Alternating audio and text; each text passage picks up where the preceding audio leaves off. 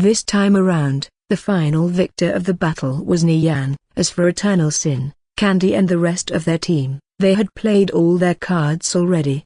Besides holding a grudge, there was nothing they could do. After fleeing from Eternal Sin and his team, Nian resumed his main objective and headed for the ruins of Sulgata. As he ran towards his destination, he retrieved the skill book that he had obtained from the serpentine lizard from his bag. Since he had been in a hurry to escape, he hadn't checked to see what it actually was. Damn it, it's just a revive skill book. He couldn't help letting out a sigh. Though, in truth, his luck wasn't actually bad. This skill book was a vital necessity for teams if they wanted to progress in the future, and the sooner they obtained it, the better. Due to this, the current market price was ludicrous. Even if a player listed it for 1 gold, there would still be plenty of teams making a mad scramble to obtain it. Skill book, Revive. Description: allows a priest to revive a fallen comrade. Requirement: incantation, gesture, and material. Skill attribute: revive a fallen comrade can only be cast while outside of combat. This skill requires 10 seconds to channel. Cooldown: 30s. User restriction: priest can only be learned by a member of the righteous faction. He skimmed through its description before storing it back into his bag. It would become quite valuable to him in the future, so he didn't plan on selling it. Besides, he wasn't short on money either. After traversing through a vast stretch of thickets, he eventually encountered a ruined city constructed at the center of the marshland. As he approached the city's perimeter, his gaze fell on the once towering walls that had been eroded by the elements. Upon closer inspection, he could still see traces of its former majesty. Looming past the walls stood an imposing pyramid constructed out of stone slabs, placed at the city center. Even from afar, he could see various characters from the Dark Era carved on each slab, every single one of them radiating an ancient aura. This ancient stronghold experienced countless battles and wars. No one knew what year or what month it happened, but the city had long since been devoid of life. All that remained were the aged pillars and walls that whistled a lonely ballad as the wind passed through them. No mistake, I've found the right place. Nian circled the outer perimeter of the city for some time until he found the main gates. He sorted out his inventory before setting foot inside the city gates. As he crossed the threshold from the gates into the passageway, he was met with the sight of countless ruins. Moreover, the instant he entered the walls, the sky suddenly turned dark. It was almost like he had been transported into another dimension. Darkness enshrouded everything, and he could no longer see outside the city. There was only the eerie sight of the ancient ruins in front of him. 8S system, you've discovered the Sulgatran part. 8.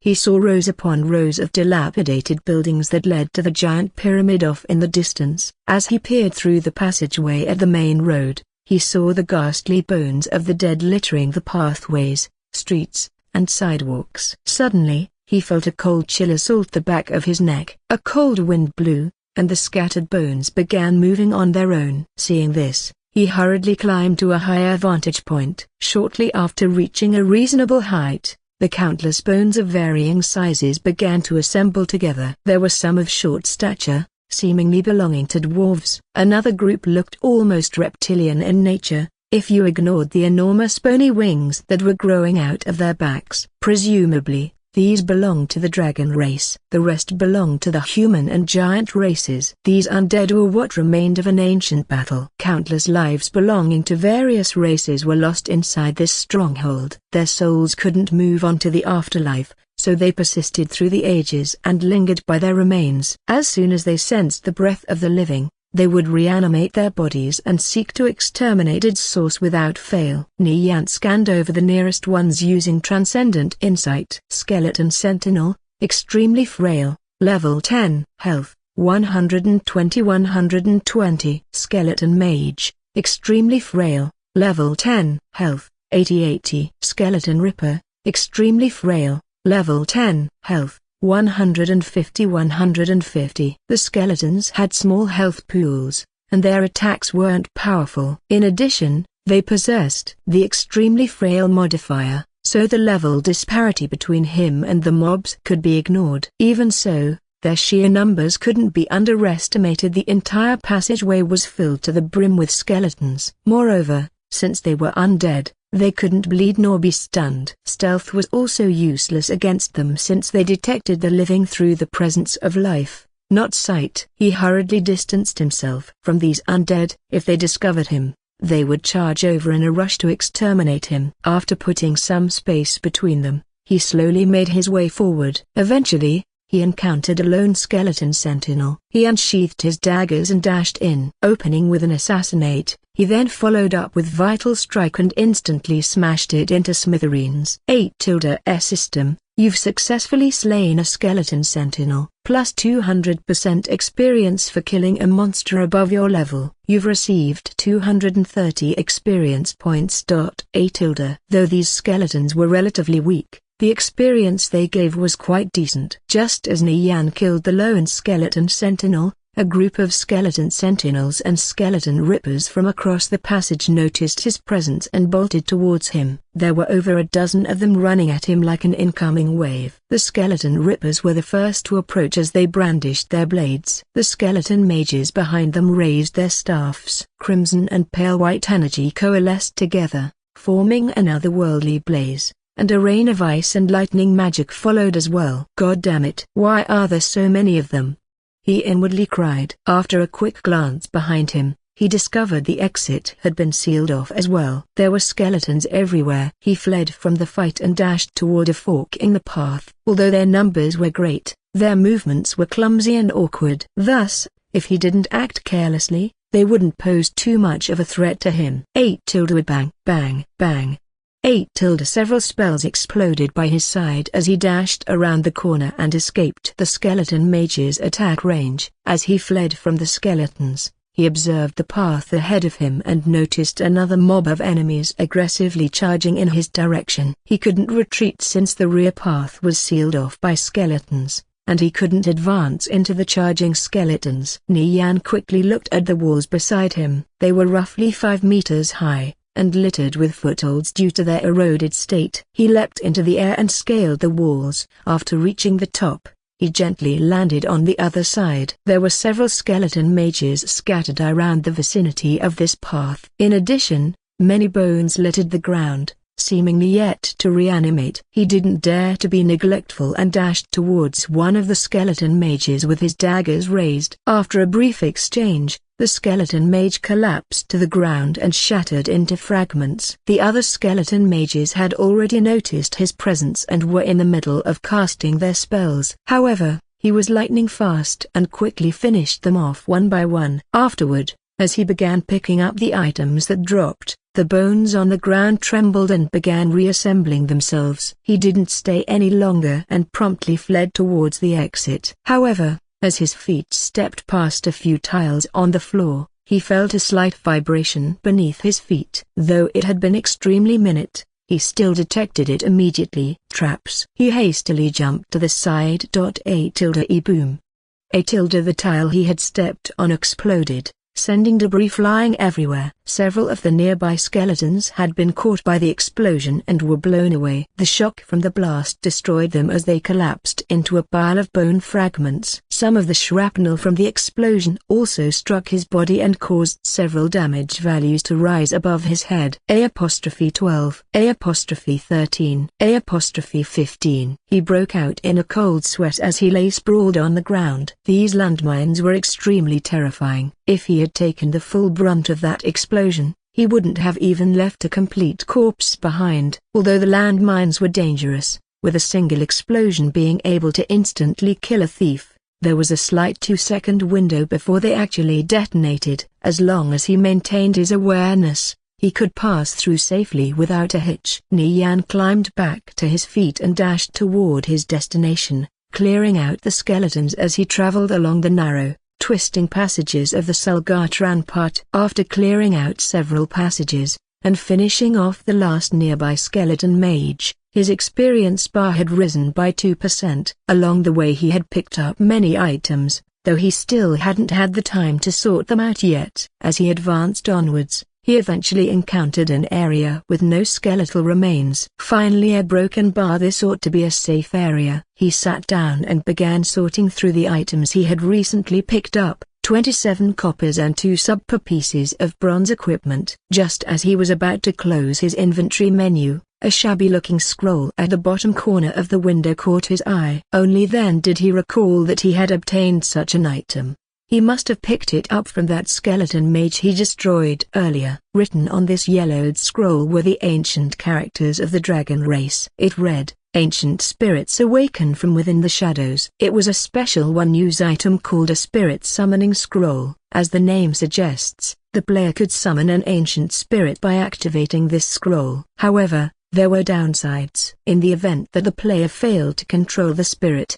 they would be devoured in turn. It was quite an uncommon item. In Sulgata, the likelihood of it dropping was 1 in 2,000. So, if one were lucky, they'd obtain it every so often while killing skeletons in the area. The ghost summoned by this item wasn't all that strong. At best, it could be used as a meat shield. However, in an area like Sulgata that was filled with countless roaming skeletons, this item was surprisingly handy. Though, there was a slight problem. His low level would make it difficult for him to control the summoned ghost, which meant that it was highly possible it would try to devour him.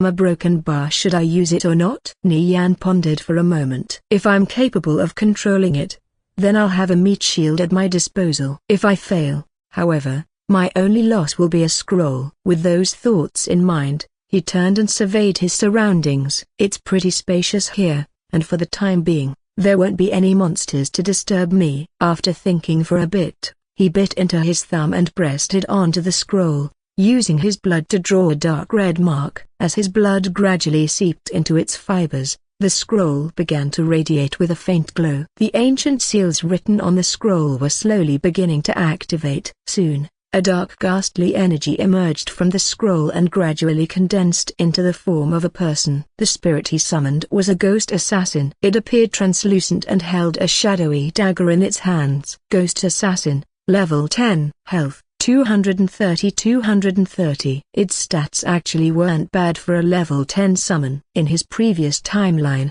he had also used this item when he was level 10 or so. In those days, the price of a spirit summoning scroll was about 8 silvers, which wasn't considered to be very expensive as the average player was able to buy them. If he were to sell the scroll at the marketplace now, then considering its current rarity, it would probably go for around 10 silvers. The ghost assassin's combat strength was decent, and it had a summon duration of 30 minutes. It also possessed 3 skills: Shroud, Concussive Strike, and Self-Detonate. With this summon at his side, his leveling speed would certainly increase significantly. After being summoned, the ghost assassin didn't move at all. Instead, it scanned the surroundings with its cold eyes. Nian attempted to control the ghost, but it didn't budge an inch. He tried once more, and this time, it actually moved. I succeeded. His heart filled with pleasant surprise. With the ghost assassin by his side,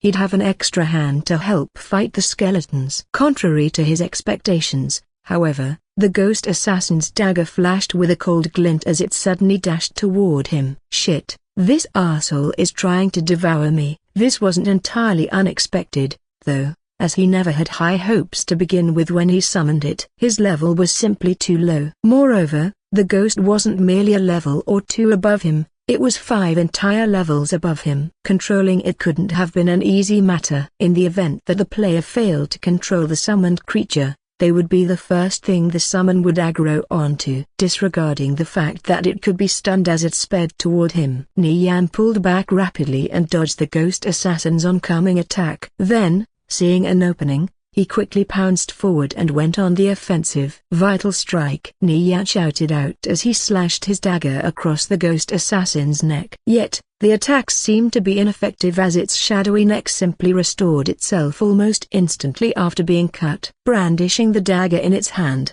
that ghastly being dashed forward and answered with an attack of its own. Nian was forced back onto the defensive and had to constantly retreat. As they fought, their positions were ever changing as they moved about the area. This ghost was much stronger than those frail skeletons. Thankfully, He had only summoned a ghost assassin and not something tankier. So although he was 5 levels below it, his damage wasn't insignificant. A'23, A'25, 2 damage values rose above the ghost assassin's head. After losing a sizable chunk of health, the ghost's body began to sway and fade, eventually disappearing from sight. Nian had lost sight of his target. No matter how hard he concentrated while searching, he was unable to detect its position. The level discrepancy between them was just too large, so he was unable to see through the ghost assassin's shroud. He cautiously retreated to a nearby wall, then pressed his back against the stone so he would only have to face attacks from the front. Suddenly, the nearby shadows flickered and a silhouette emerged at his side. The dagger in its hands deftly struck towards his head. The ghost assassin was also capable of using concussive strike, and Nian was a goner if he let himself get stunned. Seeing the dagger approach, he quickly sidestepped the attack and avoided a perilous situation. But just as he dodged the attack, the ghost assassin turned its blade back and lashed out at Nian again, though this time, its dagger transformed into 3 flashes of light before it struck. A'52, A'57, A'56. The unexpected chain of attacks cost him the greater half of his health. Nian hurriedly pulled back, just narrowly evading the ghost assassin's second flurry of attacks, then leapt away to put some distance between them.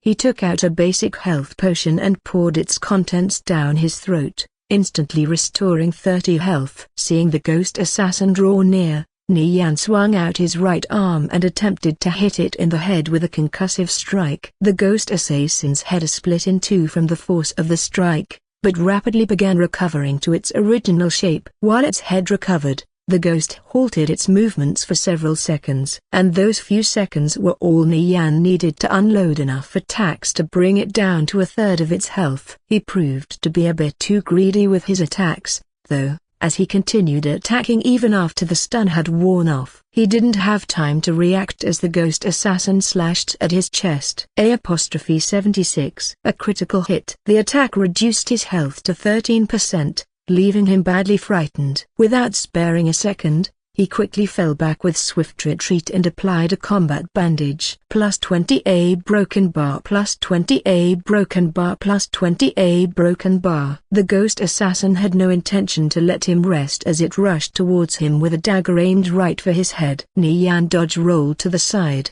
evading the attack, then swiftly retaliated with assassinate. His dagger slashed across the ghost assassin's chest. His attack also dealt a critical hit and brought the ghost assassin down to 5% health. The ghost assassin suddenly let out a cry as its body turned a dark shade of red and began to rapidly expand and violently surge with energy. It wants to self-destruct. The explosion from his ghost assassin self-destructing was especially terrifying.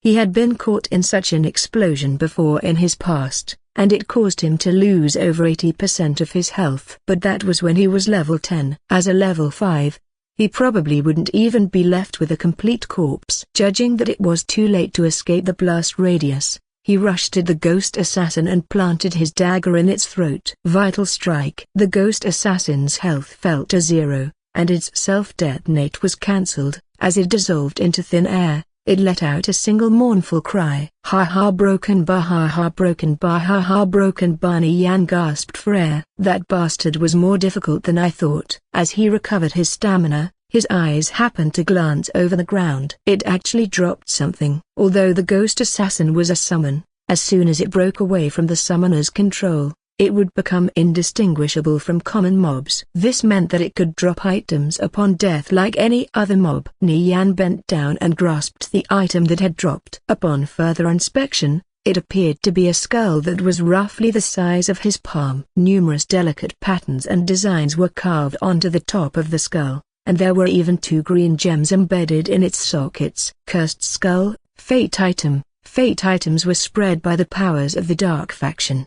They were extremely rare items and often possessed unimaginable effects. This information came from the dark region known as the Underworld, an area filled with pestilence and blight. There, countless creatures roamed amongst the lands dotted with ancient tombs. In addition to that, the land was also where the undead flourished. being home to wraiths, skeletons, ghouls, and all other sorts of dark entities. Aside from evil necromancers, who beckoned the unliving with their magic, no others could approach this land. The spirit summoning scroll was an item used to bypass countless layers of earth and summon spiritual entities directly from the underworld, most of which had never seen the light of day.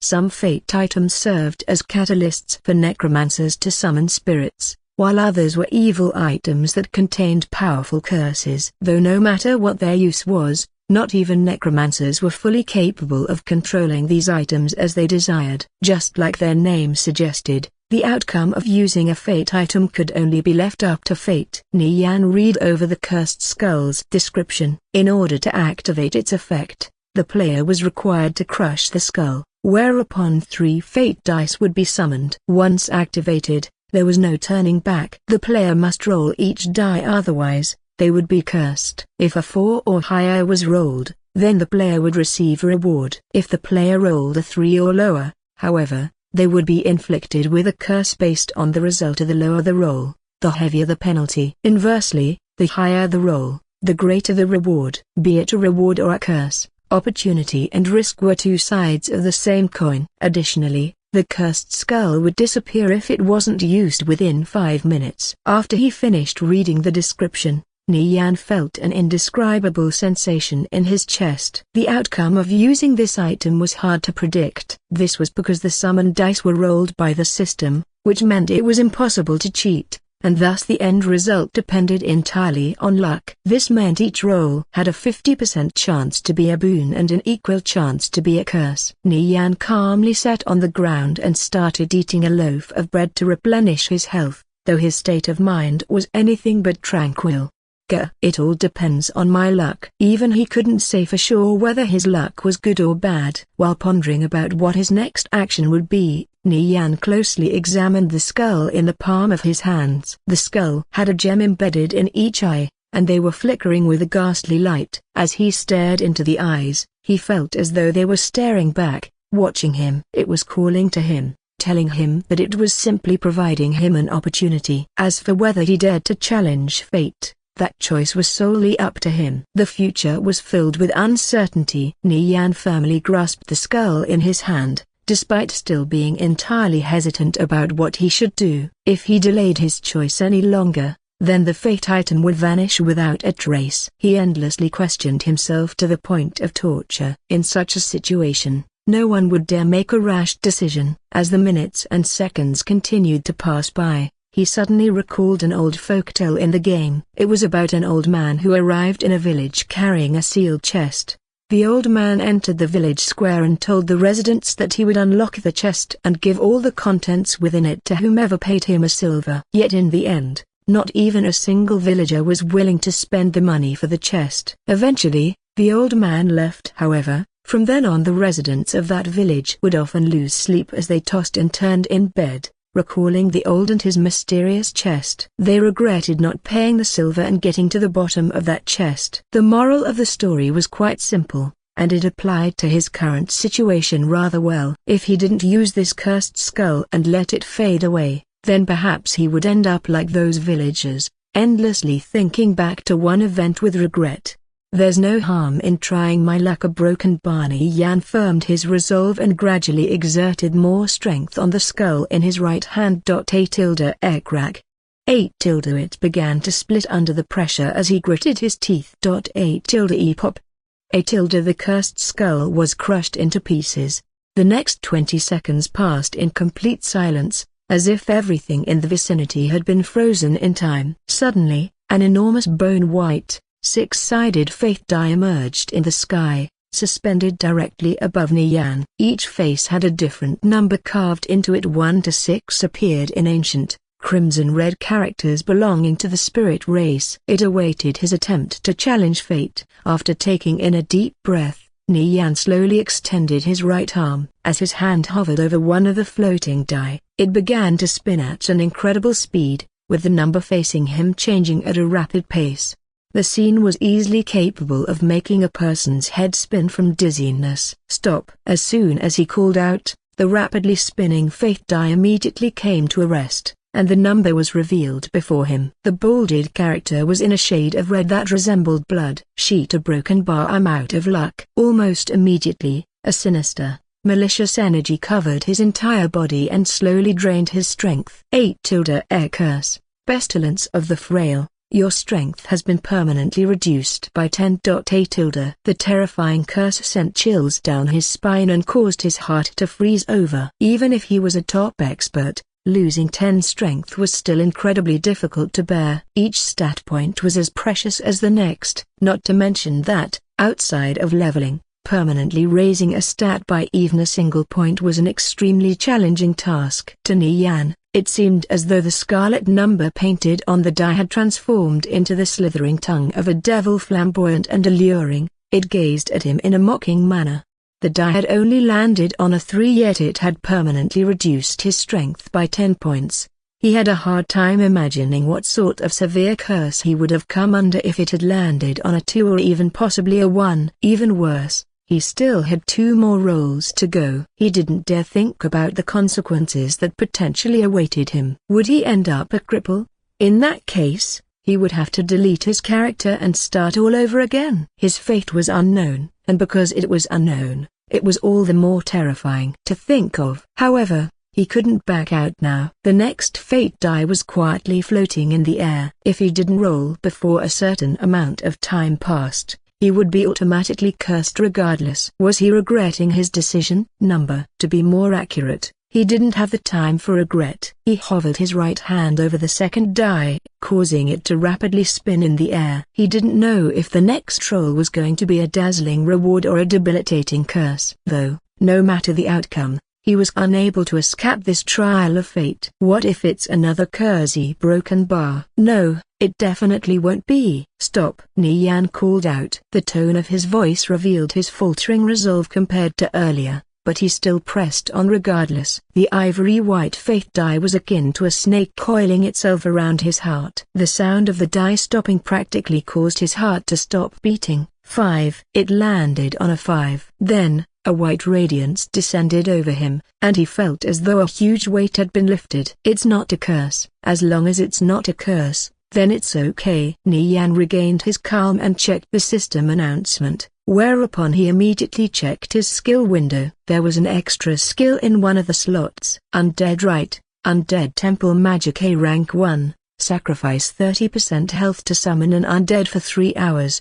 20% chance summoned undead will be directly under the player's control. The player can only summon a maximum of 5 undead at one time. Cooldown, 30s. Apparently, where there were sacrifices, there were also gains. When he saw Undead Rite, he couldn't help but feel excited. It was actually temple magic. Elemental temple magic and undead temple magic were both classified as high-level skills. After losing 10 points of strength, this seemed like a reasonable return. After all, since he had the chapter of courage, it was possible to make up for the permanent loss in strength after 25 levels. In addition, this rare skill was a priceless treasure. In the future, he'd have an advantage when leveling and traversing areas filled with undead. Unfortunately, that was where the celebrations would come to an end. The last die floating in the air caused him to gaze at it with a complex expression. This item could truly allow a player to reach the heavens in a single bound. At the same time,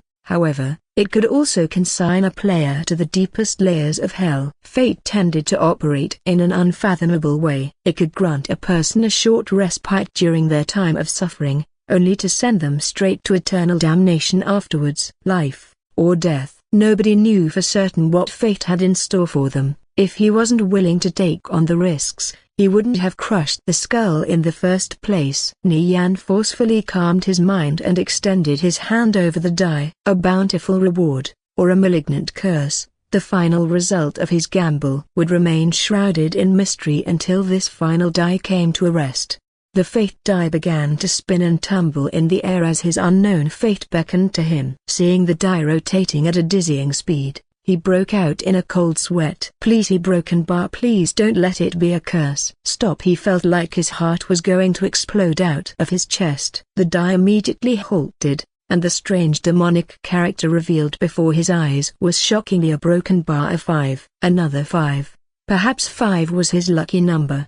The surprising result of the final roll left Nian feeling an indescribable amount of bliss. His only hope was that he wouldn't roll another curse. He never actually thought that he would receive a reward, much less what the reward might be. After all, rolling 3 fate dice wasn't something an ordinary player could afford. This extremely dangerous gamble made him feel as though his heart had been constrained from all the stress. 8 System. You've received Pandora's Box.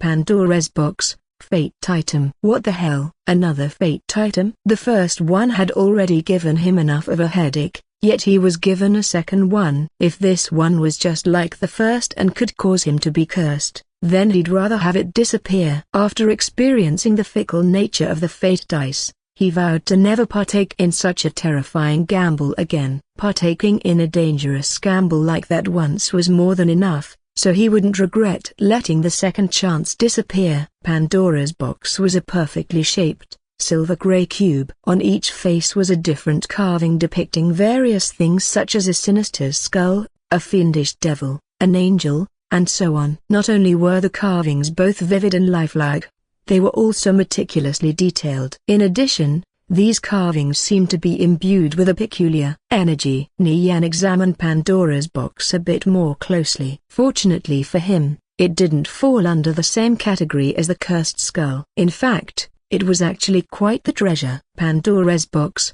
fate item. Item description. AZ Sense insert 3 pieces of equipment of equal grade into Pandora's box for a 10% chance of obtaining a piece of equipment of a higher grade. All pieces of equipment are destroyed upon failure. AZ Sense insert a piece of equipment and a fortune gem for a chance of raising its grade by 1. Upon failure, the piece of equipment is demoted by a grade. AZ Sense counter, cycle equals 3 seconds. Begins when activated. If cycle number is even, luck +5. If cycle is odd, luck '5. User restriction, can be used by all factions. This item was actually quite a rarity. Although he had heard of such an item in the past, Nian had never actually come across one himself. In addition, it didn't lose out 1 bit to legendary grade equipment in value. He could put 3 pieces of gold equipment inside Pandora's box for a 10% chance of getting a piece of dark gold equipment in return. Of course,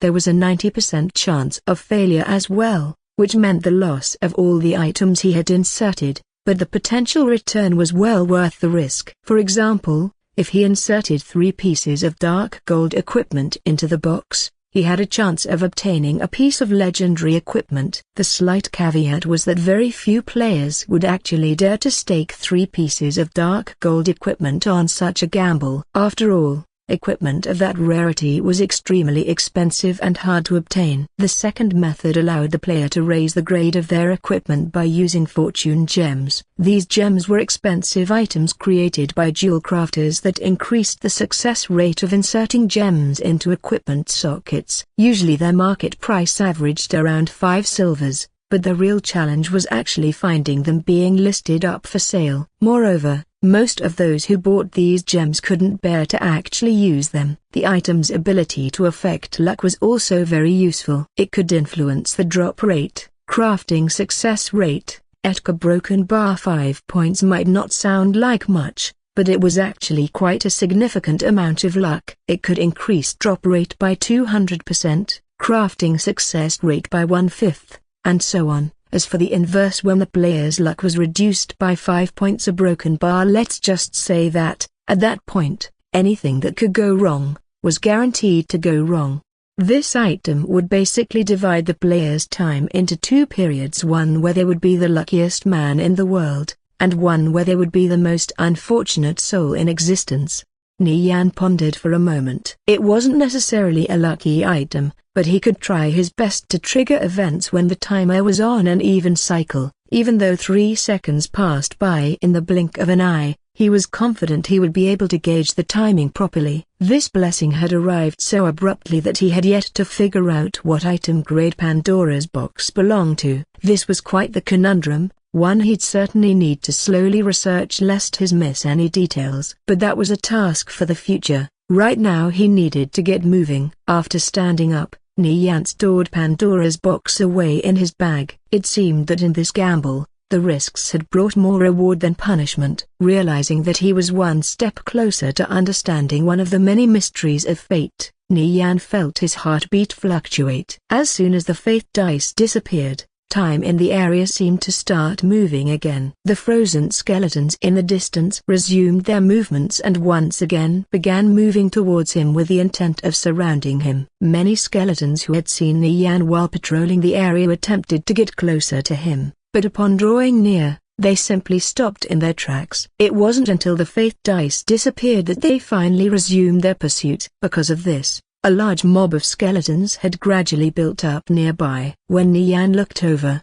he saw them packed tighter than sardines in a tin can. So many skeletons. Nian didn't dare stay here any longer and hastily fled towards the nearest wall. The outer district of Sulgata resembled an immense labyrinth. He didn't even know his own location. He was simply relying on his own judgment as he moved towards the gigantic pyramid that stood at the center of the city. While navigating the city, the distant pyramid made for a convenient landmark. The skeletons didn't stop their pursuit. As soon as the skeleton mages got within range, they raised their staffs and rained magic down upon his location. Nian leapt into the air, and just as he set foot on top of the wall, a broken bar. 8-E boom, boom, boom. 8-. The volley of spells battered the wall and sent a large amount of debris flying everywhere. A21, A27. A25. A broken bar. Numerous damage values rose above Nian's head, bringing his health down to a third after only a single round of spells. There were just too many skeleton mages below him. After drinking a health potion, he jumped down to the other side. His landing was graceful, but that didn't mean he was out of danger yet. The only way Nian saw to shake off the skeletons was to deviate from his current path, which would bring him further and further from the pyramid at the center. However, he had no other choice. He had to lose the skeletons that were pursuing him. Nian eventually came across an opening that seemed to lead to one of the city's public squares. Even further off in the distance, he was able to make out a coliseum. It must have surely been an imposing sight back in its prime, but now it was nothing more than ruins, surely the work of several centuries of erosion. Even though it was now in ruins, when Nian stared at the dilapidated relic from a long-gone era, he was still able to imagine how it would have looked in the past. 8-S system, you've discovered Sulgata Coliseum. 8-. So it was the city's Coliseum. Nian had been through this area in the past, but he never actually took the time to look around and explore this Coliseum. While making his way through the plaza, Nian suddenly felt something give underneath his foot. It's a pitfall.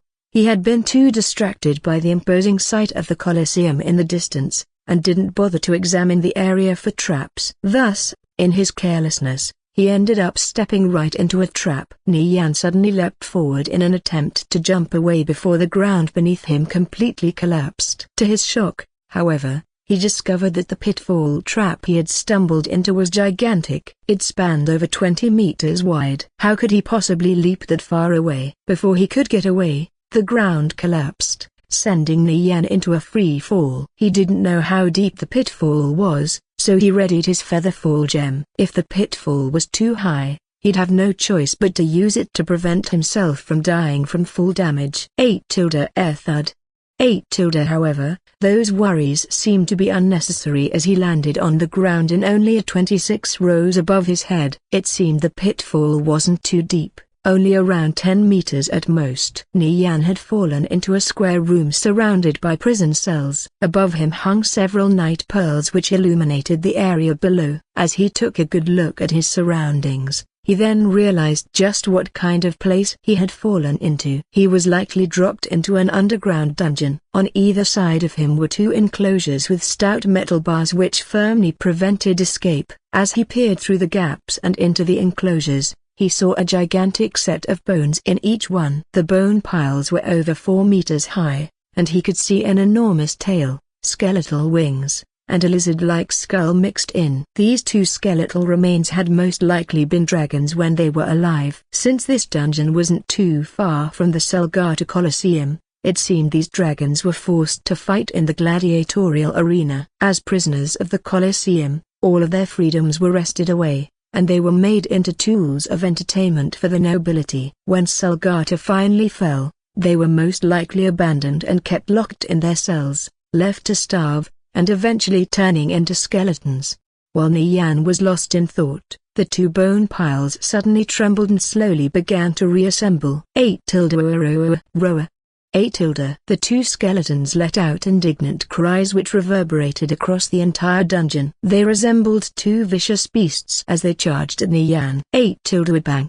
8 The iron bars of their cells violently shuddered after being rammed by their large skeletal frames. Their cages slightly contorted as the bars had been bent askew from the collisions. The skeletal dragons cried out furiously as they repeatedly slammed into their enclosure, causing the metal bars to warp just a little more each time. Nian felt their cages wouldn't be able to hold on much longer due to the continuous impacts. These dragons probably held great resentment and vexation during their passing. Thus, their souls were unable to move on, and they became undead. They were much stronger than ordinary undead, and their dark red bones possessed a metallic luster. Nian used transcendent insight to examine these skeletal dragons. Undead Dragon Gladiator, Leader, Level 10. Health 600. They were leader-class monsters, and they shared a common trait among most skeletal undead. Their healths were much lower in comparison to their living counterparts. Even then, these two level 10 leader-class monsters still weren't something he could handle. The undead dragons could easily kill him. He glanced at the walls of the pitfall above him. It was too high. It would be impossible for him to climb out of it even with the aid of the ring of woven silk. As he looked around for somewhere to escape,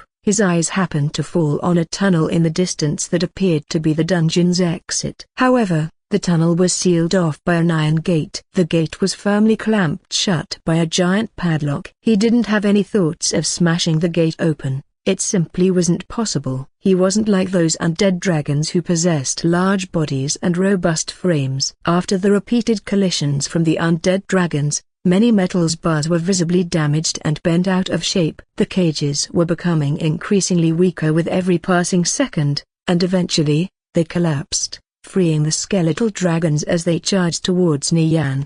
Simultaneously facing off against two level 10 leader-class monsters in such a confined space would undoubtedly mean his untimely death. The two large skeletal frames came barreling towards him from the sky. They possessed strong bones that were stronger than metal, a powerful body that was full of strength, and a giant tail covered in bony spikes. No matter what he did, it would be impossible to defeat them. It was hopeless to try and fight them directly. Thus, he quickly scanned his eyes over his skill bar. He could only entrust his life into this final hope. He undead right. This skill was the only thing that could save his life since it had a 20% chance of controlling a targeted undead. Whether he lived or died all depended on this skill succeeding. Due to the level disparity between him and the undead dragon, he wasn't sure he'd succeed in controlling it. In the same instant the skeletal dragons neared, Nian activated the skill and targeted one of them. Undead right. 8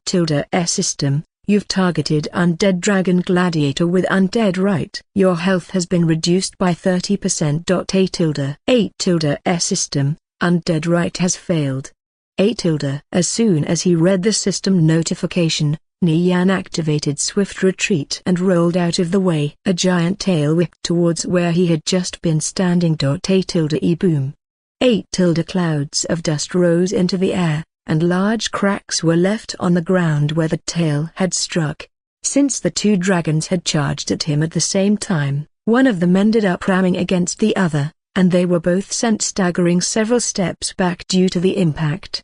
Taking advantage of this brief window, Nian activated Undead Right once again, though the attempt was shortly followed by an announcement of the spell's failure. Thus, before the dragons recovered from the collision, he rolled past their legs. Managing to stabilize himself with some difficulty, he then fled to the nearest corner. Not only did the undead dragons miss with their attacks, they lost track of their target as well. Ghastly green flames flickered in their eye sockets as they searched for Nian's whereabouts, eventually finding him hidden in the corner. Shortly after discovering Nian, one of the skeletal dragons lifted its leg and attempted to crush him. Nian hastily ducked out of the way. 8 boom.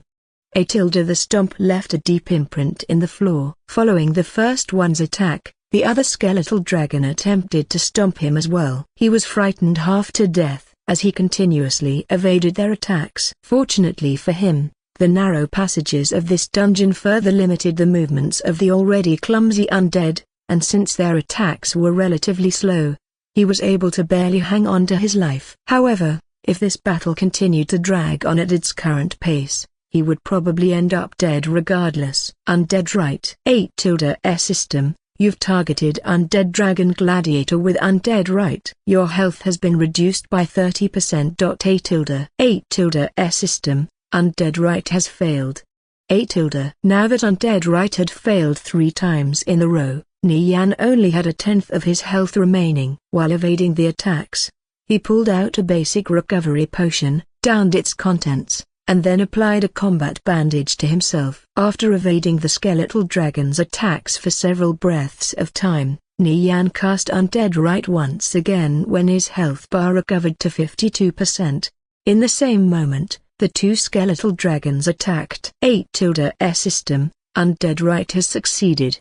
8 Shortly after the system announcement appeared, Nian felt a strange energy being birthed in his mind. The energy rose above his head and shot straight at one of the skeletal dragons, disappearing into its body. With Undead Right succeeding, Nian rolled out of the way and evaded the oncoming dragons. 8 Boom.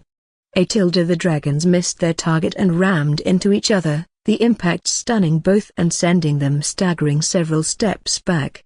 In the meantime, Nian hid in a corner and attentively gazed at the dragon he had taken control of using Undead Right. Did I actually succeed? What's the result? Nian didn't have high expectations in successfully controlling the undead dragon due to the level disparity between them. Thus, despite the announcement, he didn't dare to confirm whether he had truly succeeded. This was possibly his last chance at survival. If he missed this opportunity, there would be no more. 2 skeletal dragons and Nian formed a triangle as they stood in this narrow underground dungeon. However, at this moment, the 2 dragons were staring at each other. Time seemed to flow in reverse, returning Sulgata to its prime, when beasts and gladiators fought in the barbarous Colosseum. Blood splattered everywhere, painting a vibrant scenery of crimson red. The dragon who had been targeted by Undead Right stood there blankly, staring out into space. The ghastly flames in its eyes seemed to be affected by some sort of foreign energy. 8 Boom. 8 It slightly shook about as if trying to break free of the fetters binding it. Please, go to Broken Bar, please let it succeed. Nian prayed for the skill to succeed. In reality, he was an atheist and didn't actually believe in God or any divine deities. However, there was a certain entity in conviction, a god of light that could be considered God, and at this point in time, he became a devout and pious follower. The other dragon suddenly took action and leapt at Nian. It pressed toward him and aimed to end his life. Just as the skeletal dragon leapt into the air, the other dragon, who had been targeted by Undead Right prior, rammed into its side. 8 Boom. 8 The 2 dragons collided again, and the one that was attacking Nian was sent flying. Perhaps some divine existence took pity on Nian and answered his prayers, because Undead Right had unexpectedly succeeded in controlling the dragon just in the nick of time. Under the effects of Undead Right, a glowing black aura emerged over the dark reddish hues of the skeletal dragon's bones, transforming it into a huge metallic beast that brimmed with berserk power. 8 System. Please name the undead under your command. 8 Nian thought of a moment and decided to name this dragon, Dark Gladiator. It seemed appropriate, considering its appearance. After being successfully controlled by Undead Right, Dark Gladiator's stats rose by 10%. The already formidable skeletal dragon had become even more of a matchless powerhouse. Its only weak point was it could only act as a temporary companion and only lasted for 3 hours, whereupon its soul would be consumed by Undead Right. It was hard to imagine that someone could possess control over such a terrifying monster. Dark Gladiator relentlessly attacked the other skeletal dragon and flung it across the underground dungeon, smashing heavily into the walls. 8 Boom. 8 The sound of thunderous strikes reverberated through the air as the skeletal dragon was battered left and right across the dungeon. Amidst the relentless assault, the skeletal dragon found an opening and retaliated, whipping its tail at Dark Gladiator's chest. 8-E boom. The force of the attack forced Dark Gladiator several steps back. However, Dark Gladiator seemed virtually unaffected as it resumed its assault and rushed at the skeletal dragon again. As the fighting intensified, Dark Gladiator and the undead dragon resembled two ancient behemoths in a life and death struggle. While the two dragons fought, Nian retrieved his crossbow of blood from his inventory and adeptly loaded it with the black-gold bolts that dealt on-hit true damage. Propping the crossbow to his chest, he aligned the sights on his target and fired. 8-Whoosh, whoosh, whoosh. 8-. The bolts struck the skeletal dragon, causing 3 damage values to rise above its head. Although the damage wasn't ludicrously high, it was still significant. At the minimum, the bolts dealt 30 to 40 points in combined damage. In one instance, an armor break occurred, and Nian was able to deal upwards of 100 damage. The two dragons were engaged in an all-out brawl, and despite the hectic battle, Nian was still able to fire at the other skeletal dragon with pinpoint accuracy. Nian felt it was quite unfortunate that it took him 4 attempts to control one of the skeletal dragons using undead right. Moreover, in order to cast it the 4th time, he had been forced to use all of his recovery items to replenish his depleted health as quickly as possible. He glanced at his remaining health, and not even sufficient to cast another undead rite. Although he felt uncomfortable with his health being so low, he could do nothing about it since his combat bandages and other health recovery items were still on cooldown. Dark Gladiator's relentless attacks and Nian's continuous fire eventually brought the skeletal dragon down to critical health. He originally planned to turn this remaining skeletal dragon into his servant as well, but looking at the current situation, such an idea was no longer possible since Dark Gladiator didn't have much health remaining either. If he allowed the battle to drag on and purposefully delayed dealing the killing blow, Dark Gladiator would certainly end up being killed by the other skeletal dragon. After spending so much health obtaining one skeletal dragon, he wasn't willing to let it die without serving him to its full potential.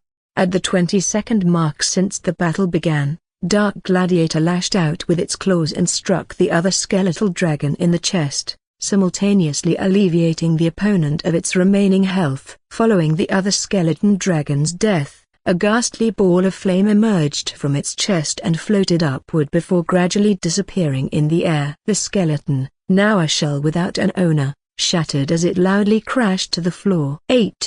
Jingle, jingle. 8-. As soon as the dragon collapsed, a melodious tune rang out as a bright radiance emerged from Nian's body. He had finally leveled up to level 6. He gained a sizable amount of experience for killing the level 10 undead dragon gladiator due to it being 5 levels above him.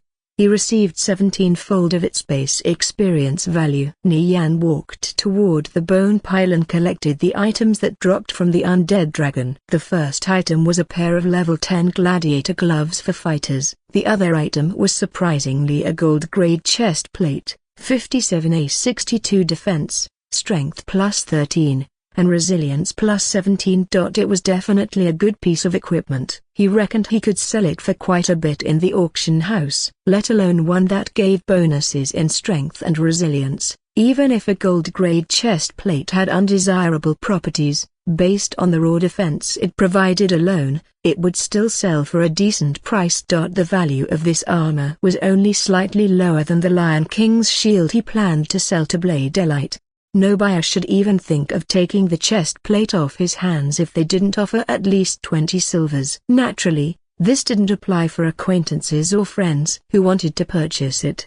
In that case, it would depend on how friendly he was with the person. After killing the undead dragon gladiator and reaching level 6, his experience bar filled by 13%. When he checked the player ladder, the current top-rank player was a level 8. Moreover, they were a mage. In conviction, no matter how fast a thief could kill monsters, they would still never compare to a mage. Some powerful mages were even able to easily kill monsters above their levels by kiting, taking advantage of terrain, or casting high-level spells. Skilled mages could even solo kill certain bosses without taking damage, an incredibly difficult task for melee professions. Of course, these norms didn't apply to an extreme outlier such as him. Nian glanced at Dark Gladiator, who lumbered over to his side. Its enormous body was covered with scratches and deep cut marks. However, they were healing at a pace even visible to the naked eye, and it wasn't a simple recovery either. Rather than restoring to their original state,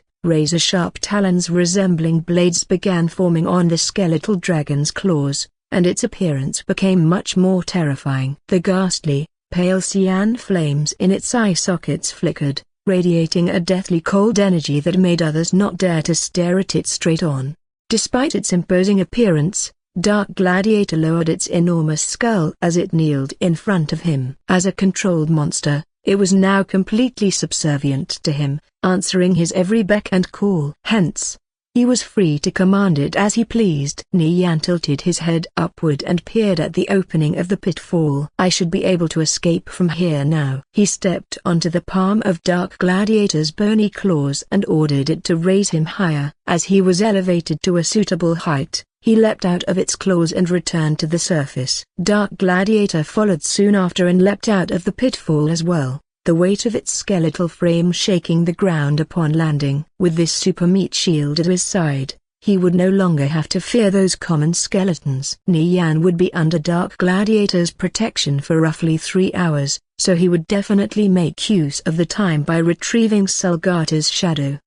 Having escaped the underground dungeon, Nian strode forward and headed for Sulgata's center. Following behind was the enormous Dark Gladiator, who dwarfed him and the surrounding ruins in size. As soon as Nian arrived in a new area, waves of skeletons would surge towards his position. However, like autumn leaves, they would be smashed apart by Dark Gladiator's sweeping tail. In such a way, his experience bar steadily rose while he advanced toward his destination. Every so often, after letting Dark Gladiator clean up most of the skeletons, he would find a suitable time to cast Undead right on the remaining skeleton mages. Hence, in this fashion, he soon formed a party of 6 consisting of Dark Gladiator, 4 skeleton mages, and him. 2 of the skeleton mages specialized in ice magic, 1 in fire, and the other in lightning. All 4 guarded his side. As he traveled through the intricate paths of the outer district, he thought back to the fragmented memories of the time he spent leveling here and seeking out the entrance to the inner district.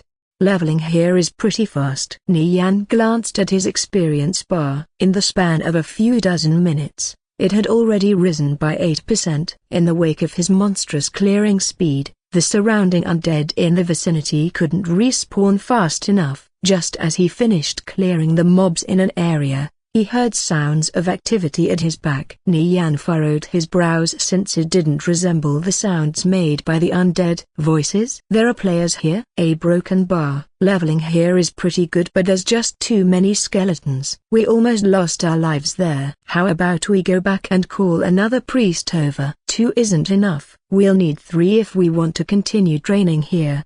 Having too many priests is inconvenient. How about we call a holy mage? They deal 2 times damage to undead, so our mobbing speed will increase. You're right. Let's go back and recruit a holy mage. There's a leader class skeleton mage near the end of this path. We'll need to circle around it first. The voices of several players coming from behind startled Nian. Just as he spun around, he happened to see 8 players facing him in the distance after they turned the corner at the end of the path. In the same instant, the voices of the chattering players immediately came to a halt. Huh? Why did you geese stop talking? Did you all go stupid?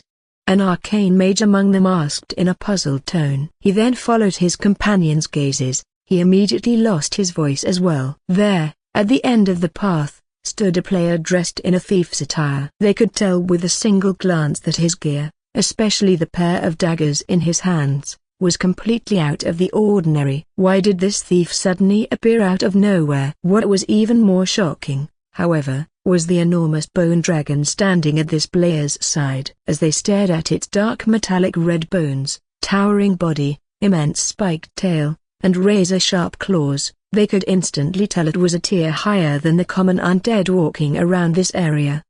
Besides the skeletal dragon, 4 skeleton mages guard the thief as they loosely gathered by his side, guarding him. The flickering flames in their eye sockets stared back at the recently emerged group of players. The existence of the enormous bone dragon alone made this thief seem all the more mysterious. "Thief, is that a broken bar, an NPC?" a mage stammered in question. "No, it's a player." Cold shivers traveled down another thief's body as fear grew in his heart. "He summoned these skeletons? Is he a necromancer?" "No, he appears to be a thief." Nian stood silently with the Dark Gladiator, just looking at them, but also giving them a formless feeling of oppression. This was because he was manipulating the strings of their fates at this moment. If he commanded that enormous skeletal dragon to charge over and added the attacks from the 4 skeletal mages as well, those assembled would have no hope of survival at all.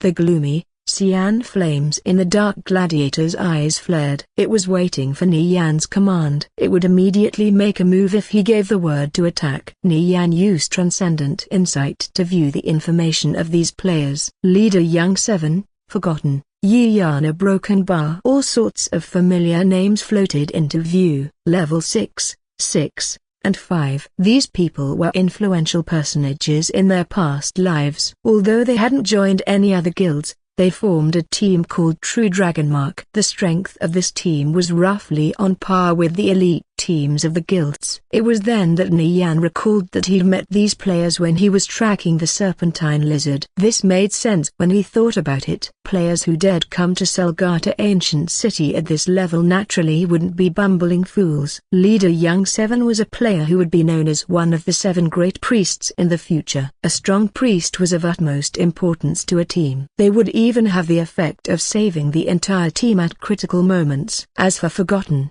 he'd been superior to Nian in his past life and was also one of the thieves who received the moniker of Shadow Dancer. While he had been on roughly the same level as Nian in terms of techniques, he had entered the game earlier and had an elite team. His level and equipment were both superior to Nian. However, circumstances were different now. Nian had more than 10 years of experience as a thief over Forgotten, and in this timeline, they both entered the game at the same time. So their positions would be sure to be rewritten in this life.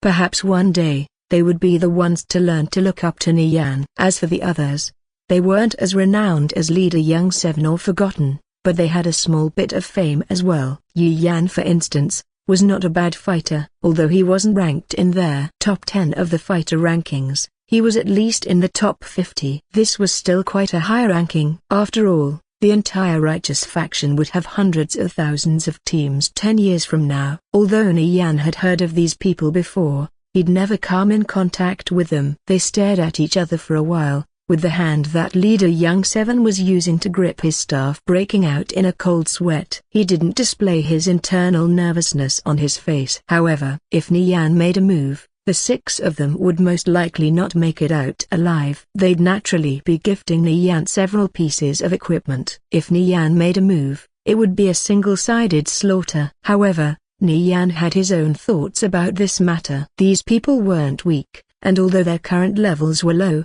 they would be sure to be elite experts in the future. If Nian gave the order for the Dark Gladiator to charge and kill them, he'd at most get his hands on a few pieces of equipment and a red name. Those pieces of equipment weren't worth much money at all, and he wasn't short on money. Why make so many enemies? They didn't know what he had come to Selgata for, and he didn't need to worry about someone seizing Selgata's shadow at this current level.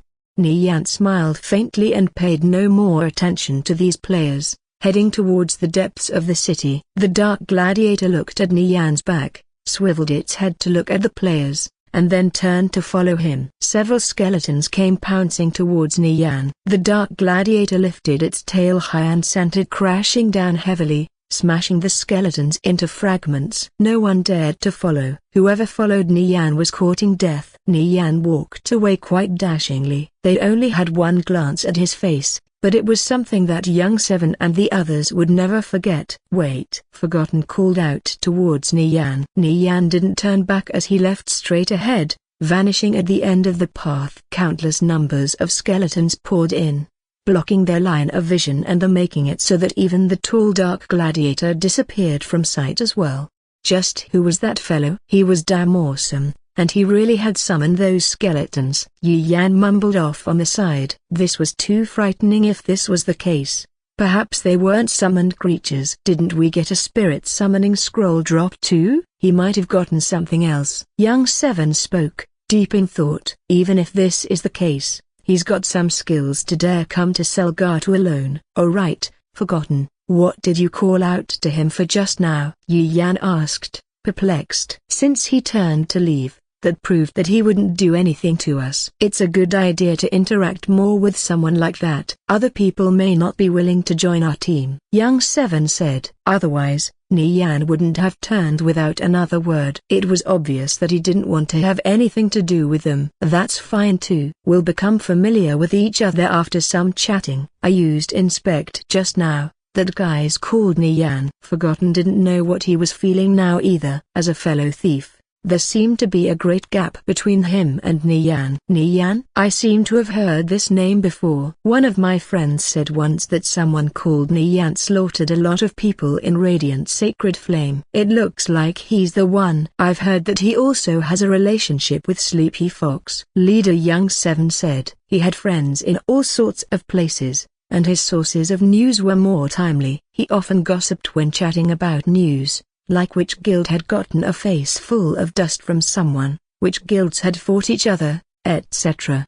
Is he someone from Holy Empire? No idea. I didn't see him wear a guild emblem just now. I don't think so. Nian had left them with a deep impression with just one glance. A lone thief had dared to charge into Sulgata. This was why they felt deep respect for him. If they stumbled upon a chance to create good relations with Nian or recruit him into their team, they would definitely jump on it. Nian moved towards the center of the city, following along the passages within the maze-like outer district. He didn't know about the intentions and plans of those behind him. If he knew that they wanted to recruit him for their team, he would have told them to give up. Nian wouldn't listen to anyone else's commands. He joined the elites of Holy Empire only to get his hands on some equipment. He did want to form a team, but the reins of command had to be in his hands. The Dark Gladiator rushed forward fiercely, slamming groups of monsters to death. Under this freakish speed of mob killing, Nian's experience bar filled up rapidly. He made his way through a patch of maze and entered an open square. It measured several thousand meters in radius, and the tall, rugged pyramid structure was in the center. Scores of tall and stocky skeleton executioners were patrolling around the center of the square. They were at least 5 meters tall, and were moving skeletons. Their right arms were noticeably thicker as they carried heavy axes. The axes were spotted with rust, but were still quite ferocious. Skeleton Executioner, Level 13. Health, 1200. 1200. These skeleton executioners had even more health than Dark Gladiator, not to mention they were quite numerous as well. However, the caveat was once they were killed, they would never respawn again. Although he had visited Sulgatu in the original timeline, these skeleton executioners had long been exterminated. Presumably, they were placed there for the sole purpose of guarding and preventing intruders from stealing the piece of Sulgata's shadow. Even though he knew a group of players had retrieved the piece from this city in the past, he wasn't aware of the price they had to pay to do so. He could imagine the bitter struggles those players must have gone through as he observed the skeleton executioners roaming this area. I didn't expect there to be so many sub-elites. A broken Barney Yan muttered under his breath, as his brows furrowed. However, thinking it over, it made sense that a legendary grade item such as Sulgata's shadow would have the protection of many strong monsters, even if just a single piece.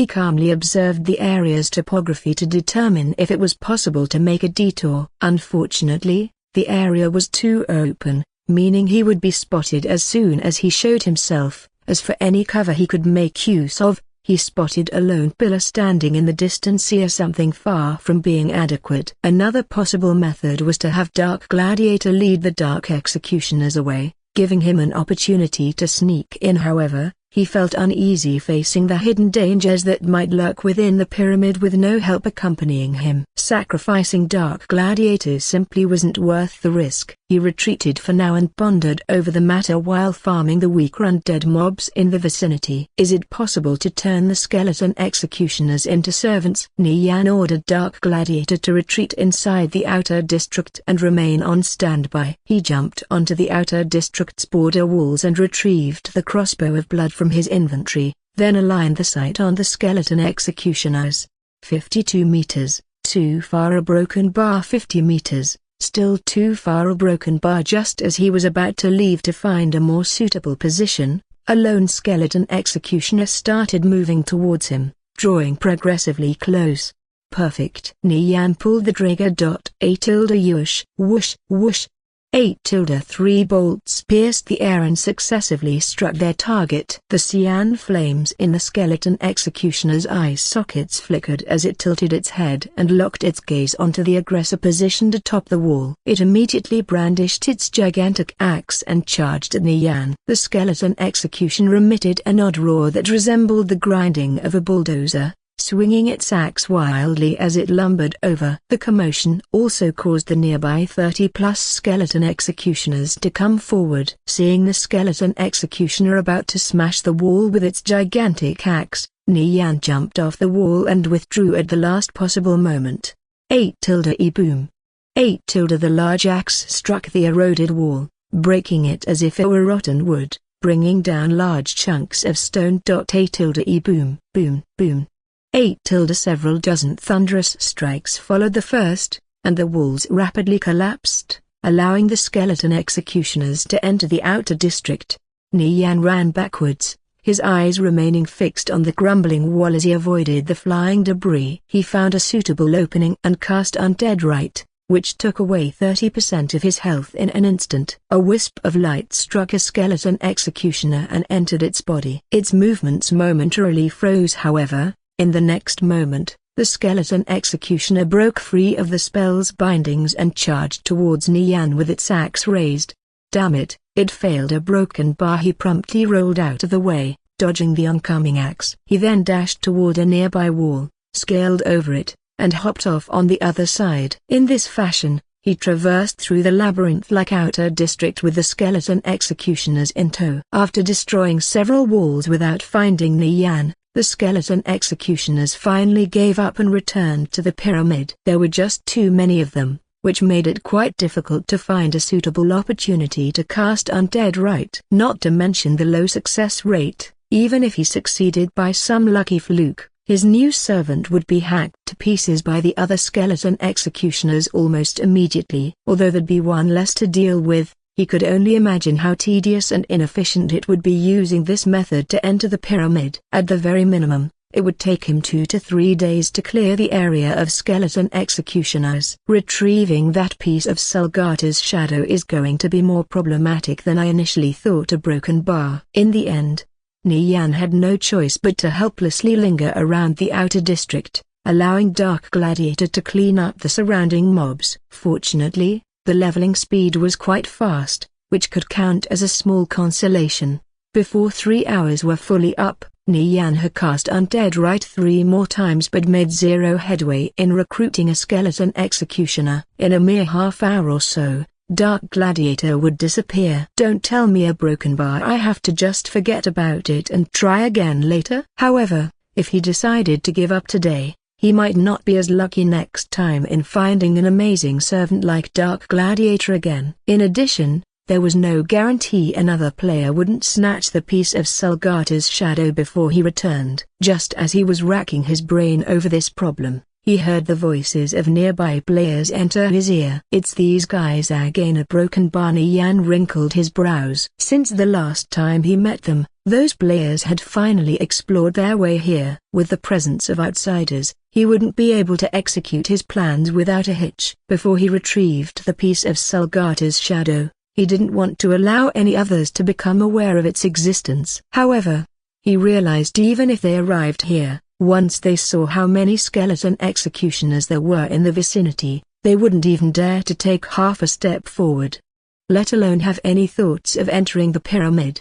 Unless they were all over level 10 and brought a much larger group of players along with them, it would be impossible to clear the opening of all the skeleton executioners. Nian still had ample time to retrieve Salgata's shadow. In the same moment, 6 players entered Nian's view. The players were greeted by the sight of an enormous skeleton dragon standing by Nian's side like a dutiful guardian. The ghostly flames in its eye sockets seemed to follow their every move. Meanwhile, beside the thief also stood 3 skeleton mages with their staffs brandished, ready to attack at any time, not letting their guards down in the slightest.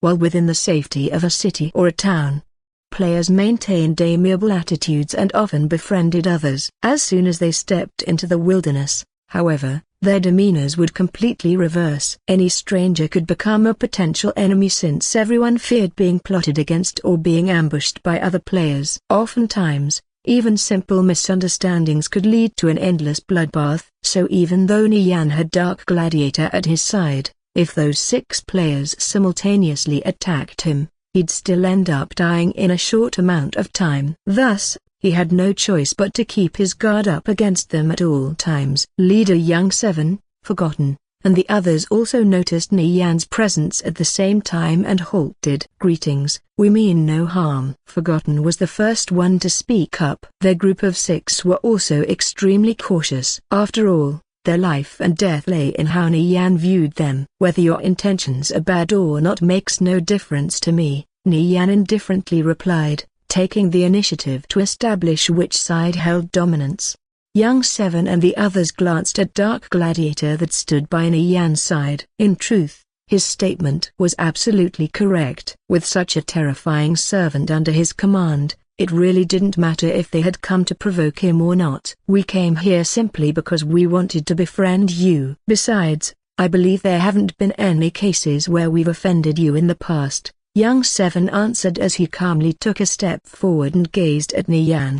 Although they appeared to be in the absolute disadvantage, Young 7's bearing was neither servile nor overbearing. Pretty courageous. A broken bar. He was certainly worthy of being called one of the most outstanding players in his original timeline. Seemingly disregarding life and death, he staked his life in order to move one step closer toward Nian. Nian had a change of heart. Since he hadn't found a way of entering the pyramid on his own, Young 7 and his team might be able to help. As Young 7 observed Nian's taciturn appearance, a certain thought drifted through his mind. Why did he enter Salgata all by himself? There must have been a reason. A broken bar, maybe a quest of some sort. "I assume you came here for a reason. Do you need any help?" Young 7 took the initiative to ask. "Even with these undead servants, I'm still not confident I'll be able to succeed." "Are you certain you want to help?" Nian stared at Young 7 and the others as he narrowed his eyes. Upon hearing Nian's rather straightforward response,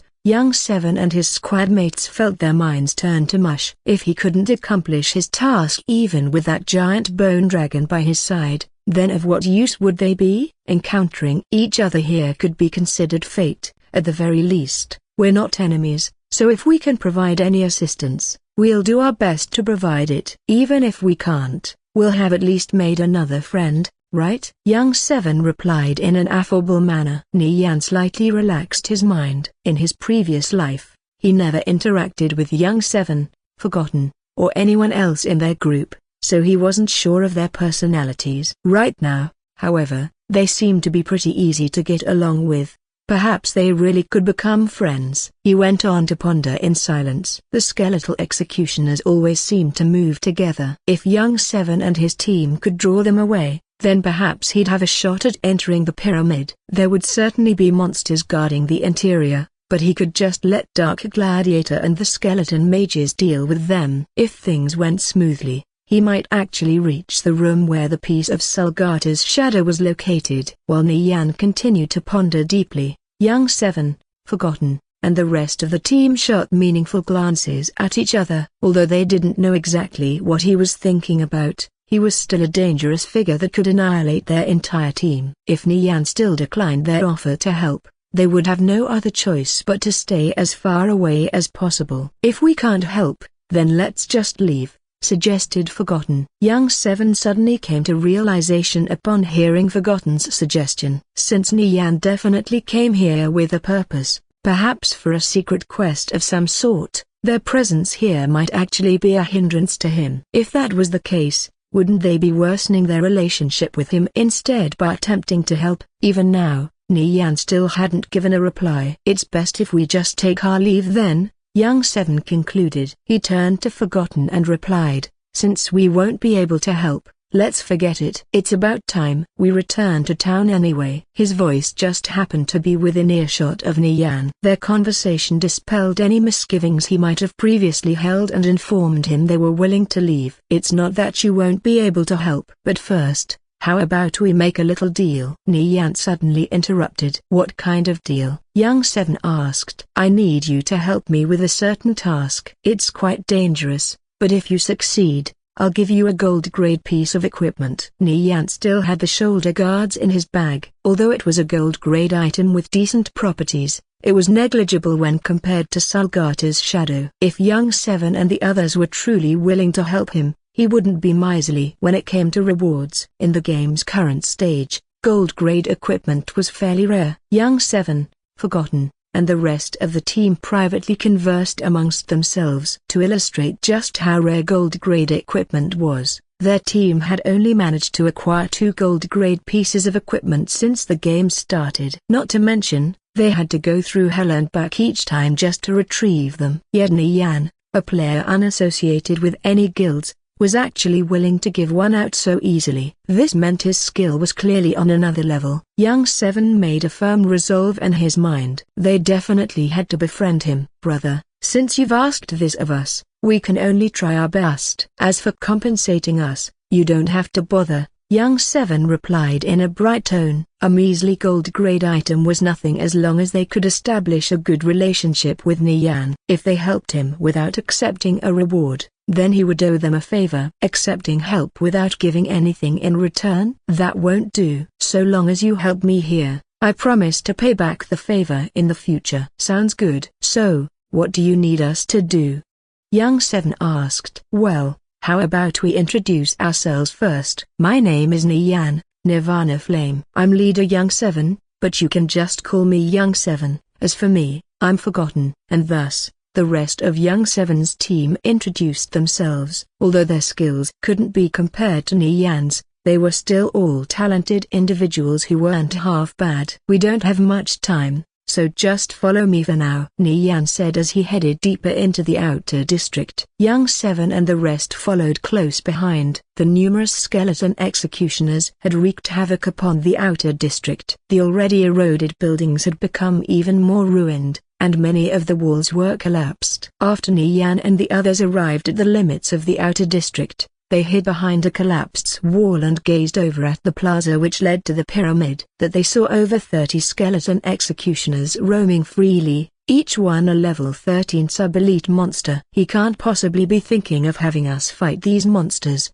right? A broken bar? Young Seven and his team couldn't help but have this thought as they felt their scalps turning numb. However, they didn't voice out their concerns. They didn't want to look weak in front of Nian. Killing a single skeleton executioner wouldn't be a problem for their team, but taking on a group this large was surely impossible. Let me explain the plan. There are 33 skeleton executioners total. They all move in one group, so if you attack one of them, the others will follow. What I want you guys to do is to lure them away, Nian explained. If Young Seven and his team could lead these skeleton executioners away, then he would be able to pass through the plaza and safely enter the pyramid.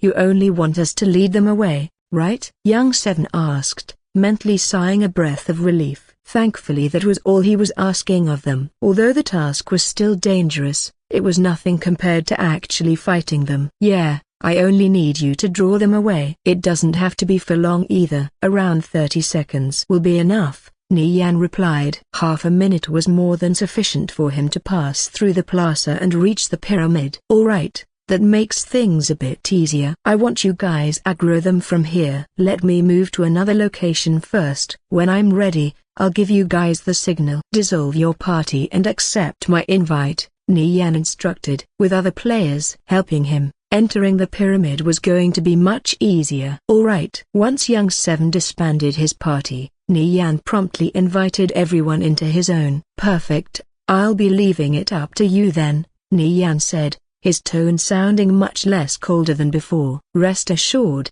Young 7 nodded his head and replied. Nian was quite polite. It seemed this was going to be the start of a beautiful friendship. Nian brought Dark Gladiator and the skeleton mages with him to another position. His figure gradually became smaller in the distance. I just took a look. That bone dragon by Nian's side is a genuine sub-elite monster. Forgotten exclaimed in shock. What a godly player. Even a sub-elite undead isn't out of his reach. I wonder how long it lasts. Maybe it's permanent. It shouldn't be permanent. I was able to see more information when I used Inspect. That thing only has 20 minutes left before it disappears, Young 7 replied. Still a broken bar. Even if that was the case, Nian was still pretty incredible. No wonder he seemed to be in a rush. Hey, what do you think he wants to enter the pyramid for? I think it's probably a hidden quest. Coming here to do a quest at this level, does he not care about dying? Who knows? He's in position. I'll go out and draw aggro, Forgotten said after glancing at the team chat. You be careful now, we're dealing with 30+ sub-elites after all, Young 7 warned Forgotten. Understood. Hey, I can handle myself. You don't need to worry. Forgotten sheathed his dagger and took out a small crossbow, then walked closer to the square. Young 7 and his team were positioned to the northeast of the square, while Nian was positioned to the northwest. Coincidentally, Nian was able to see their situation from his position, so after he sent a message through the team chat, he saw Forgotten stepping out from behind a rock pile and slowly approach the skeleton executioners while crouching, crossbow in hand. By the time Forgotten found an adequate position, the closest skeleton executioner was already within the range of his crossbow. He aimed at the skeleton executioner and fired. 8 tilde yush. 8 tilde. A single bolt pierced through the air. The crossbow bolt arced through the air and struck the nearest skeleton executioner directly in the chest. After being suddenly attacked, it let out a furious roar and charged toward Forgotten. The roar also alerted the surrounding skeleton executioners, who stampeded toward Forgotten in a large mob. Crap, they're all coming over. Seeing this, Forgotten immediately turned tail and leapt over the pile of rocks, fleeing for his life. After all, who would dare stay still when faced with such a terrifying sight? Yet this was only the beginning. They had been tasked with keeping these skeleton executioners distracted for at least half a minute, which meant their job was far from over. Nian watched from the sidelines as the skeleton executioners stampeded toward the northeast. As their silhouettes grew distant, the plaza was soon emptied of their presence. Thus, Nian brought Dark Gladiator and the rest of his undead toward the pyramid's entrance. 8 tilde e boom, boom, boom. 8 tilde. Thunderous noises reverberated from northeast of the plaza as the mob of skeleton executioners wreaked havoc upon the remaining ruins, causing the walls to topple over and collapse. In addition, volleys of magic could periodically be seen flying through the air, raining down upon the mob. The spells were coming from Young 7 and the others, who, for the sake of stalling for time, didn't hesitate to attack the group despite being well aware of the risks. It appeared these players were quite earnest in helping him out. If they truly did end up helping him retrieve the fragment of Sulgata's shadow, then not only would he honor the favor he owed them, he would also gift them the gold-grade shoulder guards regardless of their prior refusal. Even in games, if a person gave their word, then they should keep it. It was by far the simplest way to get along with others. And getting along with others was essential to establishing a large network of contacts. When one encountered a situation and required assistance, it became more convenient to find help. 8 tilde. System. Player round stool has died. 8 tilde. As he glanced at the party window, Nian saw the highlighted text of a player's name turn dark. This meant a member from Young 7's group had been killed. Aggrowing these skeleton executioners was a dangerous task. It came as no surprise that 1 or 2 players would end up dying. As the battle in the northeast raged on, Nian became ever more concerned about how much longer they could hold out for. At this point, however, all he could do was hope for the best as he accelerated his pace towards the pyramid. Bringing the skeleton mages along would be much too cumbersome. Thus, before he and Dark Gladiator moved towards the pyramid. He ordered them to farm monsters in the surrounding area and left them to their own devices. He and Dark Gladiator dashed through the plaza and safely arrived at the pyramid's entrance. The entrance, which appeared to be two solid metal gates carved with ancient, intricate designs, wasn't all that large. Though, through the passing of the ages, their beauty had long since faded, giving way to rust and the dilapidation of time. 8 have already entered the pyramid. Hurry up and leave, 8 Nian said through the party's voice channel. However, just as those words exited his mouth, another player's name turned dark. A second member of Young Seven's team had been killed. For the sake of aiding him, they had made sacrifices that couldn't be considered negligible. Fortunately, they were able to retrieve the equipment that had dropped from those who died. 8 Iroga, we'll be taking our leave then, 8 Young Seven replied. If they stayed any longer, it would be hard to predict what else might happen, so after receiving Nian's go-ahead, the remaining members immediately withdrew from the battle. 8 Thanks for this, I'll give you the equipment when I get back. 8 No problem, we'll be in the area farming mobs for a bit before returning to town. 8 After entering the pyramid, Nian walked through a dark, long and narrow passageway along a flight of stairs. Relying on his past knowledge, he carefully avoided all the hidden traps along the path. The hidden mechanisms in this passage were all extremely dangerous and would result in instant death for anyone unlucky enough to trigger them. Nian was quite cautious as he advanced along the path, not daring to reveal the slightest degree of carelessness. Fortunately, no matter what manner of trap appeared, none of them were new to him since he had encountered every single one in his previous life. Therefore, as long as he wasn't careless, none of these traps would pose any threat to him. Advancing down the path, an eerie chill that made his blood run cold seemed to come from the depths of the pyramid. As Nian reached the end of the passageway, he was met with a dead end. All that lay ahead was a large stagnant pool of water. The way leading to the interior of the pyramid was underneath this pool. Nian dived into the water and swam towards the depths while Dark Gladiator followed from behind. As an undead, Dark Gladiator didn't need to breathe. Thus, it wouldn't matter how long it stayed submerged underwater. It was a sealed underwater passage. In every direction, left and right, above and below, were smooth stone walls while the path ahead was dark and foreboding. The path was so dark it was nearly impossible to make anything out. Nian continued to swim ahead, though he wasn't rushing at all, so if by any chance he encountered a monster while underwater, he'd have ample time to react. Just at that moment, Nian suddenly felt something peculiar about the stone wall to his left, and his heart leapt out in alarm. There was a hidden mechanism inside the wall. He only had time to see two sharp, black arrowheads emerge from it. 8 Yush, whoosh. 8 2 arrows shot out, leaving a trail of bubbles behind them. While flying directly at Nian, he did an underwater roll and leaned his head to the side, and almost immediately after, an arrow streaked past his cheek and left side. Just by a hair's breadth, he had nearly been struck in the head and heart. Luckily though, he had a good reaction speed. The two arrows merely ended up embedded on the opposite wall. After this close call, he became even more cautious and prudent. Proceeding further into the depths of the underwater passage, his eyes happened to glance over at a certain area on the wall to his right where he discovered peculiar scratch marks, other markings, and what appeared to be ancient characters above them. In the previous timeline, very few players, if any at all, who arrived here would be able to recognize these characters scribbled on the wall. Nian, on the other hand, recognized these marks and characters. They were the secret totemic marking of the dragons, and as for the two eroded characters above a broken bar, they were also the language of the dragons. Since Nian had learned the dragon tongue from the annals of shared governance, he was immediately able to recognize these characters. Legends told that before City perished, the king of Sulgata secretly hid all his treasures somewhere inside the city. Believing these legends to be true, in his previous life, players searched every nook and cranny of the city, yet no one was able to find even a hint of their whereabouts.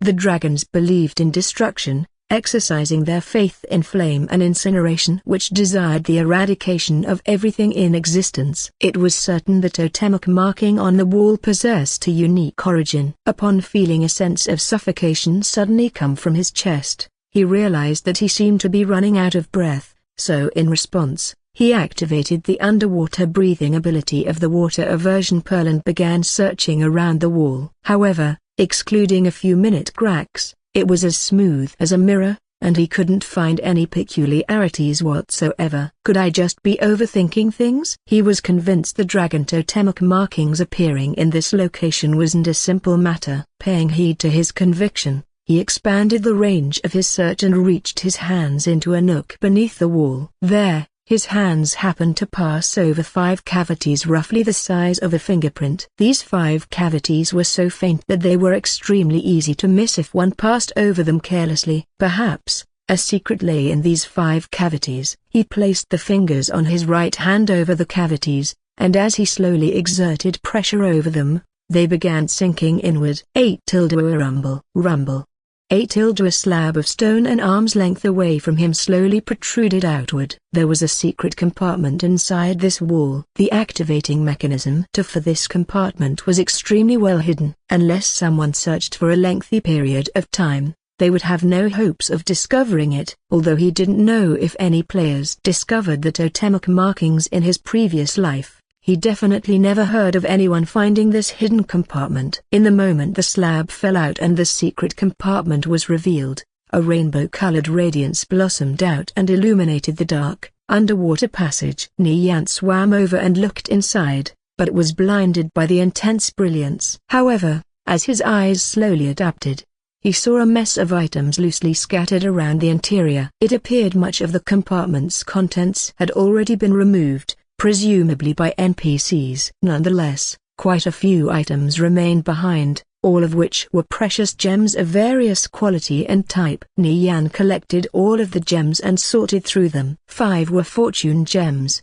1, and the rest were even more precious resilient gems, 1, and life gems, 1, which there were 2 and 3 of respectively. Although 1 was the lowest quality rating for a gem, they were still fairly uncommon in the game's current stage. A single fortune gem, 1, could go for roughly 5 silvers. As for the 2 other gems, the resilient and life ones, it was a bit difficult to determine their prices since they had yet to appear on the marketplace. However, once a jewel crafter socketed these gems into equipment, their corresponding properties would increase significantly. Equipment didn't generally come with sockets, so players were required to pay a 2 silver commission fee to a jewel crafter to create one. Gold equipment could possess up to 2 sockets, dark gold up to 3, and legendary up to 5. Once the sockets were created, for 3 additional silvers, the player could then have the jewel crafter socket a gem, and once they were socketed into a piece of equipment, resilient gems, 1, would increase resilience by 5 and life gems, 1, would increase health by 50. Due to their effects, practically all the major guilds fought over these gems. However, since their production rate was extremely low, they were almost never listed for sale and thus didn't have a set market value. In addition, due to their rarity, it would be a waste to socket them into anything lower than dark gold grade. In some circumstances, though, it was acceptable to socket rare gold grade items such as shields, rings, necklaces, and so on. I've struck it rich this time, Nian inwardly exclaimed. Today's harvests were fairly abundant. So no matter happens next, the trip had at least paid for itself. If he were to list these gems up on the auction house, it would cause hordes of players to scramble and fight over them. Naturally, he had no plans of selling since, with so many gems, he could raise the overall quality of his gear significantly. Even if he did sell any of them, he would do so only if any remained after he had finished using them for himself and only to friends and acquaintances. Nian felt endless elation when he thought about these gems. He threw these gems into a small sack and continued searching the compartment to confirm he hadn't overlooked anything. Only then did he leave the secret compartment and proceeded deeper into the passage, resuming his original objective. Nian paid closer attention to the surrounding walls, but it led to no further discoveries. A dozen or so minutes later, As he swam along the narrow passageway, he saw a sliver of light shining from above. Following it, he swam and eventually reached the water's surface, whereupon he was greeted by the sight of an enormous room that could seemingly fit several hundred people. At the very center was a golden sarcophagus. It was 5 meters long, 2 meters wide, and 2 meters tall, and its surface was covered in delicate carvings, most of which were depictions of various dragons. Besides the sarcophagus, the room was void of anything else. It doesn't seem like there are any monsters here. Nian leapt out of the water and onto dry ground, then walked toward the giant sarcophagus. Right behind him, Dark Gladiator burst out of the water and positioned itself in a location not far from him. Salgata's shadow was a legendary thief item and possessed much history behind it. Reportedly, the Lord of Salgata, says Thoth, wore this piece of equipment during his reign in the Dark Era. However, when the conflict broke out, the item was shattered into 3 fragments. Now, it merely awaited the day when it would be restored. When all 3 fragments were retrieved, the powerful magical item would then finally make its reappearance in the world. Each individual fragment was useless on its own. Thus, he could only wait until he possessed all 3 fragments for the item to have any effects. More importantly, however, was the fact that Nian knew the location of the 2 other fragments. The second fragment was located in a level 30 area, and the third was located in a level 61. Although level 30 and level 60 seemed far away, he at least had definite goals for the future. Legendary grade equipment were items countless players coveted but were unable to obtain. Since there was an opportunity to obtain one, there was no chance Nian could possibly let it pass by. He'd seize this fragment first and then wait until his level rose appropriately before seeking out the other 2. Although it wouldn't provide any immediate benefits, he was laying a path for the future that would pay off in the long term. As he drew closer, he discovered lines of characters carved on the stone above the sarcophagus. Like the totemic carvings he saw before, the characters here were also written in dragon tongue. 8 Tomb of Lord says Thoth there. 8 Whoever disturbs his rest will be cursed. 8 The item Nian had been searching for was located inside this sarcophagus, so it was, of course, necessary for him to open it. The fragment of Salgata's shadow was within his reach. However, the very same moment, Dark Gladiator suddenly walked over and stood by Nian's side. The pale cyan flames in its eye sockets flickered even more intensely as it stared at the golden sarcophagus. Although it was a lower life form without intelligence nor a sense of fear, its instincts had driven it to protect him. In response, Nian glanced at Dark Gladiator's information window. It seemed it had been inflicted with a status effect when they entered this tomb. Dark Oppression. All stats are reduced by 20%. Dark Gladiator's stats had actually been reduced by a full 20%. As Nian began to wonder what sort of terrifying entity lurked inside this sarcophagus, traces of hesitation arose in his heart. If he was unable to retrieve the fragment of Salgata's shadow and died instead, it would be a situation where he tried to steal a chicken and ended up losing the rice used to lure it. Regarding the pyramid, all of the information he possessed came from hearsay, so he wasn't knowledgeable of the finer details, and he was even more clueless when it came to the golden sarcophagus before him. Will I be able to use a return scroll inside this tomb? Nian took out a return scroll and tested it to see.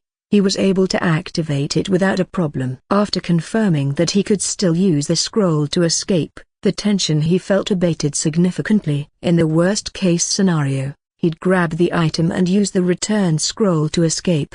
Besides, no matter how useless Dark Gladiator became, at the very least, it could still act as a meat shield for a brief period of time. Risk and reward were 2 sides of the same coin. If he didn't take any risks, how would he be able to reap any rewards? Nian resolved himself and walked up to the sarcophagus. Feeling around it, he found a small metal button protruding to the side. This was the activating mechanism for opening the sarcophagus. He reluctantly pushed the button and swiftly retreated behind Dark Gladiator. If anything dangerous emerged, he could only rely on Dark Gladiator to shield him. The interior mechanisms of the sarcophagus slowly turned, emitting a sound that could cause a person to quake in fear. The lid slowly began moving away, and the friction of metal grinding against metal produced a sharp sound resembling nails on a chalkboard. After the sarcophagus completely opened, a mummified corpse wearing a set of heavy armor appeared before Nian's eyes. It had completely rotted away. All that remained was skin and bones. The corpse wore a golden crown on its head. Its arms were folded flat across its stomach while both palms grasped a golden longsword pointed upwards. It was clear that, at the time of burial, the person died with a solemn and dignified expression. Crucidium, black light crystal. A broken bar. Nian scanned his eyes over the materials of the armor as his heart rate progressively increased. These were all priceless items. Unfortunately, the equipment on this corpse weren't items he could use. They were all incredibly heavy, and in his current state, even if he exerted all of his strength, he would be unable to budge it by so much as an inch.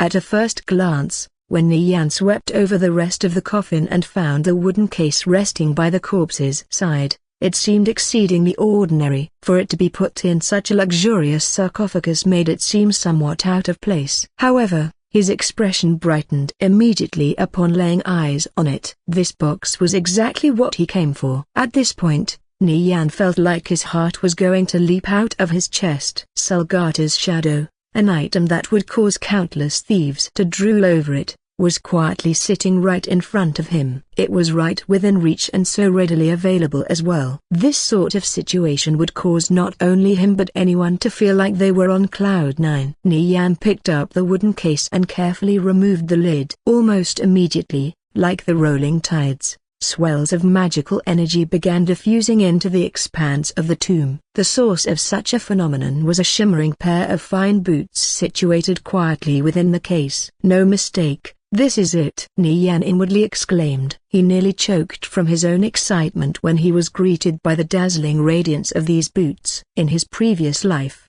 legendary grade items were out of reach, existences he could never hope to obtain. Although the item in his hands was merely a fragment, its price was high enough to make people faint. Even when he advanced into a great thief in the later years of the game, he had only been able to obtain a single fragment from a different legendary grade item. It was part of a breastplate only fighters could equip, and for the sake of putting food on the table and supporting himself, he reluctantly sold it. With the money he obtained from selling the fragment, he was able to purchase a full set of dark gold equipment and enough fortune gems to upgrade said set to +9 while still having more than enough left over to cover his living expenses.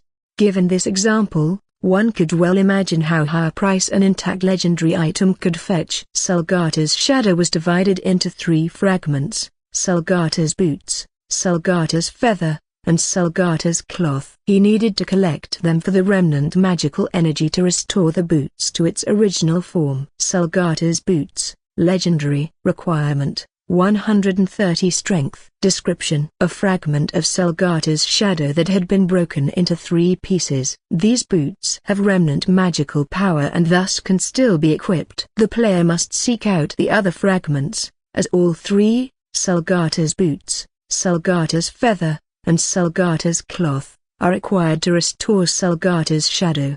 Properties: dexterity +30, speed +10, jump +10, stealth +10, cloaking +10, reflex +10. Steal, rank 3, allows the player to steal money or items from other players or monsters. Shadow dance, rank 3, stealth +30, cloaking +30. Speed +30 cannot be detected through stealth for 6s upon activation. Afterwards, stealth has a chance of being seen through. As a fragment of a legendary item, the properties of Sulgata's boots were indeed astonishing. It raised speed, jump, stealth, cloaking, and reflex uniformly. Moreover, it also bestowed upon the player 2 additional skills, steal and shadow dance, both of which were rank 3. They were high-level skills that could only be learned once the player reached level 30. Not to mention, if the player wanted to improve these skills to rank 3, they needed to be at least level 40 or higher. Steal enabled a thief to reap additional profits from players or monsters. However,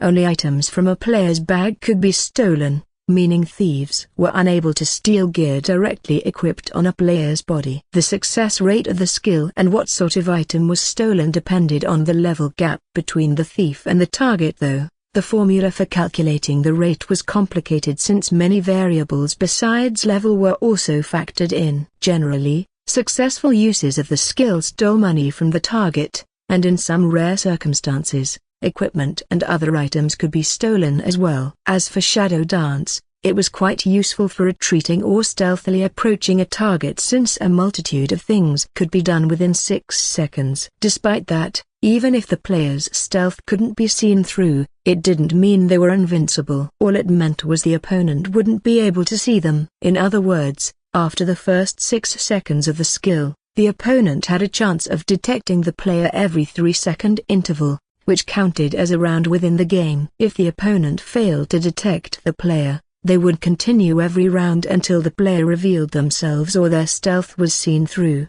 130 strength? Aha, broken bar, why does it have to be so high? Nian wrinkled his brows. He was still 73 strength away from being able to use it. Such a high requisite was extremely harsh for him, especially since thieves mainly focused on dexterity while strength was only secondary to them. If he put everything into strength now, leveling in the future would become much more difficult. Fortunately, Salgata's boots somewhat made up for it by providing 30 dexterity. God damn it. Why did I have to end up losing 10 strength? Assuming they worked hard, an average player would probably need to be level 40 or higher to put 60 points in strength. If their equipment was good, however, then it was possible to have 130 strength by around level 30. Had Nian not been cursed and permanently lost 10 strength, he would have reached 130 strength by level 25. Now I have to wait until level 30 to equip this. I'll have to come up with a way to make up for this loss. A broken bar earlier,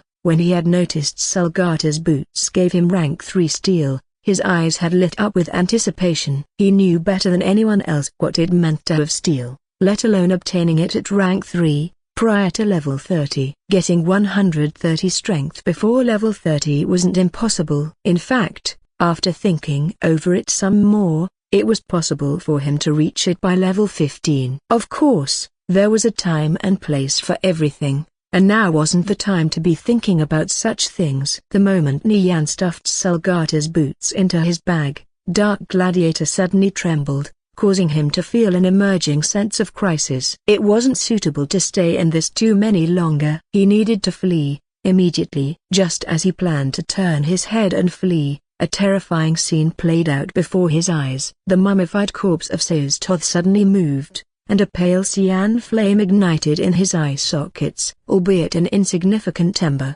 it pulsated and gradually grew in intensity. Without a doubt, this was the signal for him to retreat, lest he planned to lose his life. This mummified son of a bitch wants to revive. Nian didn't dare to dally and dashed toward the exit. However, to his dismay, the pond he had emerged out of became sealed as larger and larger boulders came crashing down. From the moment he opened the sarcophagus, his escape route had already been blocked. Nian glanced at the return scroll in his bag. Good. I can still use it. He had already checked earlier, but this confirmed it. The tomb wasn't a sealed room he could at least teleport out. In the next instant, the tall armored corpse slowly rose from its sarcophagus. Shit, there's no time here. Broken bar. The return scroll needs 20 seconds to activate. In spite of that, he quickly put aside these thoughts and began channeling the scroll. As the ancient script within the scroll glowed with ever-increasing intensity, a faint radiance soon enveloped him and a bright teleportation circle appeared beneath his feet.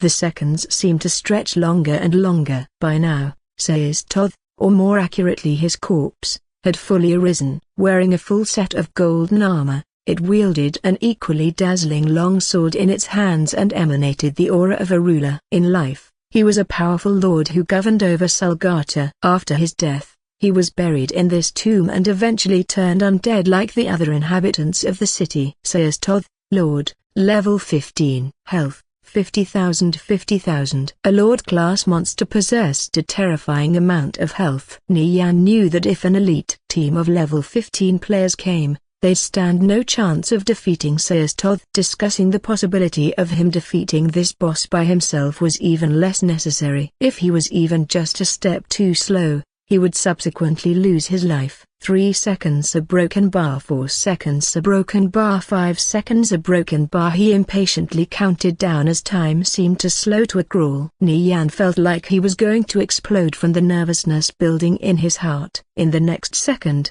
the pale cyan flames in Seostoth's eyes locked onto Nian while he emanated a powerful aura of death, nearing ever closer with every step.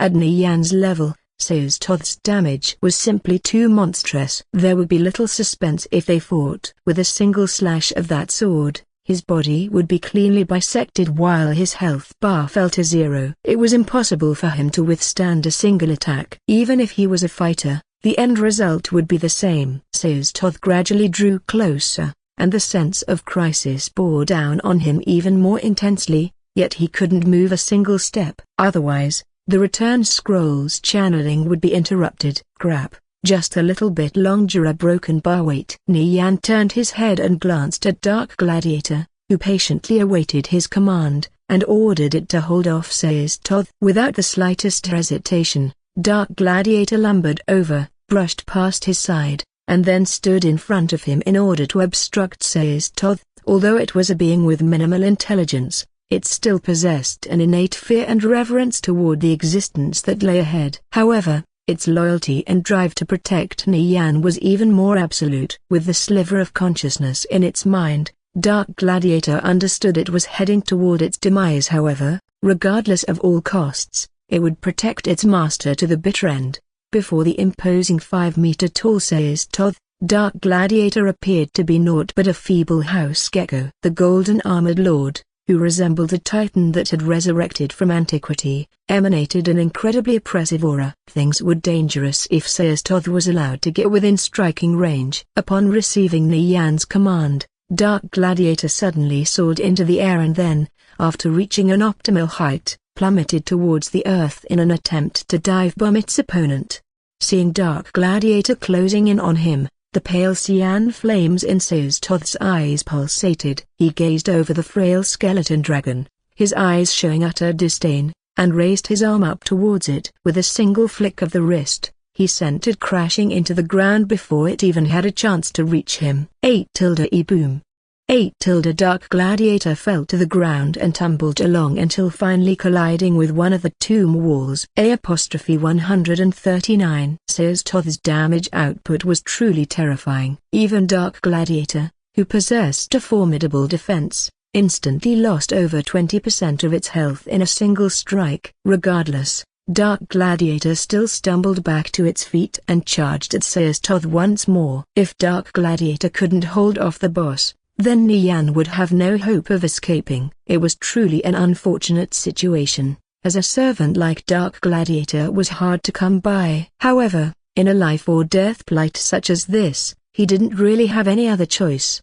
Besides, there wasn't much time left on Undead Right. Once Dark Gladiator drew near, it pounced on Seostoth and latched onto his waist, firmly refusing to loosen its grasp. In response, however, Seostoth simply raised his golden longsword. A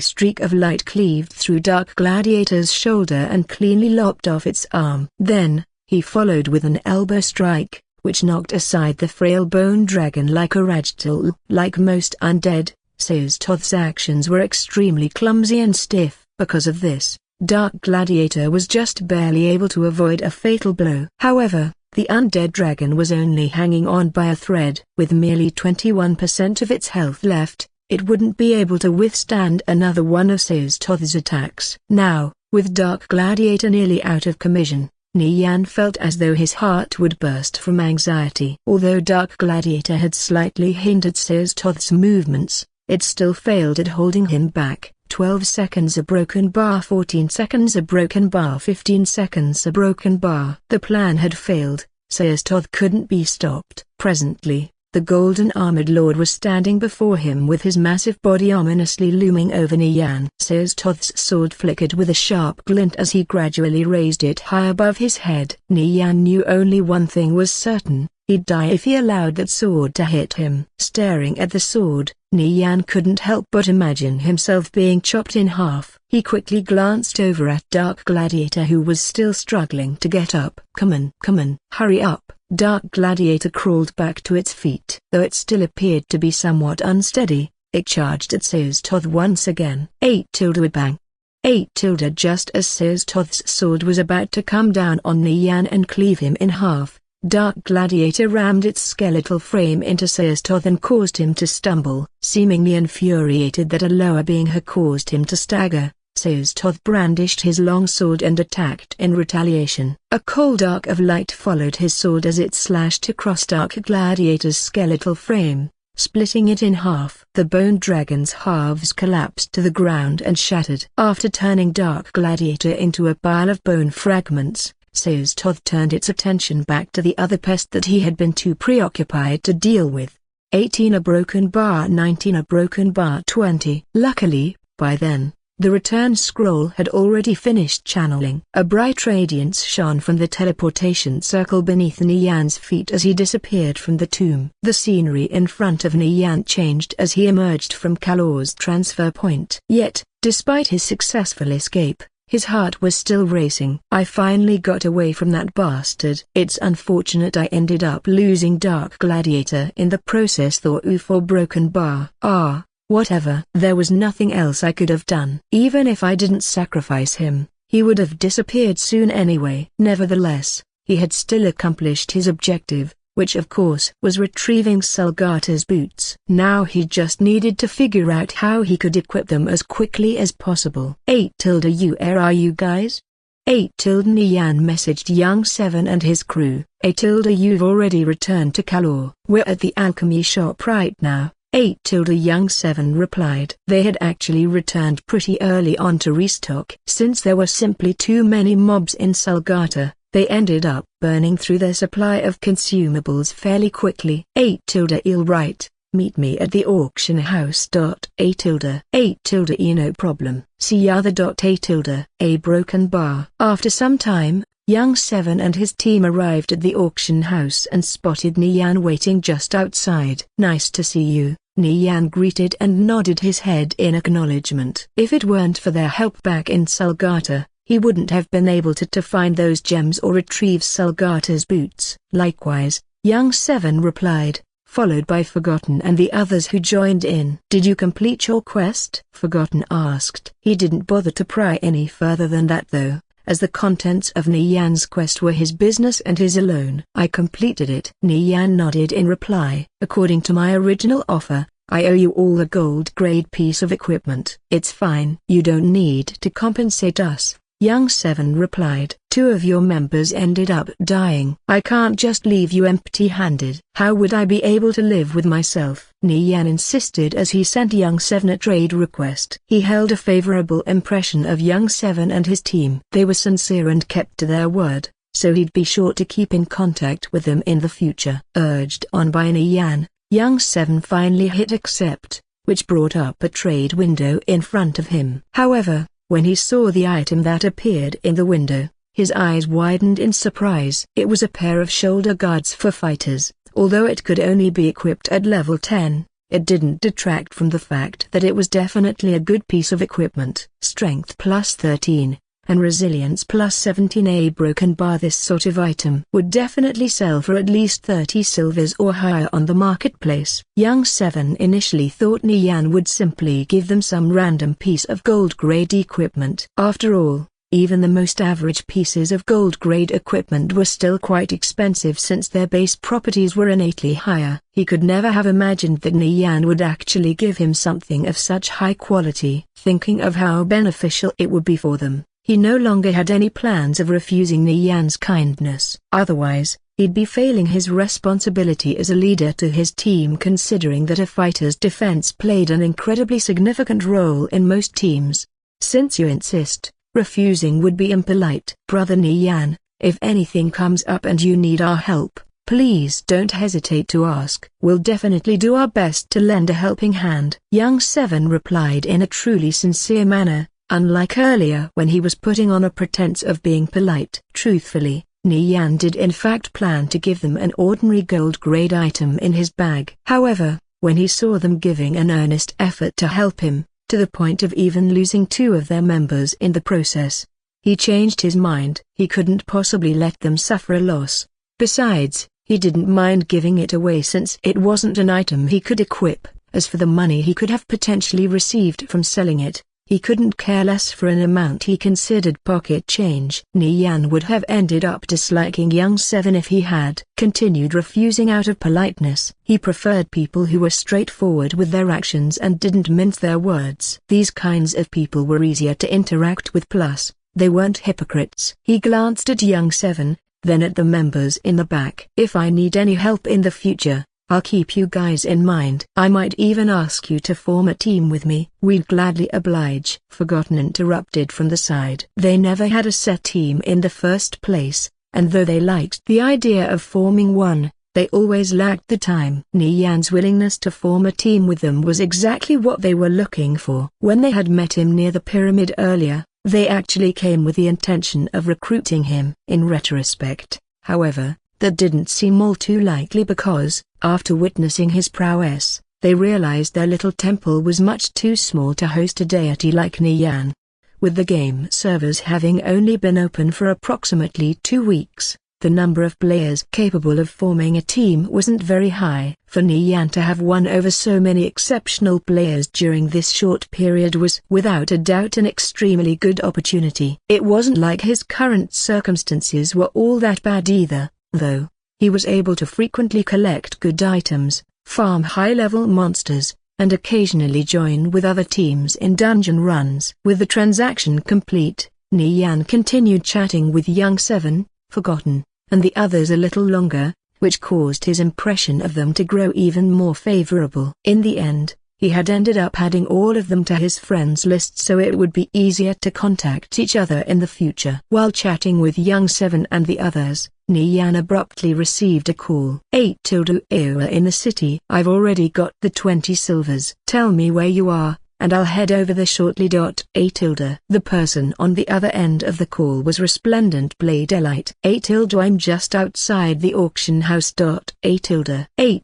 You'll right. Wait for me. I'll be there soon. A. It was one of my acquaintances. He's coming here to meet me," Nian informed Young Seven and the others. "Ah, no problem. We aren't exactly in a hurry to do anything right now, so we can continue chatting for a while longer," Young Seven replied. After finding out that Nian was interested in forming a team, he began to weigh his options. Should he proceed with his original plan, or should he follow Nian? He had always liked the idea of forming his own team, but after realizing that he lacked skilled players, he decided, albeit reluctantly, to stall this pursuit for a later date. Even so, he still couldn't help but feel a little unenthusiastic about the prospect of joining another person's team. Blade Elite soon arrived in the area and began heading towards the auction house. On the way there, he spotted Nian chatting with a few others near the entrance and promptly headed over. "Hello," Blade Elite greeted Nian. Young Seven and the others were inwardly shocked by Blade Elite's appearance as they gazed at his equipment in awe. He was clad in silver-white armor and was holding an extravagant, golden shield in his left hand. Be it the armor or shield, from the design of the equipment and the runes engraved on their surface, they could immediately discern that his equipment was certainly out of the ordinary. "That's some amazing equipment." Young Seven, Forgotten, and the rest couldn't help but have this first impression in their collective mind. Blade Elite wasn't in a particularly a good mood as a hint of dejection could be seen on his face. Seemingly, the matter Nian warned him about had likely already occurred, and this was reinforced by the fact that the guild emblem he previously wore on his chest was now gone. "You left the guild?" Nian asked. "It was a trash guild. I wouldn't have been happy staying there any longer," Blade Elite replied in a riled-up manner. Nian figured Blade Elite must have had a falling out with Black amazing. After hearing his response, and considering the lack of a guild emblem on his chest, arriving at such a conclusion was par for the course. Regardless of who it was, no one would be in the right frame of mind after finding out their lover and best friend were having an affair together behind their back. Hence Blade Elite's departure from his guild. Speaking of which, the sole reason the guild Blade Elite and Haizuo founded together, unhindered, had reached such soaring heights in his previous life was because of Blade Elite's prestige. It wasn't until later, when their expansion stabilized, that his influence waned due to the hidden machinations Haizuo employed to seize full control of the guild. However, at present, Nian's actions had unwittingly left unhindered teetering on the brink of collapse right in the midst of their growth. "It's just a guild. Nothing to get down over," said Nian as he attempted to comfort him. Although Blade Elite could be somewhat overbearing, his overall character wasn't bad. Otherwise, he wouldn't have gone out of his way to warn Blade Elite about Haizuo. "Haha, no worries. I'm not taking things too hard." Blade Elite forced a smile. Though he wore an uncaring expression, his inner feelings were anything but. He was the only one who truly knew his own feelings regarding the matter. However, he would never share these thoughts in public. He had already thrown away enough face in front of this person. If he didn't wish to bring this topic up, then Nian had no reason to rub salt in an open wound. "Well, since you've left your guild, have you found a new team by any chance?" Nian asked. In his previous life, Blade Elite was ranked as one of the top 3 fighters in the game. Without a team supporting him, would he still be able to reach such heights? "No, I still haven't." "Why, you decided to form one?" "Yeah, I've been thinking about it." "Well, if you're able to establish a fixed team, I wouldn't mind joining. However, let me say this in advance. If I don't see any signs of this team being successful in the future, I'll probably leave," replied Blade Elite in a rather frank manner. Although it was somewhat unpleasant to the ear, at least he was speaking truthfully, which was much better than those hypocrites who put on a facade of friendliness.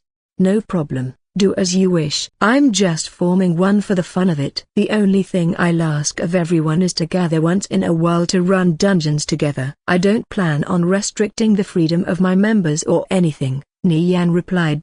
He had always been a relaxed person, and he didn't want to go through the trouble of managing a team. If a team wished to retain their players, especially those who could overcome the challenges of a dungeon, restricting their freedom wasn't the way to achieve it. Instead, there needed to be a balance of goodwill, loyalty, and enticing prospects in order to encourage members to stay. Nian's goal was to have an elite team that surpassed all other elites at his disposal, one that could help him obtain the best equipment. Once he possessed a group of loyal followers, he'd be able to gather them for dungeon runs while giving them helpful pointers and advice. In doing so, he would be able to slowly nurture his forces. Nonetheless, Nian still preferred to act on his own. Not to mention, his knowledge of the game far exceeded that of any other player. Even if he continued walking the path of a solo player, he'd still be able to become an incredibly powerful thief. "That sounds fine too. Just give me a call whenever you plan a raid,"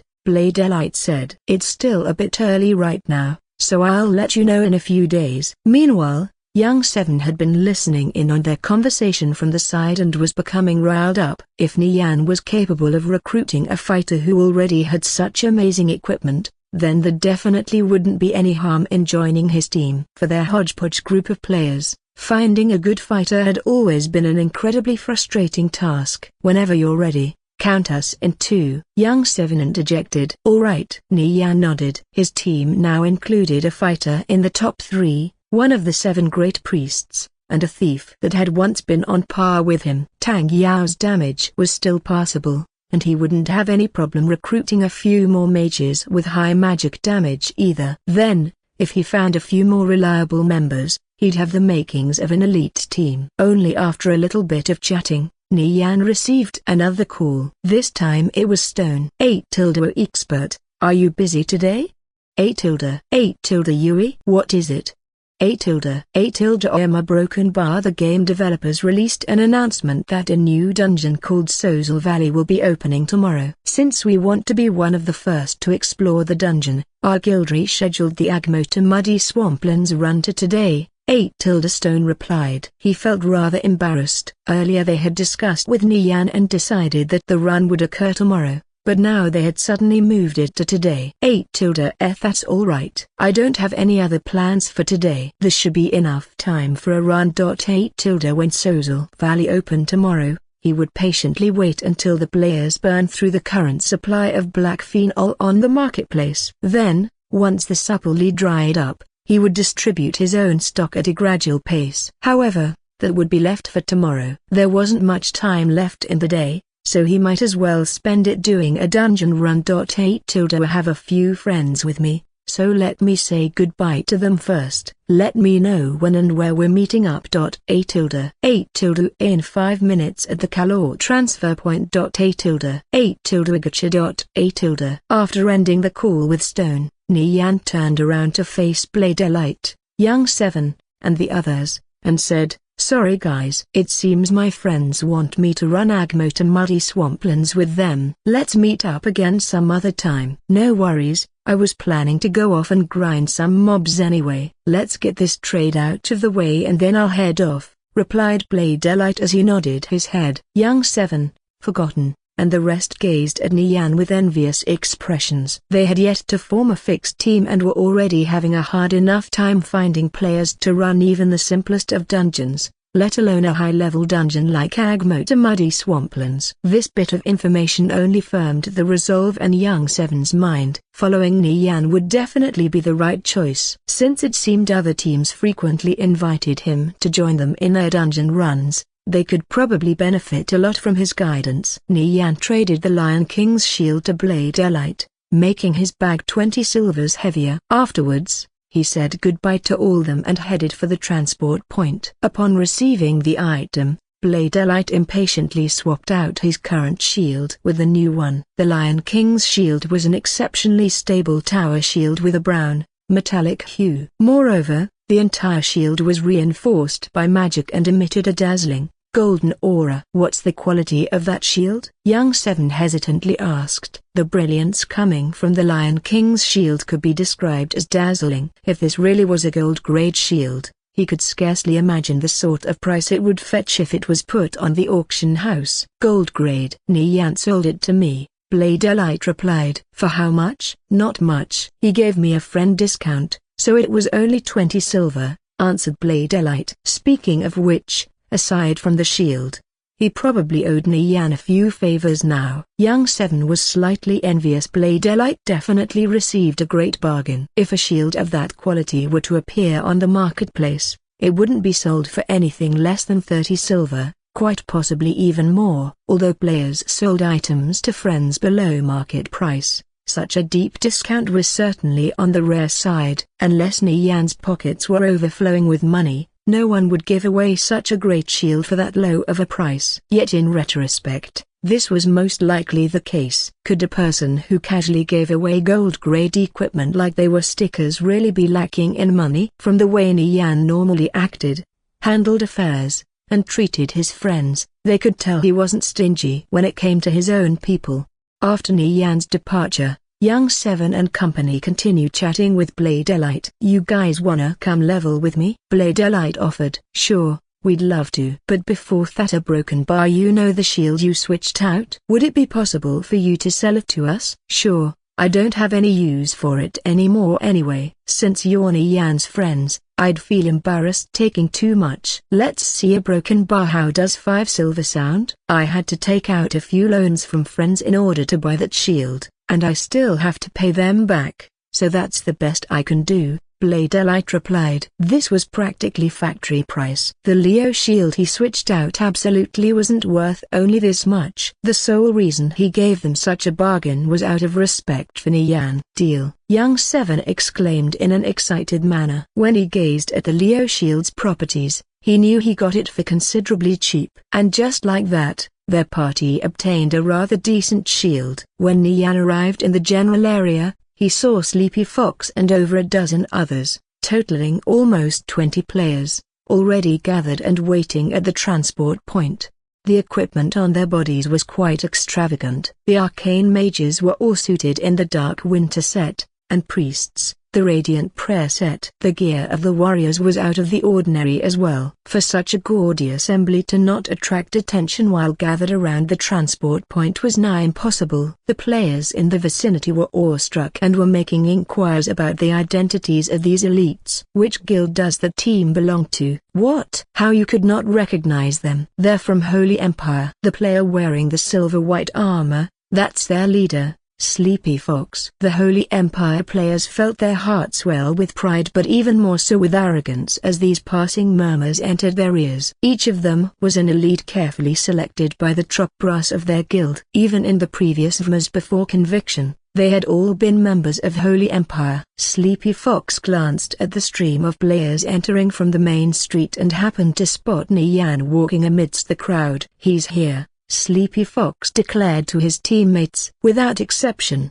every member of the team turned their gaze toward Nian. None of them understood why their captain, Sleepy Fox, held this thief in such high esteem. Who among them wasn't a hand-picked veteran elite? They were thoroughly unconvinced by this stranger. Many of these members were unfamiliar with Nian, some even expressing misgivings, but regardless of their opinion, all eyes were focused on him. However, even while under the scrutiny of their gazes, Nian remained quite collected as he directly made his way to Sleepy Fox. As soon as they made eye contact, Sleepy Fox acknowledged him with a slight nod. He could tell how much ability a person had from the way they carried themselves. Only by having self-confidence could a person achieve success. "Expert, you've arrived." Stone was the first one to step out and greet him. Broken Barney Yan acknowledged Stone's greeting, then turned to face Sleepy Fox. "We meet again." "Indeed," answered Sleepy Fox. Dusk was also there amongst the group.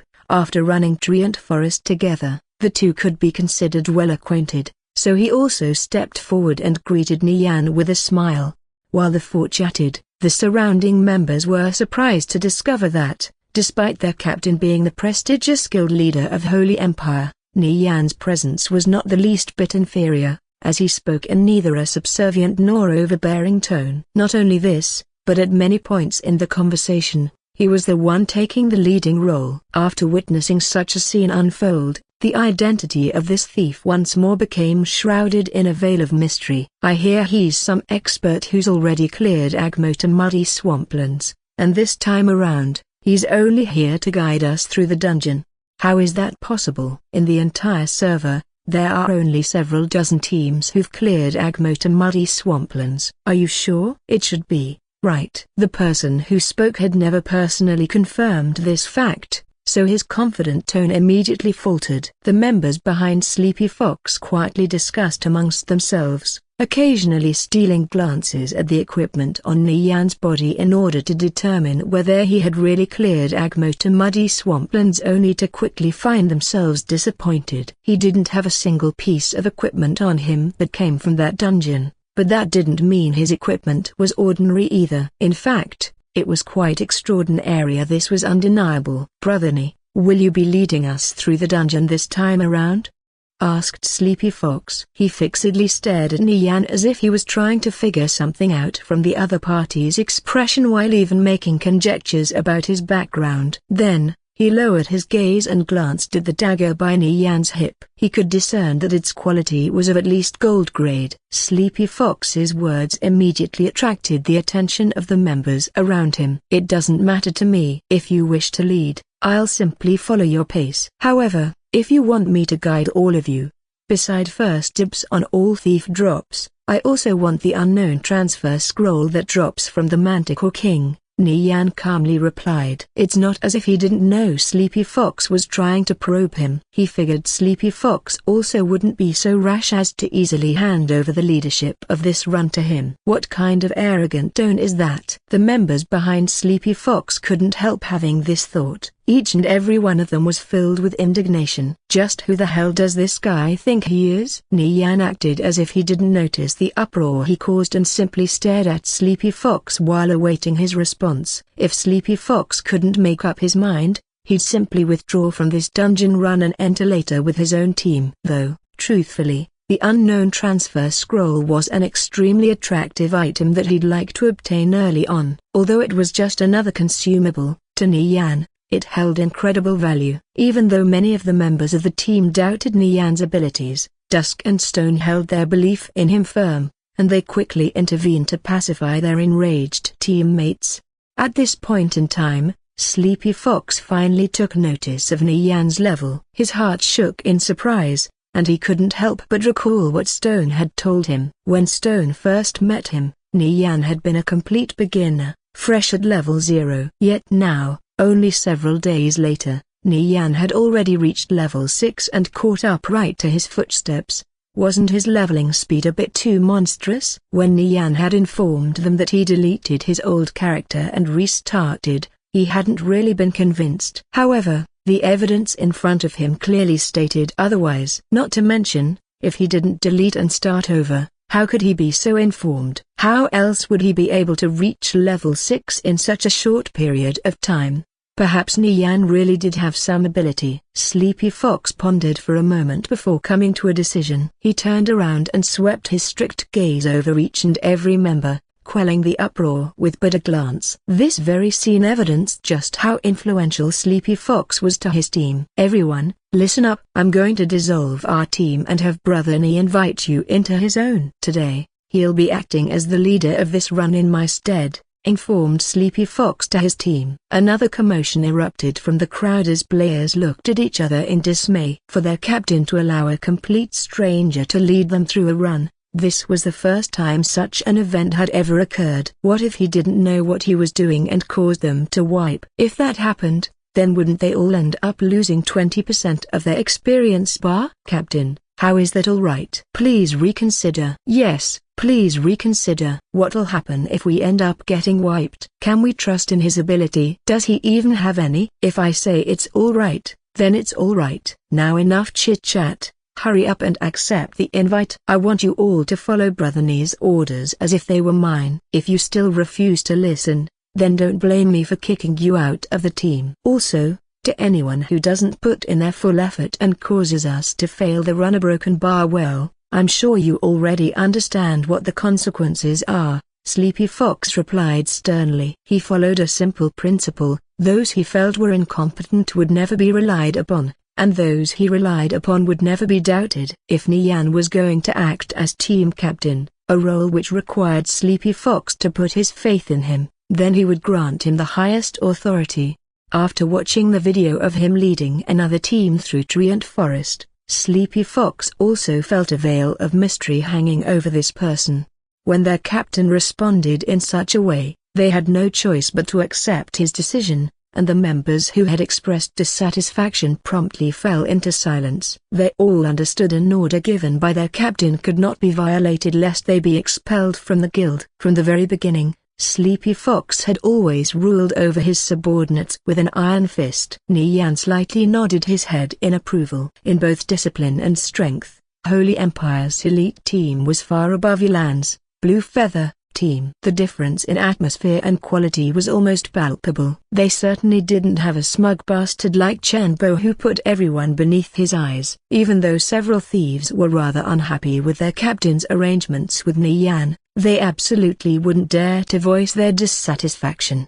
A_S System, Sleepy Fox has joined your team. A_S System, Flying Stone has joined your team. A_. In a brief few moments, a 30-player team was formed. Although Nian was the captain of the team, it was still under Holy Empire's name. "Alright, now to inspect your stats. Mages, announce your magic damage. Fighters, announce your defense, and priests, announce the strength of your lesser heal." And so, in a quick and orderly fashion, each member reported their respective stats. Nian reviewed the information of these players. All of their equipment was excellent, and except for 3 players who were slightly lacking, everyone's stats met the minimum requirements for clearing Agmo to muddy swamplands on expert difficulty.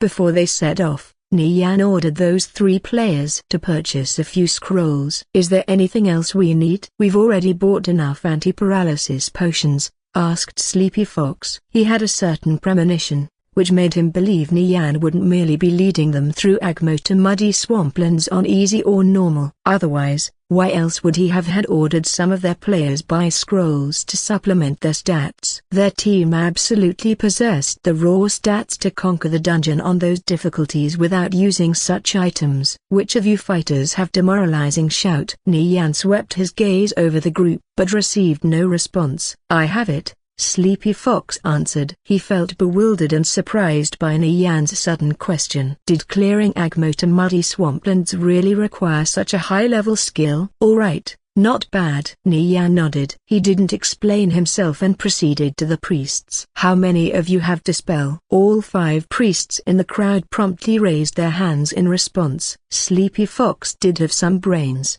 He understood Dispel was extremely useful and didn't spare expenses to obtain the skill for each of his priests. Naturally, the only reason he could do so was because his guild had a strong foundation, since even a single Dispel skill book cost quite a pretty penny.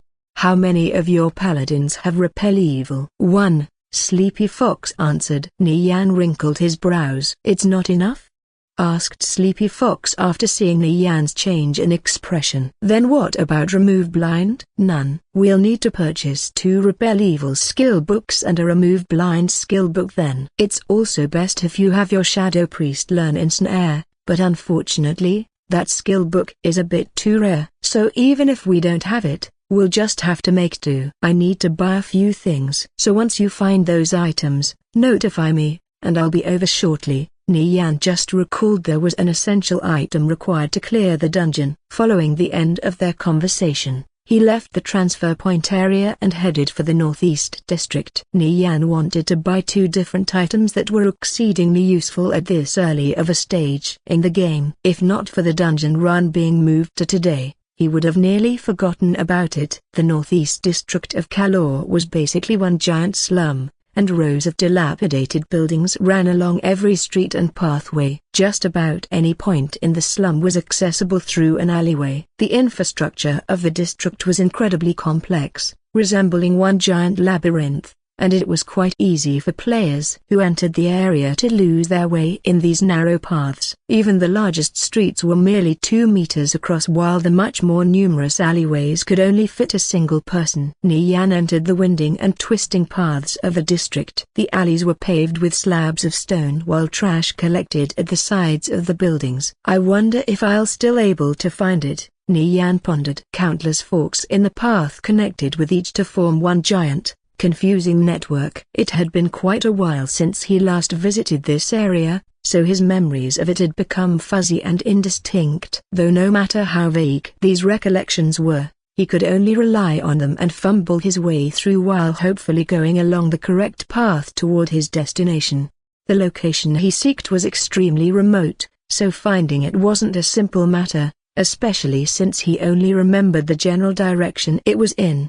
Hidden within this slum was actually a secret shop. The items sold there were decent, but they were too expensive and were only useful at the lower levels. He himself had only been to this shop 2 or 3 times in his previous life, specifically when he planned to run Agmo to muddy swamplands and needed to purchase the necessary items. This was the main reason why he had suddenly recalled the existence of this shop when they were about to run the dungeon. He meandered around the alleys for 10 minutes, taking a wrong turn several times, before finally finding a certain house. He gazed over at the plaque that hung over a giant wooden gate. 8-et Rumbling Milo's housey. I think it's this place here. Broken Barney Yan was slightly hesitant. He vaguely recalled that it did seem to have such a name. No, this should be the place, Nian reassured himself. He slowly pushed open the gate and entered the courtyard, where he was greeted by the sight of a broken-down thatch building. His vague memories began clearing up. He had found the right place. He walked past the dark hallways,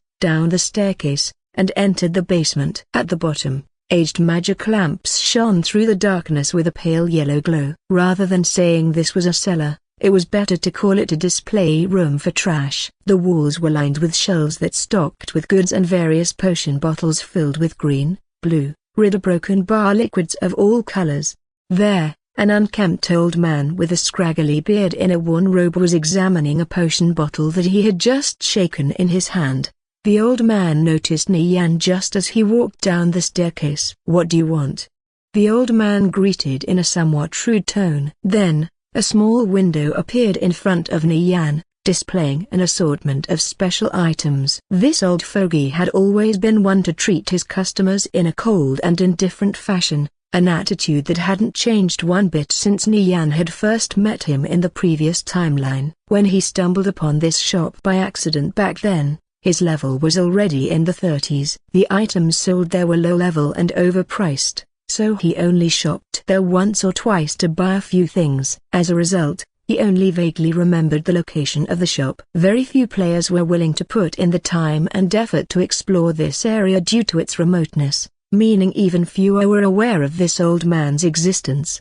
Perhaps aside from Nian, no other players had yet to discover this shop, but this would change in the future. The slums of the northern district would be demolished and redeveloped into a new area for commerce. Despite that, Trembling Milo's house would somehow persist through this process and remain in business. The new commercial area would bring in players, which finally led to the public uncovering him. However, the new exposure didn't stop this old man from continuing to price gouge his customers. Thus, only well-off beginners would frequent the shop.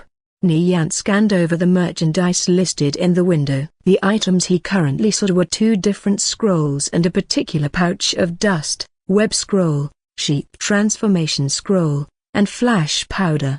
He purchased 10 pouches of flash powder for 50 coppers each, 3 web scrolls, and 2 sheep transformation scrolls. Milo was probably a mage since he often created scrolls out of basic spells and offered them for sale. The scrolls Nian bought contained web and sheep transformation. Web was a spell that provided decent crowd control and could only be learned by mages once they reached level 10. The web scroll, however, could be activated by any player as soon as they hit level 5. As for the sheep transformation spell, it couldn't be learned until level 20. Correspondingly, the requirements of the spell were also lowered in scroll form. The caveat being these scrolls came at a hefty price, costing 2 and 3 silvers respectively. The prices of the scrolls increased accordingly with the usefulness of the spells they contained. These items were so costly that even Nian, who was filthy rich, would feel a slight ache in his heart when employing them. Thus,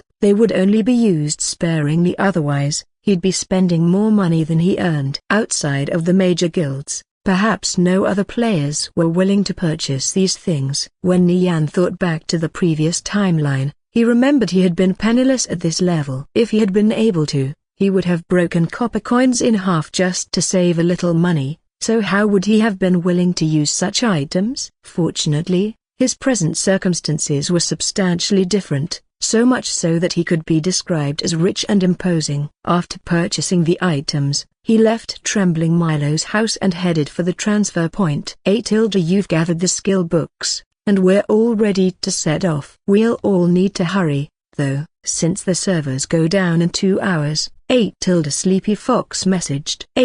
Will be there shortly. Nian replied. The return trip was much quicker, and he soon arrived at the transfer point. You're here. Did you get what you needed? Sleepy Fox greeted.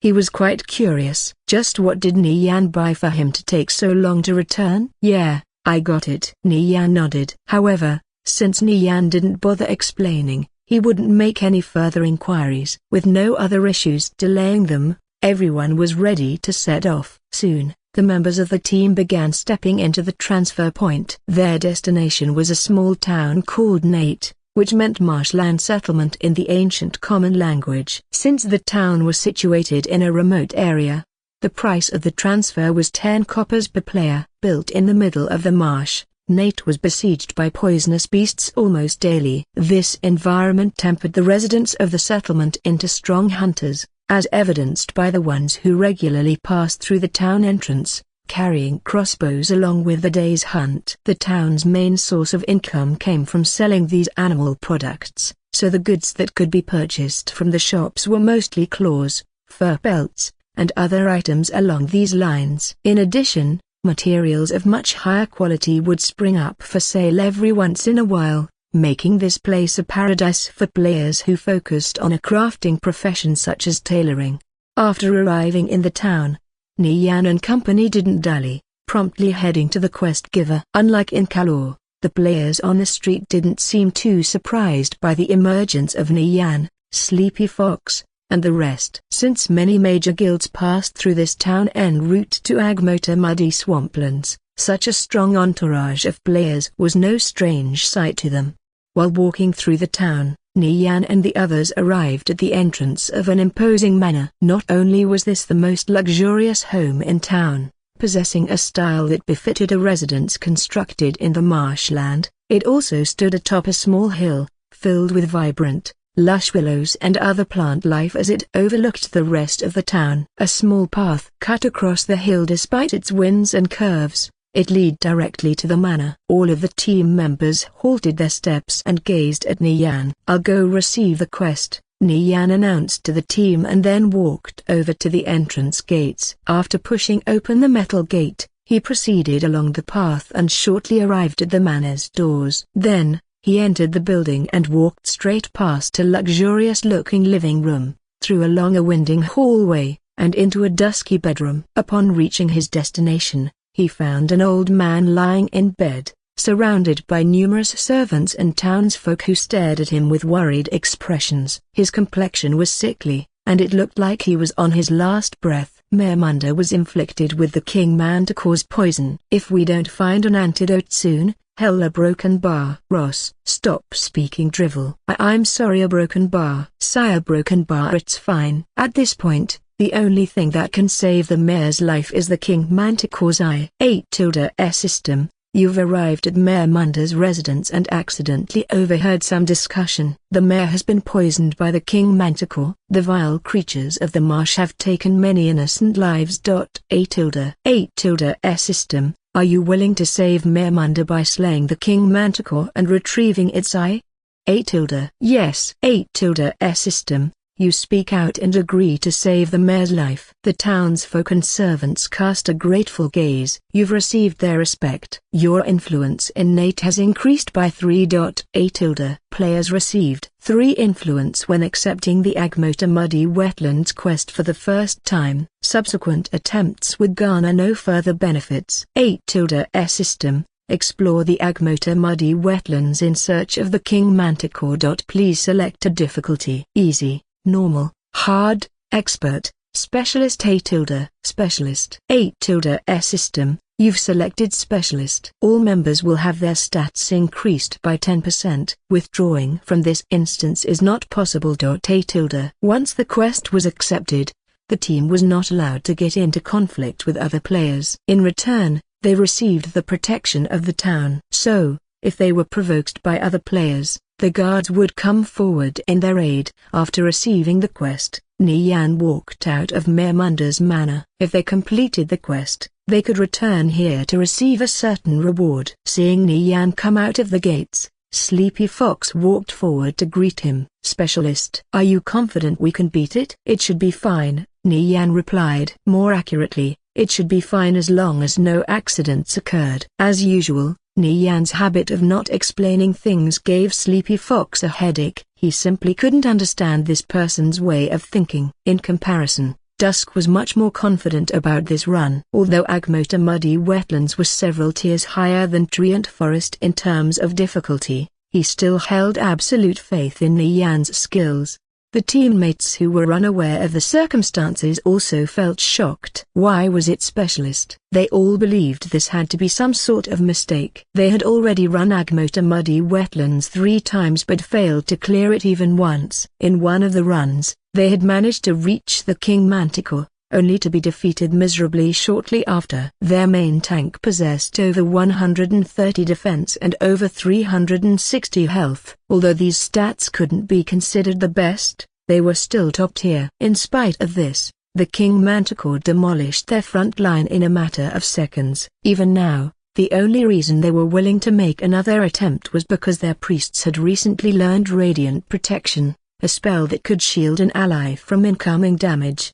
Yet Nian, in all his overbearing arrogance, had actually decided to pick specialist. How could they not be incensed? It was fine if he wanted to court death, but why did he have to drag them along with him? Despite this, They had no choice but to swallow their indignation. The quest difficulty had already been selected, and there was no way to withdraw. Moreover, their guild leader, Sleepy Fox, hadn't voiced his opinion on the matter. Thus, they could only wait and see how this situation developed. Nian and the others walked along the trail that cut through the marsh and advanced south. As dusk encroached, the scenery around them gradually grew darker. They encountered few players en route to the dungeon, so much of the journey was uneventful and even somewhat bleak. After several minutes, Nian and company arrived at a checkpoint in the middle of the trail. Just ahead were two watchtowers, one erected on each side of the path, and stationed in each of them was a crossbow-carrying NPC guard. Beyond this point is the King Manticore's territory. This is a forbidden area,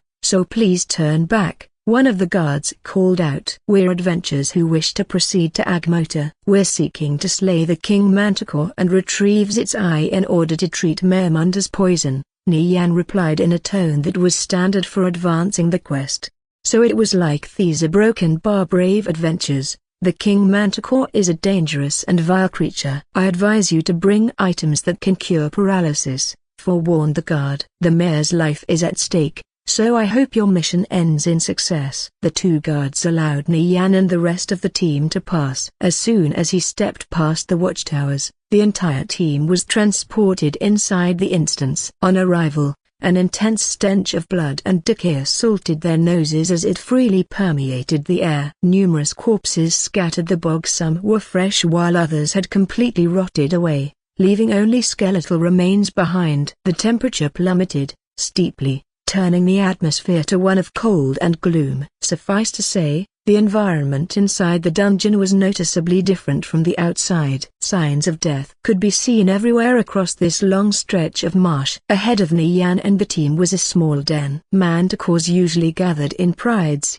so their dens often contained 10 to several dozen individuals. Some were tasked with hunting prey, and others stayed behind to rear the young. Prides were headed by an alpha manticore, a leader-class monster, while the rest of the pride consisted of females and the young. Manticores were monsters possessing the head and body of a lion and a scorpion's poisonous tail. If struck by the stinger at the end of their tails, the player would become poisoned and lose a certain amount of health each second. Furthermore, there was also a chance of paralysis. Therefore, if the player didn't bring anti-paralysis potions, they would end up maimed to death before the poison had any meaningful effect.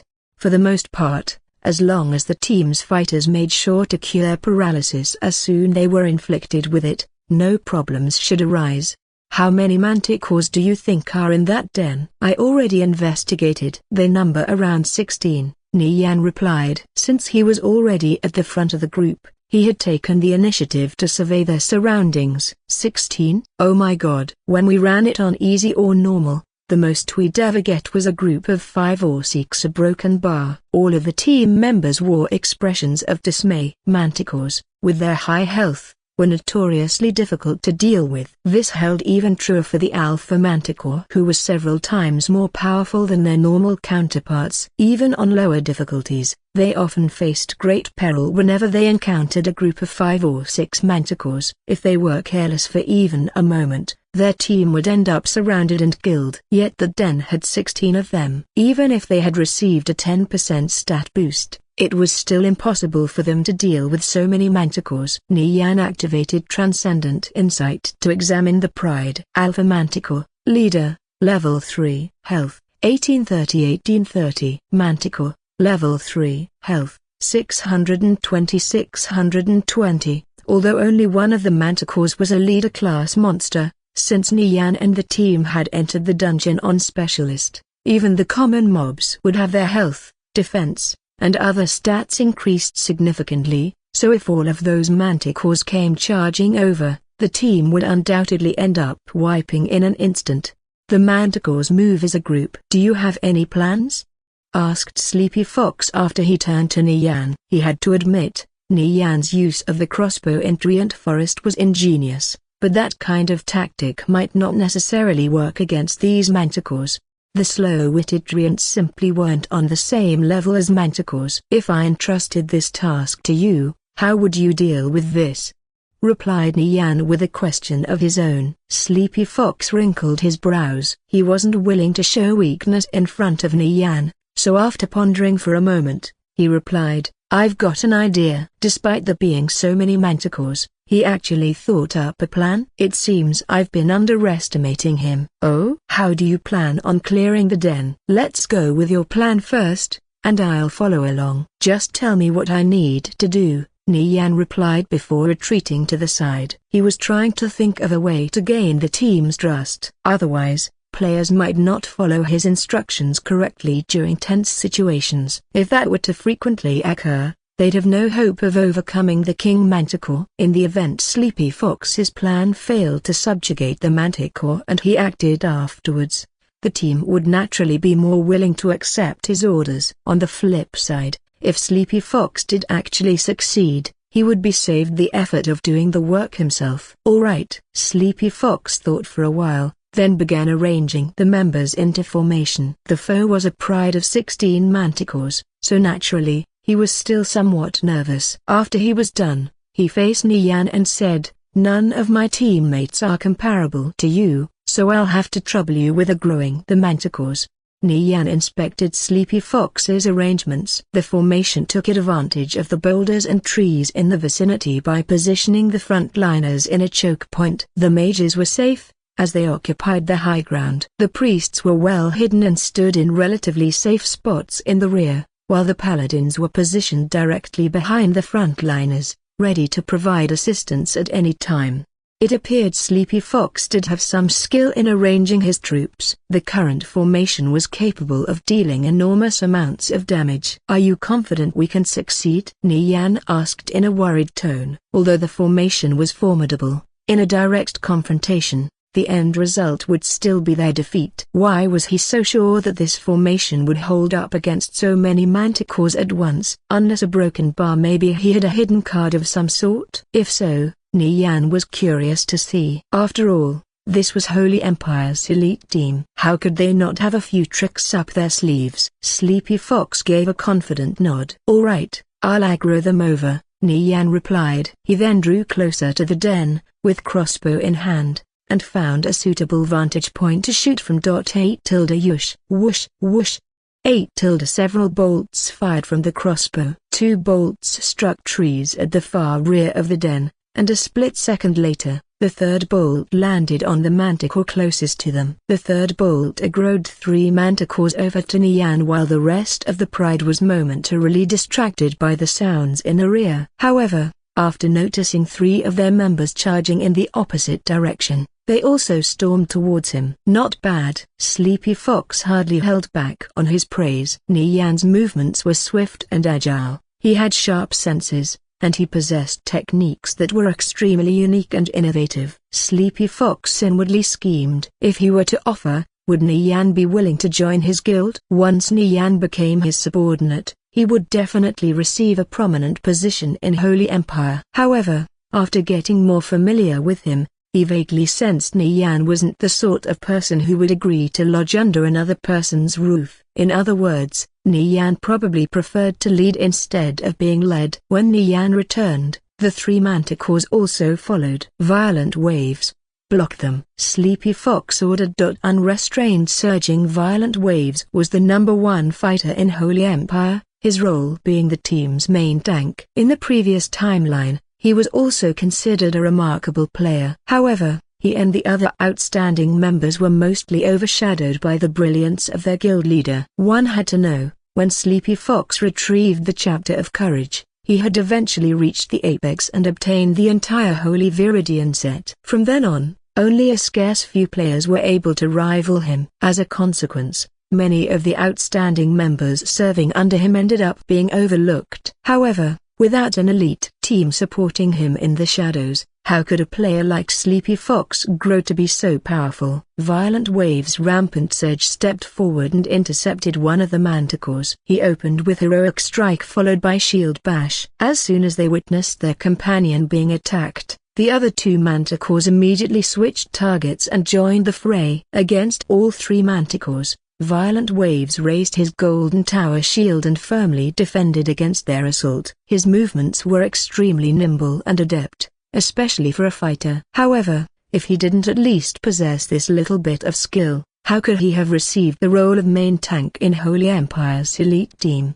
A line of damage values rose above violent waves as he endured the relentless onslaught of the manticores. Soon, a gentle radiance enveloped him, replenishing a large portion of his missing health. His health bar continued to fluctuate as the battle raged on. Though, ultimately, the priests weren't able to keep pace as his health fell progressively lower. It appeared even Holy Empire's best fighter wasn't able to endure against these fierce attacks. The rest of the frontliners, which included Sleepy Fox, rushed forward and entered the battle in order to alleviate some of the pressure. Remember to use anti-paralysis potions. Understood. Violent Waves replied. Meanwhile, the mages in the rear were emitting a brilliant radiance as magical energies coalesced. Some were still channeling high-level magic while others had already finished and were firing off their spells. Bang, bang, bang.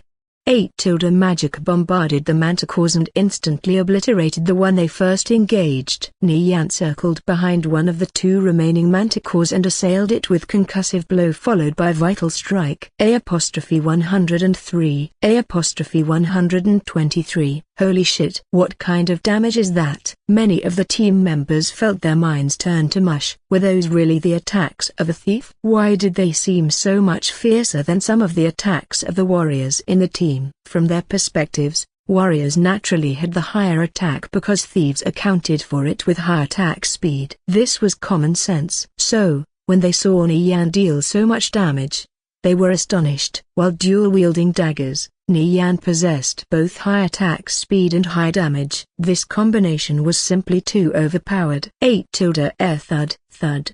8 with that, the remaining 2 manticores collapsed on the ground. The entire team worked with quick efficiency, so even by Nian's standards, he still had nothing to complain about. After the first 3 manticores were killed, the other 13 had finally arrived. All 6 frontliners, Sleepy Fox included, readied themselves to engage the manticores. Directly behind them were the paladins. Since they were a profession that wore plate armor, they could occasionally serve as frontliners as well. Moreover, paladins with good equipment possessed defenses no lower than a fighter's. Damn it, these manticores deal a lot of damage. Violent Waves, try to hold off that alpha manticore, Sleepy Fox ordered. As their guild leader, even he felt incredibly nervous when he saw Violent Wave's health continuously fall lower and lower. Needless to say, the other team members weren't faring much better. The amount of damage these manticores could dish out exceeded Sleepy Fox's expectations. Even though there had been just 3 of them, they were barely able to cope with it. Yet now, there were 13 of them. Thankfully he placed their formation in a choke point. Otherwise, if so many powerful manticores were allowed to freely get to their backline, he imagined the consequences would be disastrous.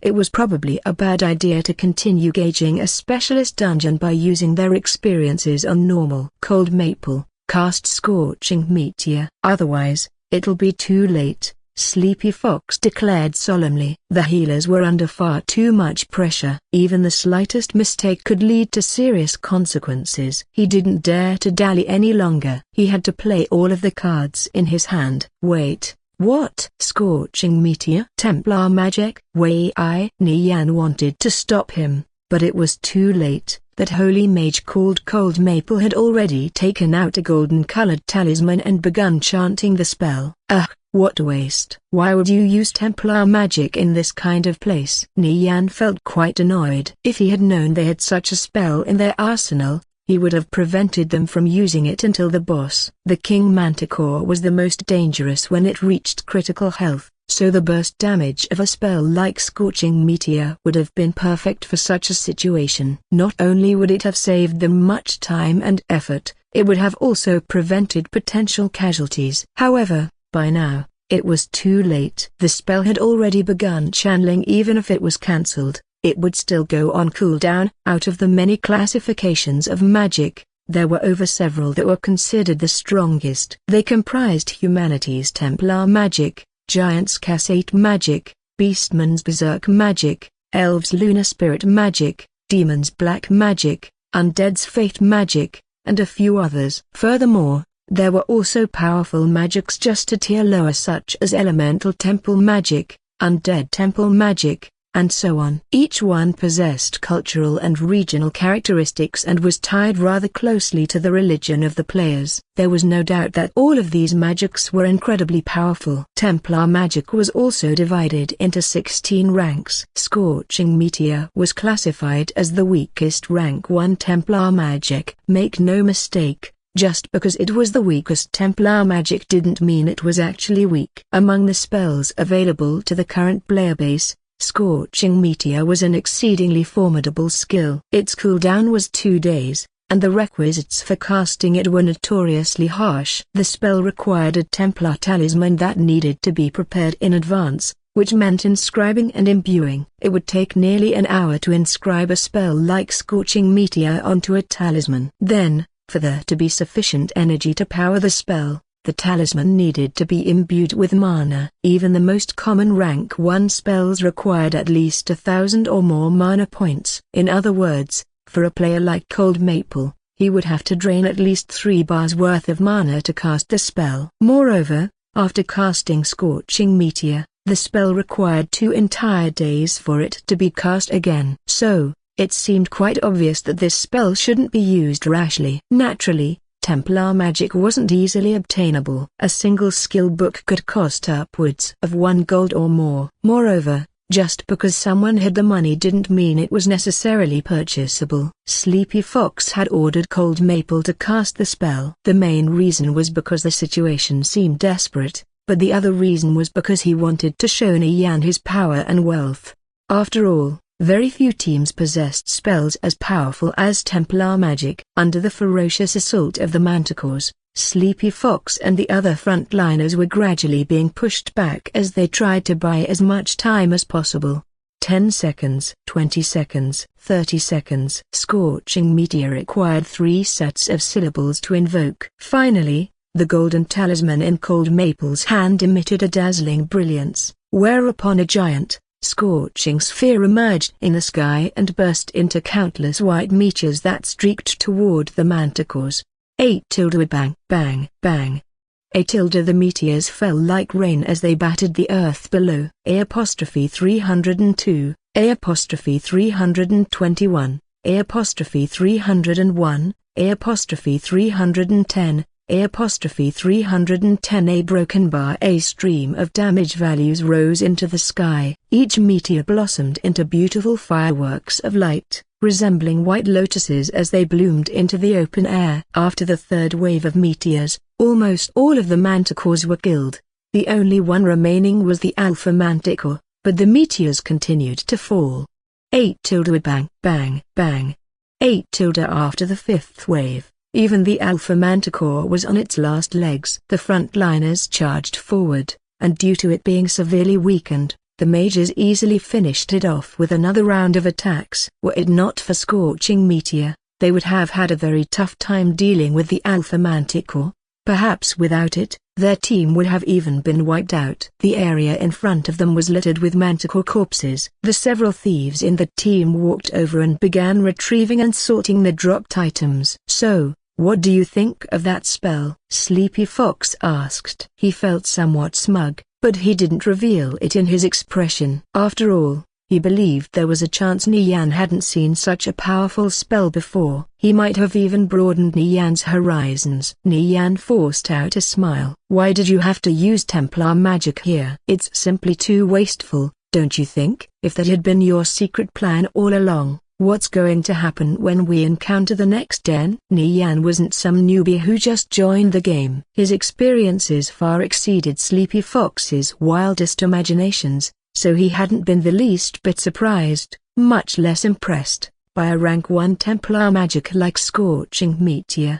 In fact, he was incredibly vexed and disappointed. Sleepy Fox using Templar magic here was complete overkill. By the time they encountered the next den, not only would they not have the spell as backup, they would be stuck with no way to advance. Sleepy Fox felt slightly embarrassed after listening to Nian's comments. If there were another way, he also wouldn't have been willing to use Templar magic, but their previous situation had been dire. Furthermore, The other reason he decided to use the spell was because he wanted to impress Nian. Unfortunately, he garnered the complete opposite reaction and criticism instead, with Nian identifying the spell as Templar magic with just a single glance. Not only that, but Nian seemed to know much more than him. Just who in the world was this person? But if we didn't use Scorching Meteor, the team would have definitely been wiped. How else are we supposed to deal with so many manticores at once? Sleepy Fox asked. He didn't quite believe Nian could clear such a large den of manticores without the use of large-scale magic. We could have cleared it without wasting Scorching Meteor,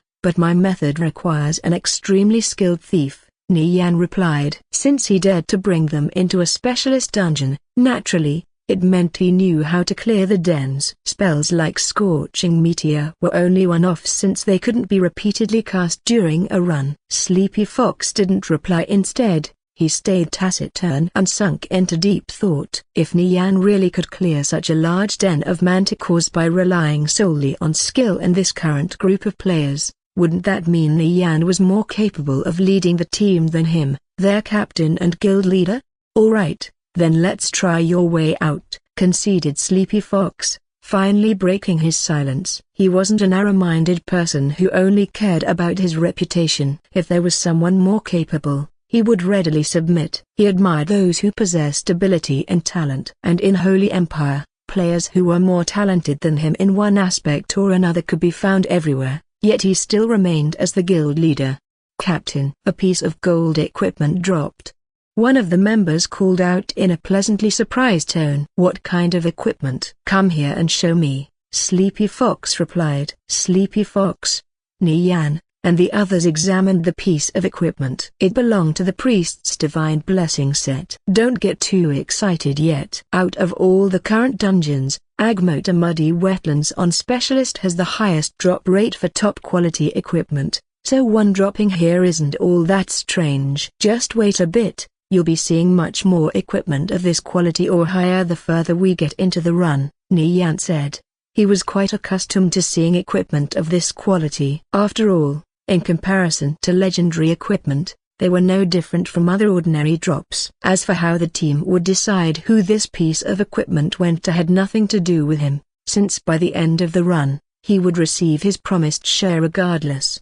Beside being knowledgeable and experienced, Sleepy Fox sensed Nian was also quite self-reliant. These types of people were the most difficult to recruit as subordinates since they didn't like being ordered around. It seemed roping Nian into Holy Empire wasn't going to be as easy as he initially thought. Sleepy Fox gave the set item to one of the stronger priests, and with that, they then set out for the next area. Not much time passed before they encountered another den. This one was roughly the same size as the one from earlier, which contained 17 manticores. Sleepy Fox turned Nian and said, "Let's see your method now." Nian nodded and scanned the surrounding terrain for a suitable location. Under his command, he and the other thieves in the team, numbered from 1 to 3, set out to their specified positions. These 4 soon arrived in their designated positions and took up a square formation. Then, Nian proceeded to explain in detail what role each member would have. The manticores lazily roamed the area around their den,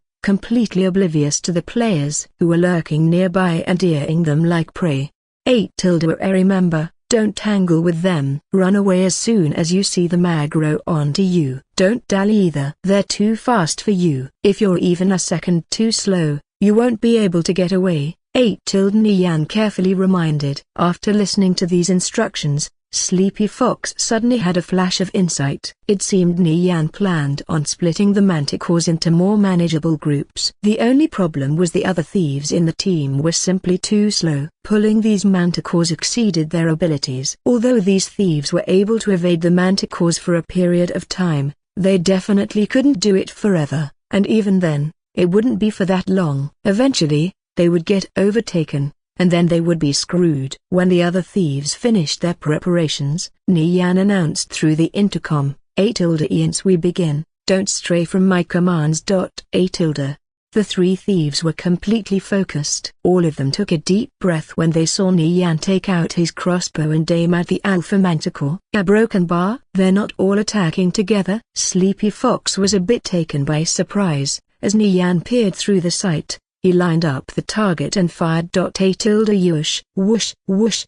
3 bolts flew through the air before striking the alpha manticore. Immediately, after being attacked, the manticore discovered the location of its assailant. It roared in indignation, then pounced toward him. The numerous common manticores also followed closely from behind. Upon seeing this, Nian turned tail and fled. He actually dared to take on all the aggro by himself? How courageous, Sleepy Fox thought. If Nian didn't have complete confidence in his ability, there was no way he would even attempt to take on such a difficult task that was tantamount to throwing his life away. Number 3, attack the 3 manticores at the rear.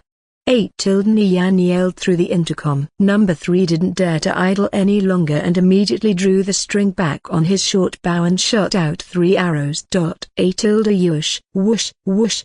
The arrows whistled in the air and hit their respective targets, 1 manticore each. Upon being attacked, the 3 manticores in the rear diverted their aggro, separated from the group, and began pursuing the thief. With a short bow instead, the thief hastily retreated to the forces waiting at the sidelines and pulled the manticores along with him. Nian was madly dashing through the bog, inwardly counting the seconds as they passed. 3 a broken bar, 2 broken bar, and a broken bar.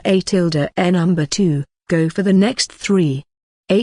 Number 2 didn't delay and shot 3 arrows at the 3 rearmost manticores. Thus, another 3 were peeled off from the main group. Since the thieves would only pull 3 at a time, the frontliners didn't feel too much pressure and were able to easily hold them off. Therefore, the mages could freely fire their spells, requiring only 3 rounds to kill the manticores. Nian ran like the wind as he continuously evaded the pursuit of the manticores. Thanks to his speed and agility making him as slippery as a loach, their attacks would always fail to hit their target. It appeared even if they were given all the time in the world, these manticores still wouldn't be able to touch a single hair on his head. While Nian was distracting the main group, the 3 thieves took turns in aggroing a few manticores at a time. As they pulled 3 manticores off of the main group with each rotation, they gradually shaved down what was once a formidable pride. Spells fell like rain as the manticores dropped like flies. Nian's method was undoubtedly a success. However, it could only be accomplished by a thief with excellent fleeing abilities and spatial awareness. If someone else were to attempt this strategy, they definitely wouldn't have the ability to pull it off and would only end up as food for the manticores. Damn, he's really fast.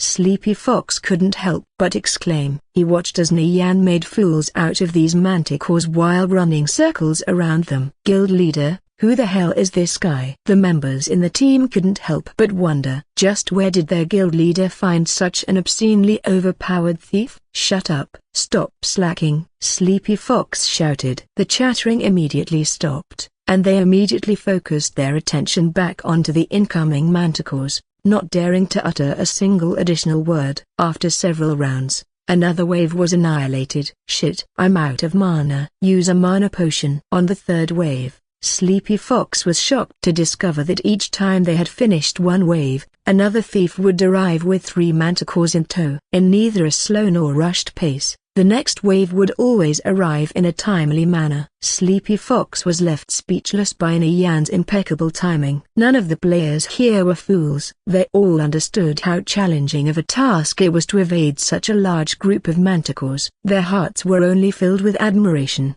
and they no longer dared to look down on him like they did when he arrived. Initially, none of the members were convinced Nian would be able to guide them through Agmota muddy wetlands. Now, however, they were convinced of his ability. Speaking truthfully, the pressure Nian felt while evading these manticores was immense, but such actions were required for the sake of convincing the team of his ability, which was also why he refrained from using the items he purchased beforehand. The Alpha Manticore was much faster than its brethren, so despite the use of a haste scroll, it eventually closed the distance and leapt forward. As it pounced toward him, baring its fangs and claws, Nian suddenly dodge-rolled a fatal attack that was mere inches from taking off his head. A bright blue light trailed behind the alpha manticore as it swiped only thin air. In spite of its quick attack speed, Nian had avoided the attack in a timely manner, resulting in its massive frame barreling past him. Nian quickly recovered from the roll and fled in a different direction. This bold display of skill, where he was merely an inch away from death, left the onlookers endlessly shocked and excited. Nian was truly a fearless person for daring to perform such a risky maneuver. Upon landing, the alpha manticore veered its body and then continued after Nian. In order to keep buying more time for the rest of the team, Nian deliberately ran in a zigzag pattern. Every 6 to 8 seconds, the three rearmost manticores pursuing Nian would be peeled from the main group. The formidable group of manticores gradually dwindled until only the alpha manticore and an ordinary manticore remained. If not for the team members being there to personally witness it themselves, they would never believe a single thief could be capable of evading such a large pride of manticores for so long, especially one with an alpha manticore leading the chase. At this moment, no member in Sleepy Fox's team dared to call his ability into question. They finally understood their captain taking the time to invite Nian and even conceding leadership of the run to him wasn't without reason.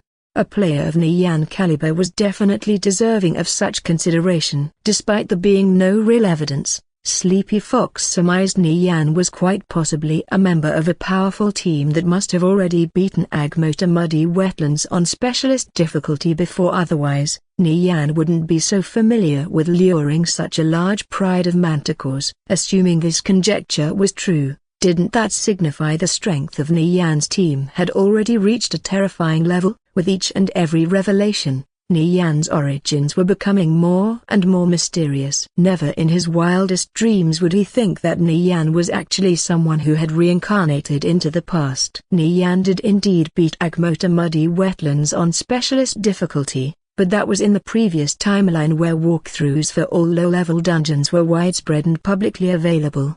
By then, the number of teams that had cleared the specialist dungeons were as numerous as the grains of sand on a beach shore. As Sleepy Fox pondered over this matter, he saw Nian leading the remaining manticores over to them. "Everyone, get ready for battle," Sleepy Fox hurriedly announced. The leader class manticore was still going to be rather difficult to deal with. Violent Waves raised his shield and ran over to intercept the alpha manticore. Though, before he could reach Nian, the alpha manticore suddenly pounced. "Watch out!"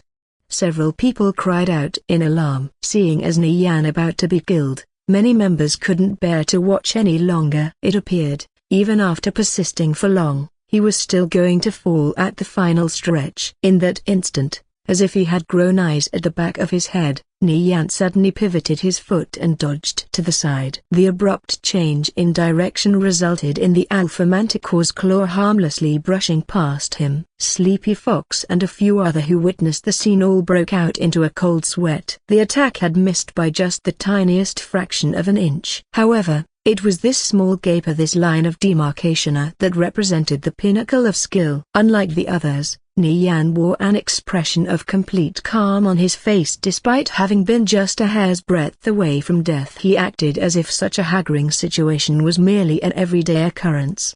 Shield bash. Violent Waves rammed his shield into the alpha manticore and helped take aggro off of Nian. Following immediately after were the numerous spells arriving from the rear line. 8 tilde bang, bang, bang.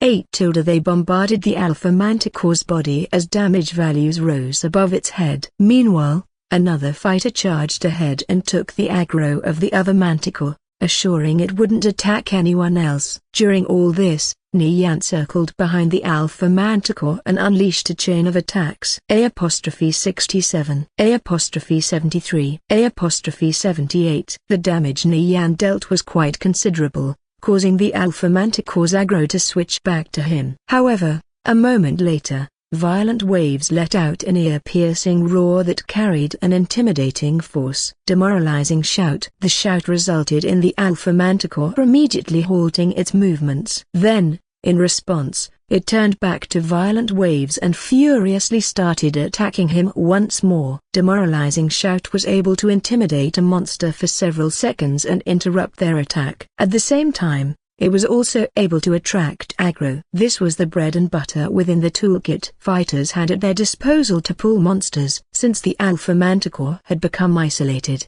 the battle was much easier and ended without much suspense. Under the constant barrage of spells, the Alpha Manticore was quickly, and simply, blasted into smithereens. After collapsing onto the ground, the Alpha Manticore dropped a piece of a silver equipment for paladins. Unfortunately, in a specialist dungeon, getting a silver equipment drop seemed a bit lackluster. They really could clear an entire Manticore den without the need for scorching meteor. Completely amazed at this fact, Sleep Fox was now thoroughly convinced Nian's skills were beyond exceptional.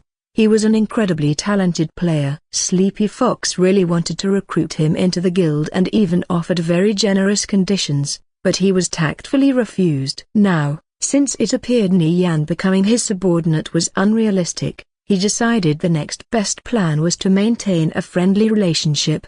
Afterward, the team proceeded to clear over a dozen dens of similar size. Sleepy Fox was the first to reach level 7 while the other members followed in succession. Seeing everyone else level up, Nian glanced at his experience bar. He was still 35% away from leveling up, so he wasn't far off either. During this period of time, where they cleared den after den, Sleepy Fox and his team acquired many good pieces of equipment. Among them was a pair of Thief Gold grade leg guards, strength +10, balance +6. It could be considered decent and was better than the ones he had currently equipped, so Nian directly took it. With the events that had transpired, the other thieves in the team no longer had the courage to quibble with Nian over it either. Regardless, by the end, the entire team had upgraded their gear in one way or another. Nian calculated in his head, from this run alone, he would receive at least 10 or so silvers. Although it wasn't much, it was still better than nothing. Continuously employing the same tactics, Nian and the team gradually approached the King Manticore's den, which was located at the center of the marsh. It was wide open space with many manticores roaming around, with roughly 60 to 7 of them. If one looked into the distance,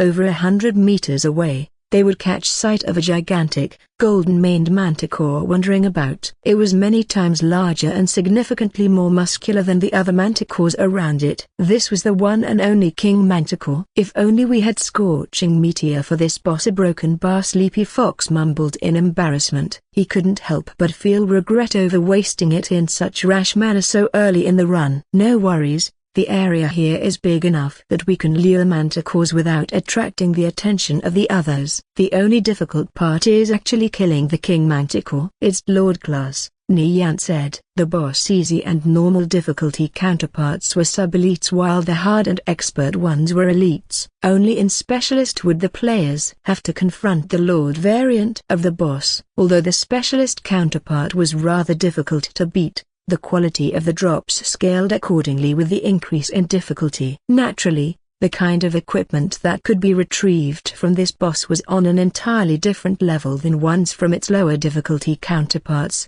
At the very least, an item of gold grade would drop, and occasionally, a dark gold item would drop as well. Besides equipment, the boss also frequently dropped special items such as gems, special crafting materials, and unique consumables. Still, if it weren't for your help, we would have never made it here, Sleepy Fox said. During the journey, many members started to view Nian in a different light. Their gazes were still filled with a complicated emotion, but more than anything, they were feeling deep admiration. Now, they heeded his every word with almost absolute faith. His leadership had borne excellent results. The fact he was able to bring them to this point alone was already ample proof of his ability to command. People like Nian were destined to become legends. Brotherny, are you absolutely certain you don't wish to join our guild? Even among the other guilds, our Holy Empire is ranked quite highly. If Brotherny is willing to join, then our treatment would be just as good as, if not better than, the other guilds. If that still isn't enticing enough, Then how about you enter our guild as an honorary member for now? You won't even be obligated to do anything. All we'll ask is that you keep in contact with us." Sleepy Fox tried throwing out another one of his recruiting pitches. Nian didn't bear any sort of emblem on his body, which meant he shouldn't be a member of any guild. This was rare for a player as skilled as Nian, so he wasn't willing to give up just yet. "That won't be necessary," Nian lightly chuckled as he politely declined the offer. He understood that Sleepy Fox was simply trying to rope him into becoming involved with the guild. Once he was an honorary member, Sleepy Fox would gradually attempt to change his mind until he became a full-fledged member of Holy Empire. Although honorary membership would grant him many benefits, he knew there was no such thing as a free lunch in this world. He didn't want to spend his time being a dog for some guild. "A broken bar, all right, then so be it," Sleepy Fox replied, clearly disappointed. "However, if any opportunities arise in the future, we should look to cooperate again," Nian added. This virtual world would birth countless legends of financial windfalls. More than just being a second world in name, this game turning into one would become a reality. It would be viewed by numerous figures as a new land of growth and opportunity. In his previous life, when Kaozu was at the peak of his power, he had 5 large guilds at his beck and call and owned various businesses spread across Kalor,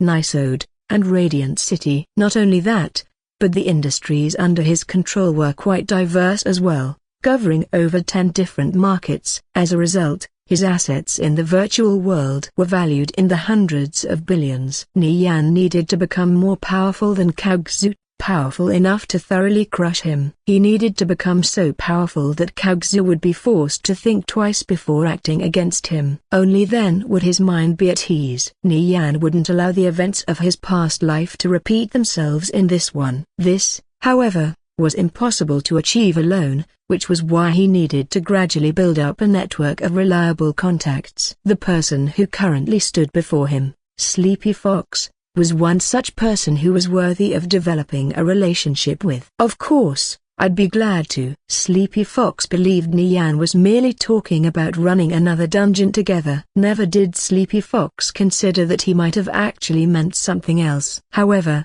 Nian didn't bother expanding upon this any further and instead turned his attention back to hunting down the manticores. 7 nights. "I want you to expand our coverage by scouting out the southeast. Be wary of the traps, especially the quagmires," Nian said. 7 Nights' showstopper was the weakest thief on the team, a handsome young man who had just turned 20. Currently he didn't amount to much in Sleepy Fox's eyes, but his talent and potential weren't bad. According to Nian's past life, this man was to mature into the guild's #1 thief in the future. Though 7 Nights was very quiet and reserved, which made it hard to gauge his thoughts, he had a gentle personality, so Nian had a good impression of him. Because of this, Nian had subconsciously favored 7 Nights a bit more than the other thieves when issuing orders. "All right," replied 7 Nights. It was finally his turn to show off. After receiving Nian's order, he quickly dashed toward the southeast without feeling even the slightest bit of hesitation. As someone who played the same profession,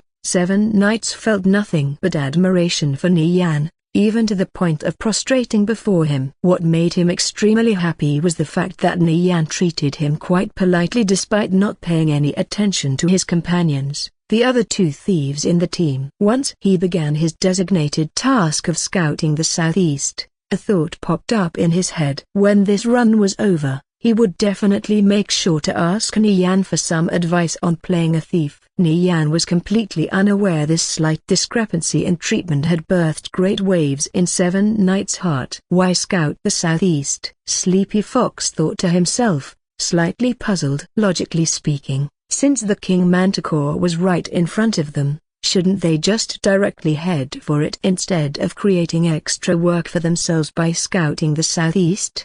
"You'll find out why in a bit," Nian said, as if he knew what Sleepy Fox was thinking. Several minutes later, 7 Nights spoke through the team intercom. 8 Tilda discovered an old lighthouse, but there are a few manticores guarding the area around the entrance. 8 Tilda echoed, Climb the lighthouse and turn on the light at the very top. Use stealth to circle to the back and enter through the entrance there. Make sure those manticores don't detect you.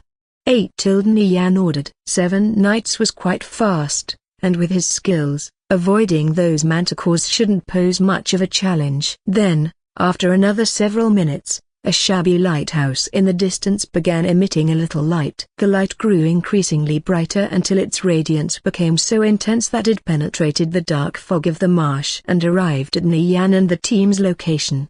Under the illumination of the lighthouse, the dark fog that shrouded the Agmota muddy wetlands surprisingly dispersed. The dark fog that once stifled everyone's mood had mostly cleared out right away. Sleepy Fox finally understood. This lighthouse was quite possibly the essential factor required in order to beat the King Manticore. 8 AO did well. 8 Sleepy Fox praised 7 Knights. Upon hearing this, 7 Knights felt quite happy since their captain rarely praised his subordinates. But he was also fairly pleased because Niyan had given him the chance to display his skills. Alright, since the lighthouse is lit, let's proceed to the next step. There are 3 elite class manticores roaming the area near the King Manticore. We'll have to draw them out one at a time and then eliminate them, Niyan explained. This was one of the more difficult steps in clearing the dungeon on Specialist. It required a lot from the players, but he had a simple solution. Sleepy Fox felt as if his heart had skipped a beat. One had to know, even on hard and expert, only the final boss was an elite. Yet, on Specialist, not only did they have to deal with the King Manticore, a Lord-class monster, they had to contend with 3 elite Manticore as well. It could be seen rather clearly just how difficult dungeons on Specialist were. Thinking about what they were about to face, Sleepy Fox felt somewhat nervous and apprehensive. Even if they were able to kill the 3 elite manticores, with what could be lying in wait for them, would it really be possible for them to beat the final boss? The only thing that was of some comfort was the fact that, despite this being a dungeon on Specialist, they had still been able to arrive at this point. Even if they wiped here, the number of items and pieces of equipment they had obtained so far would be able to make up for their losses. Since their losses were no longer an issue, they could commit everything to the final battle without fear. The entire team shared this resolve. So with this attitude, many of the members were prepared to go all out. These 3 elite manticores were the queens of this entire pride, so their strength also couldn't be looked down upon. Niyan and company proceeded to clear the area of all the common manticores. Afterward, the only monsters that remained were the 3 elite manticores and the King Manticore. The only problem was that they were fairly close to one another. In this wide open patch of dry land in the center of the marsh, they would occasionally roam around in a leisurely manner, and at other times, they would lay on their stomachs and briefly rest. Everyone in the team was currently sitting down and resting under the cover of shrubbery. They were replenishing their health and mana. Only after they all fully recovered would they dare to finally engage one of the elite class manticores. During this time period, Niyan was the only one who wasn't recovering with the others. He was actually searching for a suitable spot to attack from. Niyan peered through his crossbow sight from behind the brush he was using for cover. After a short while, he lowered his gaze and shook his head. This place won't do. Either a broken bar. With such thoughts in mind, he got up and moved to another area, only to repeat the same actions and move on yet again.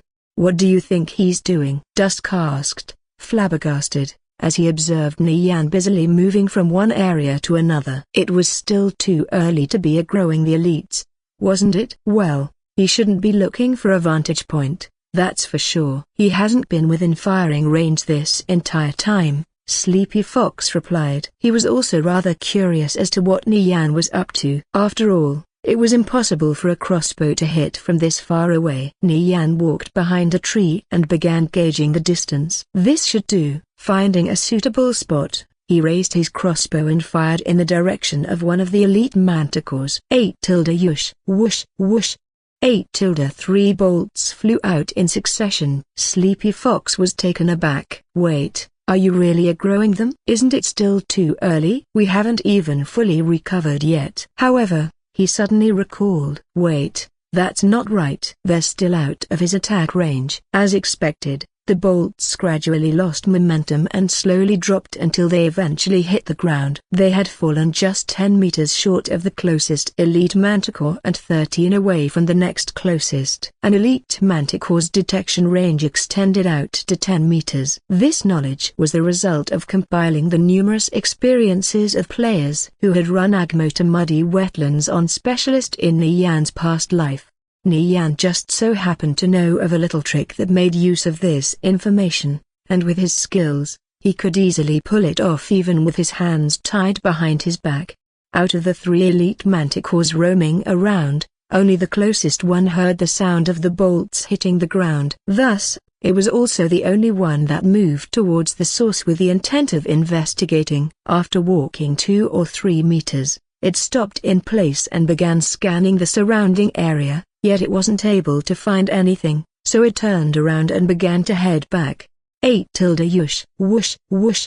8 before it could take even a single step back. However, Nian fired off another round of bolts which landed just 10 meters away from the elite manticore yet again. The manticore halted and resumed its search for the source of the sound, but it still couldn't find anything. Then, just when it was about to head back, another sound came from an area 10 more meters away. Nian repeated this action several more times. Whenever the elite manticore was about to turn and leave, he would send 3 more bolts to a spot just barely within its detection range. Meanwhile, Nian did his best to avoid being spotted by the manticore as he attracted its interest with crossbow bolts. In this fashion, the elite manticore was continuously drawn away all by its lonesome self. The distance between itself and the other manticores was growing increasingly wider with every repetition. Sleepy Fox and the other members were shocked as they watched this scene unfold before their very eyes. Never did they expect that Nian would use such a method to draw out the elite manticore. If they continued like this, then it might actually be possible to kill the elite manticores and the king manticore individually, one after another.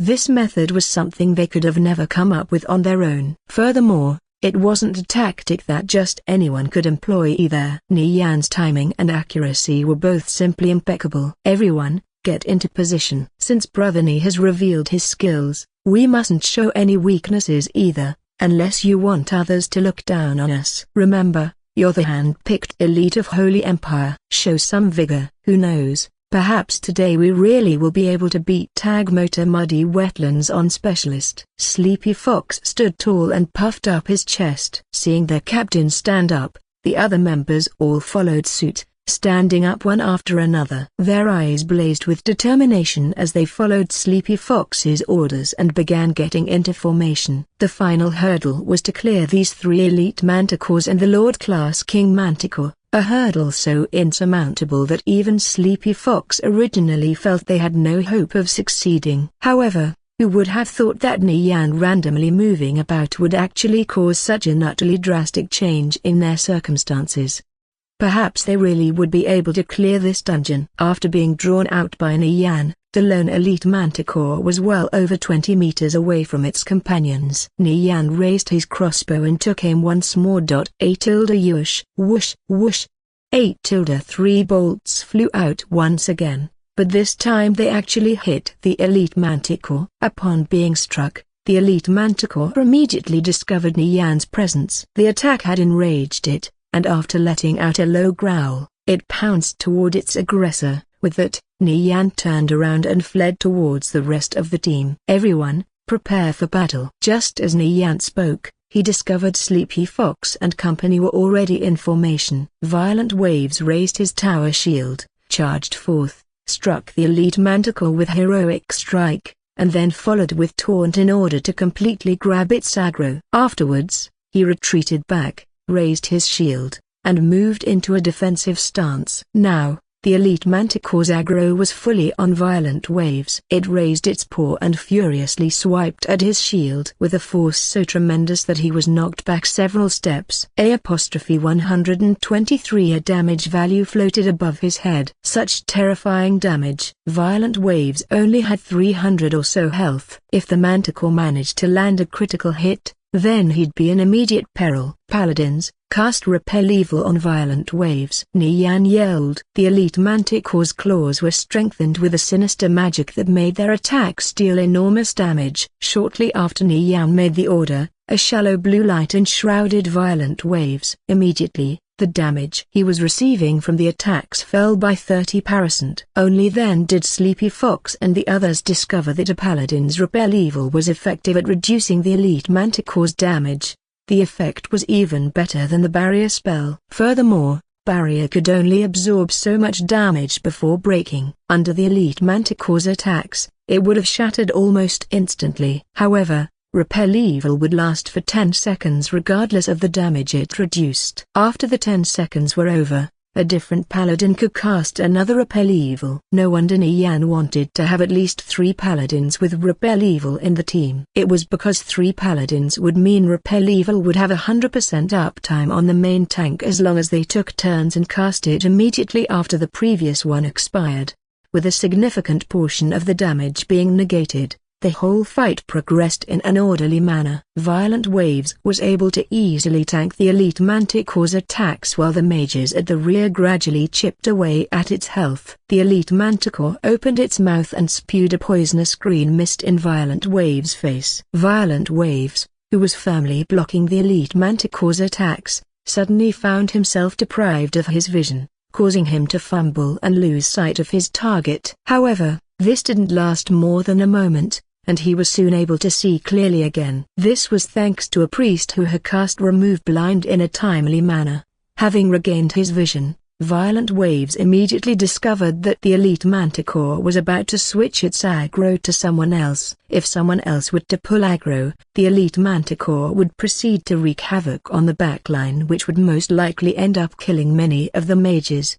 Demoralizing Shout. Violent Waves' use of Demoralizing Shout intimidated the elite Manticore, forcing it to retreat several steps. After waiting to be healed some more, he charged forward and struck it with Shield Bash, pulling the elite Manticore's aggro back onto him. He felt a cold sweat run down his forehead. If he had to wait even a second longer for the priest to cast Remove Blind, then the team would have most likely been wiped. Nian's leadership gave rise to extremely important results. All of the frontliners tightly surrounded the elite Manticore and let loose every attack skill they had. Nian also circled behind it and unleashed a flurry of skills. The sound of explosions endlessly rang out as the elite Manticore was bombarded with spells, sending damage values rising up into the air one after another.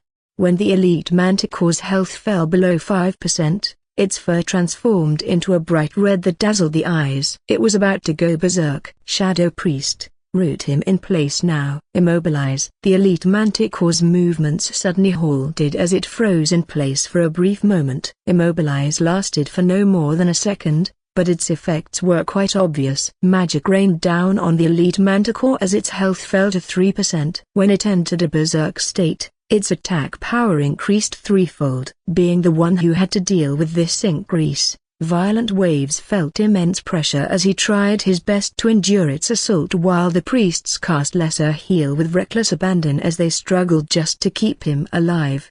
Noticing the situation turned dire, Nian flicked his wrist as a pouch of flash powder emerged in his hand and then lobbed it at the elite Manticore. 8-E poof. 8-. The pouch exploded and scattered white powder into the air. This fine powder was akin to thousands of tiny needles as it released a blinding radiance that pierced into the elite Manticore's eyes. The members of the team were also affected by the flash powder, but to a much lesser extent, unlike the elite Manticore that had lost all vision. The pouch of powder was something Nian had purchased prior from Trembling Milo. This item was able to release an intense flash of light that could momentarily blind the enemy for several seconds. The player could then take advantage of this time by either fleeing or attacking their opponent. Although the item cost a pretty penny, it was nevertheless extremely useful. Keep attacking, don't slow down, Nian yelled. The team had been taken aback and confused by the sudden burst of light. However, they soon regained their wits when they realized Nian was the one who caused it. The enemy was completely blinded and helpless to retaliate, so they were able to freely let loose an even more ferocious barrage of magic and attacks at the elite Manticore.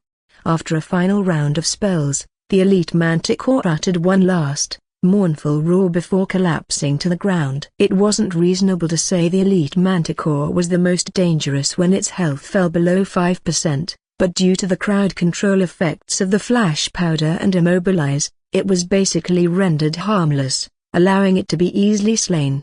On the other hand, under normal circumstances, an encounter with an elite manticore definitely wouldn't have ended so pleasantly. What sort of item dropped? Nian asked Sleepy Fox. Sleepy Fox walked over to the elite manticore's corpse and picked up the dropped item. It was a thief's dagger, and not only that, it was dark gold grade as well.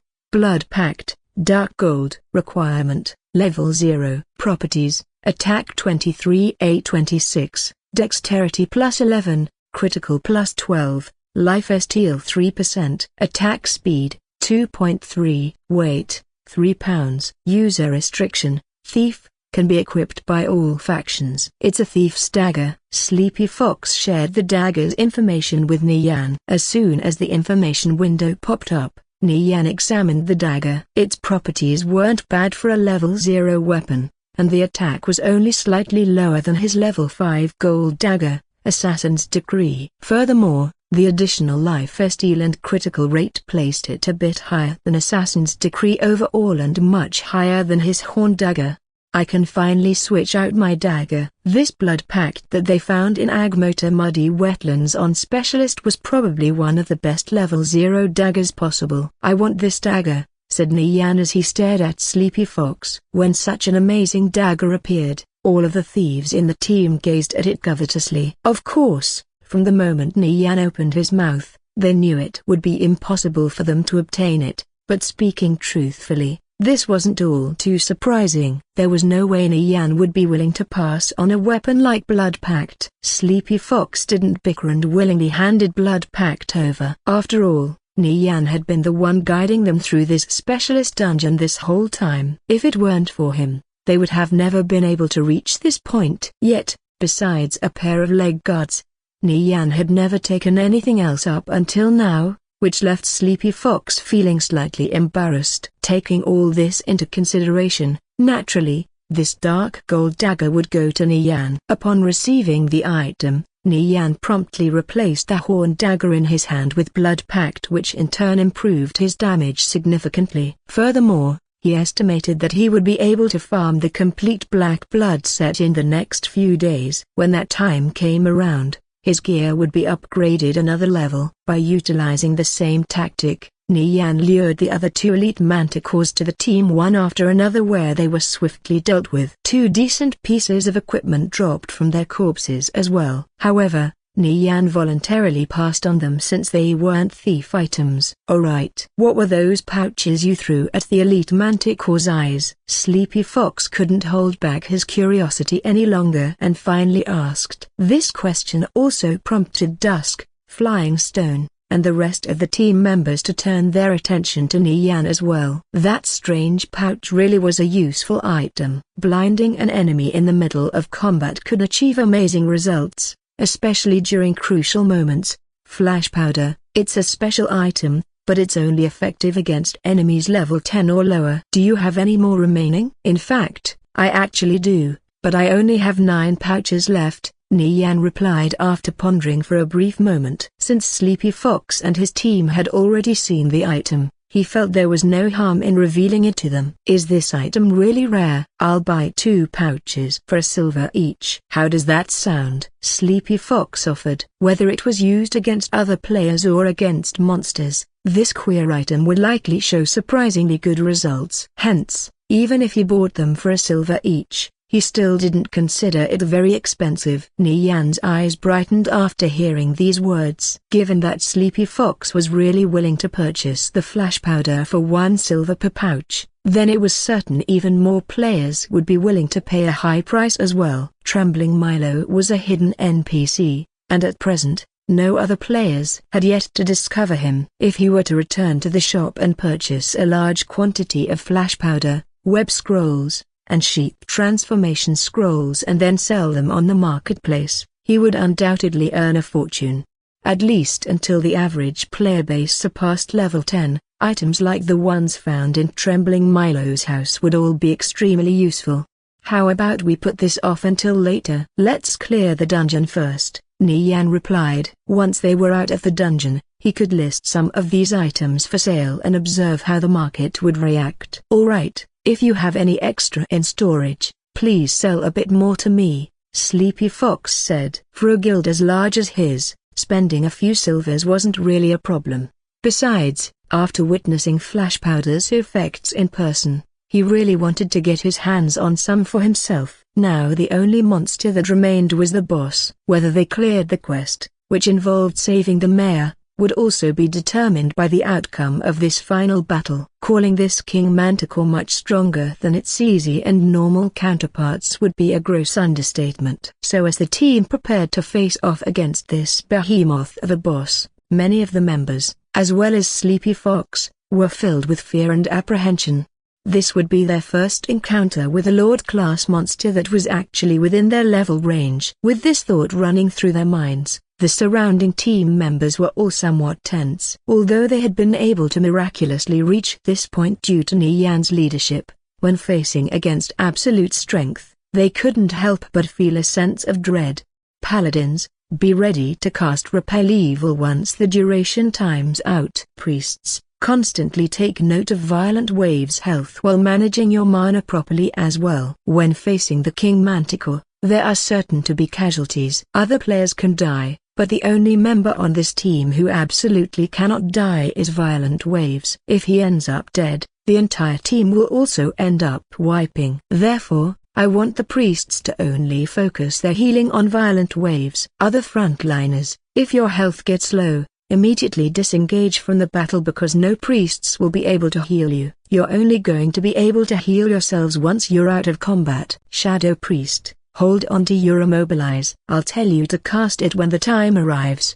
Having reached this point, Nian began gradually informing everyone of their individual roles in the battle. All of the team members committed their full attention, not daring to overlook even a single detail. As for the minor things, I've explained those as well. In the end, the King Manticore is simply like that, so there's nothing for you all to get so nervous over, Nian said in a casual tone. After hearing such a statement, Sleepy Fox, Dusk, Flying Stone, and all the other team members looked at each other and forced out a smile. Perhaps the only player in the game who could utter such words was Nian. One had to know, the boss in front of them was a genuine Lord-class monster. Nian scanned his surroundings. Eventually, his eyes came across a nearby area that was flourishing with shrubbery, a place most suitable for facing the King Manticore. As such, he ordered the members of his team to set up their formation over there. Everyone ready? If so, then I'm going to pull, asked Nian as he turned to face his team. We're good to go. Nian raised his crossbow of blood and took aim at the King Manticore. 8 Yush, whoosh, whoosh. 8 3 bolts flew through the air and directly struck the boss. The King Manticore discovered Nian nigh instantly and pounced toward him with incredible speed. Seeing this, Nian hastily dashed toward the location of his team, continuously firing off his crossbow as he fled. The King Manticore increased its speed, steadily closing the gap between it and Nian. Nian only needed to take a single glance at the fearsome beast pursuing him from behind to understand that whoever was unlucky enough to suffer one of its attacks would undoubtedly die. Even Violent Waves wouldn't be able to endure repeated strikes from the King Manticore. If it could build up enough momentum during its charge, then even a fighter with 500 health and 150 defense would be easily dispatched with a single swipe of its paw. Violent Waves hadn't the slightest idea of just how dangerous the King Manticore was right now. He raised his shield and came forward with the intent of intercepting the beast after Nian passed by. When it was just 30 meters away, Nian brought out a sheep transformation scroll and bit his thumb, then used the blood to activate the magic dwelling inside. A strange magical energy spilled out of the scroll and into the surrounding area. By now, the distance between the King Manticore and Nian had shortened to just 20 meters. Once the sheep transformation scroll's channeling time of 2 seconds was up, The scroll suddenly emitted a dazzling radiance as countless magical runes flew out into the sky and began revolving in midair. Then a broken bar poof.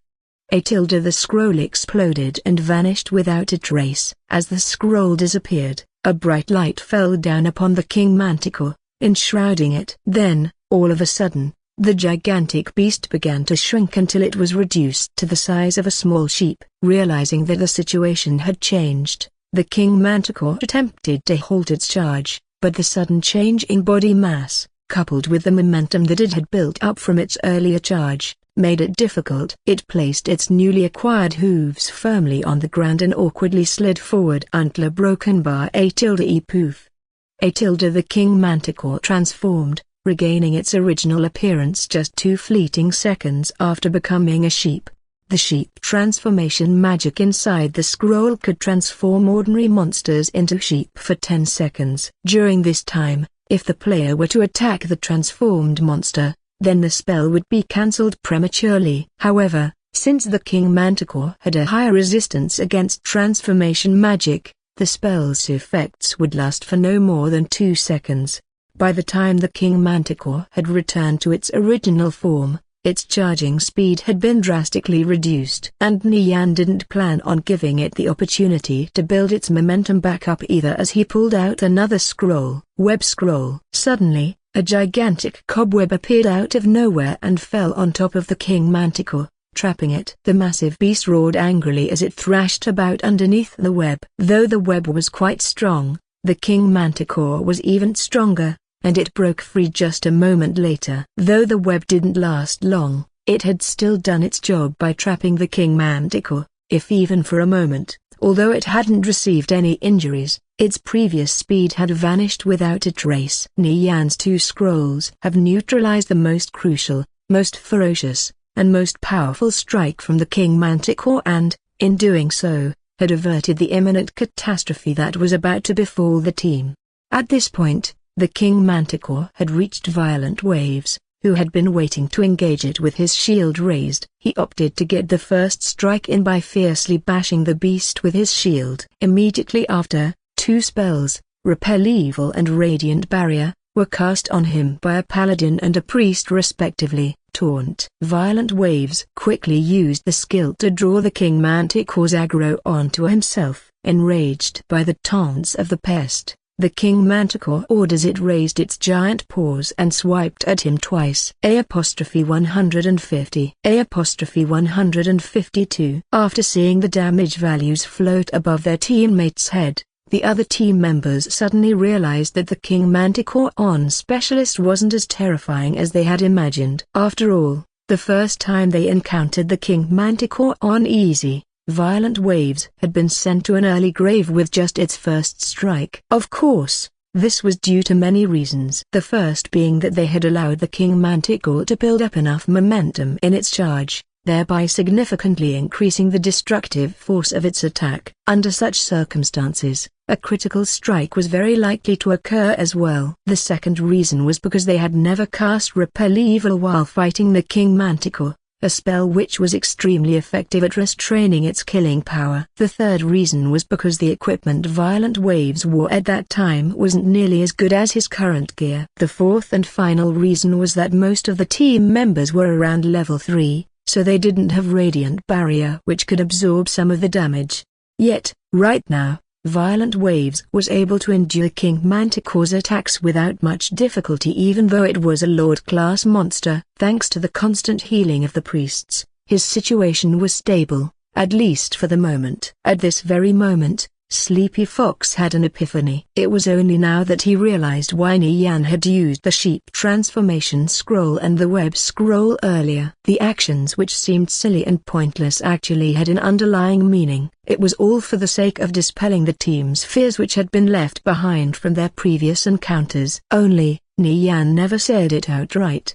Perhaps the Lord-class King Manticore really isn't as terrifying as we imagined, Sleepy Fox thought as he stared at Nian's back. If they had a thief in their team as capable as Nian, then any dungeon would become easy. Spells arced through the air and battered the King Manticore's body as they lit up the sky like a brilliant display of fireworks. Meanwhile, Nian circled behind the King Manticore and unleashed a flurry of attacks, each hit dealing at least 70 to 80 damage. Out of all the frontliners currently fighting alongside him, not a single one was able to match his damage. Those fighters, berserkers, and paladins would only deal 40 to 50 damage at most. It didn't come as much of a surprise to him though. After all, not only were his equipment and weapons decent, but his stats were also greatly bolstered thanks to the chapter of courage. Not to mention, thieves already possessed innately high attack speed. This, when paired with the fact that he also gained an additional 30% attack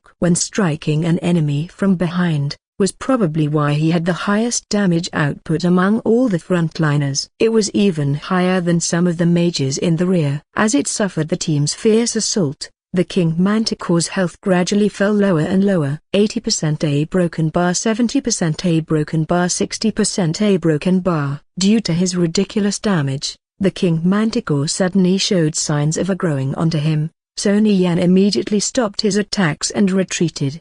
Demoralizing shout. Miss. The King Manticore had the potential to ignore a fighter's demoralizing shout, and of course, exactly at this moment, it had ignored Violent Wave's demoralizing shout. Violent Waves cried out in alarm. If he couldn't keep its aggro, the consequences would be absolutely disastrous. Before Violent Waves could get in another attack to pull back its aggro, the King Manticore abruptly switched targets and knocked the nearby warrior and thief. It raised its sharp claws and swiped down with a trail light following behind the attack. A thief and berserker were instantly killed by the attack and sent to the graveyard. At the same time, it attacked another fighter, who, after receiving the attack, was only left with a sliver of health. As he hurriedly retreated, Violent Waves finally intervened and struck the King Manticore with Assault followed by Heroic Strike. Heroic Strike was the most common offensive skill used by fighters. Its damage was average, but it also had the effect of generating additional aggro. Despite being hit by Violent Waves' Heroic Strike,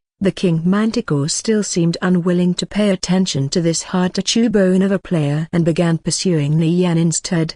Out of all the bugs it had to deal with, Nian's attacks were the most painful, and he also dealt the highest damage. So once the King Manticore saw Nian was nearby, it immediately pounced toward him. In response to the King Manticore charging toward him, Nian retrieved a pouch of flash powder and lobbed it at the King Manticore. A poof.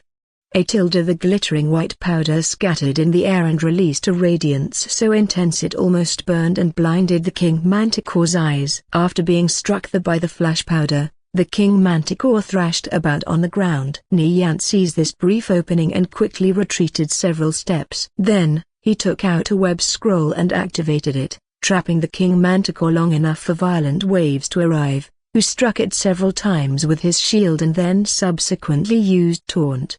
Throughout this string of events, the mages in the team had adjusted their positions, but even then, they never stopped firing spells. Magic constantly bombarded the King Manticore without end. Similar to how Sheep Transformation and Web's effects were reduced by its magic resistance, the King Manticore was merely affected for a short while. When it regained its vision, its attention was once again on the closest enemy to it, Violent Waves. Nian's response to such an unforeseen event could be considered satisfactory.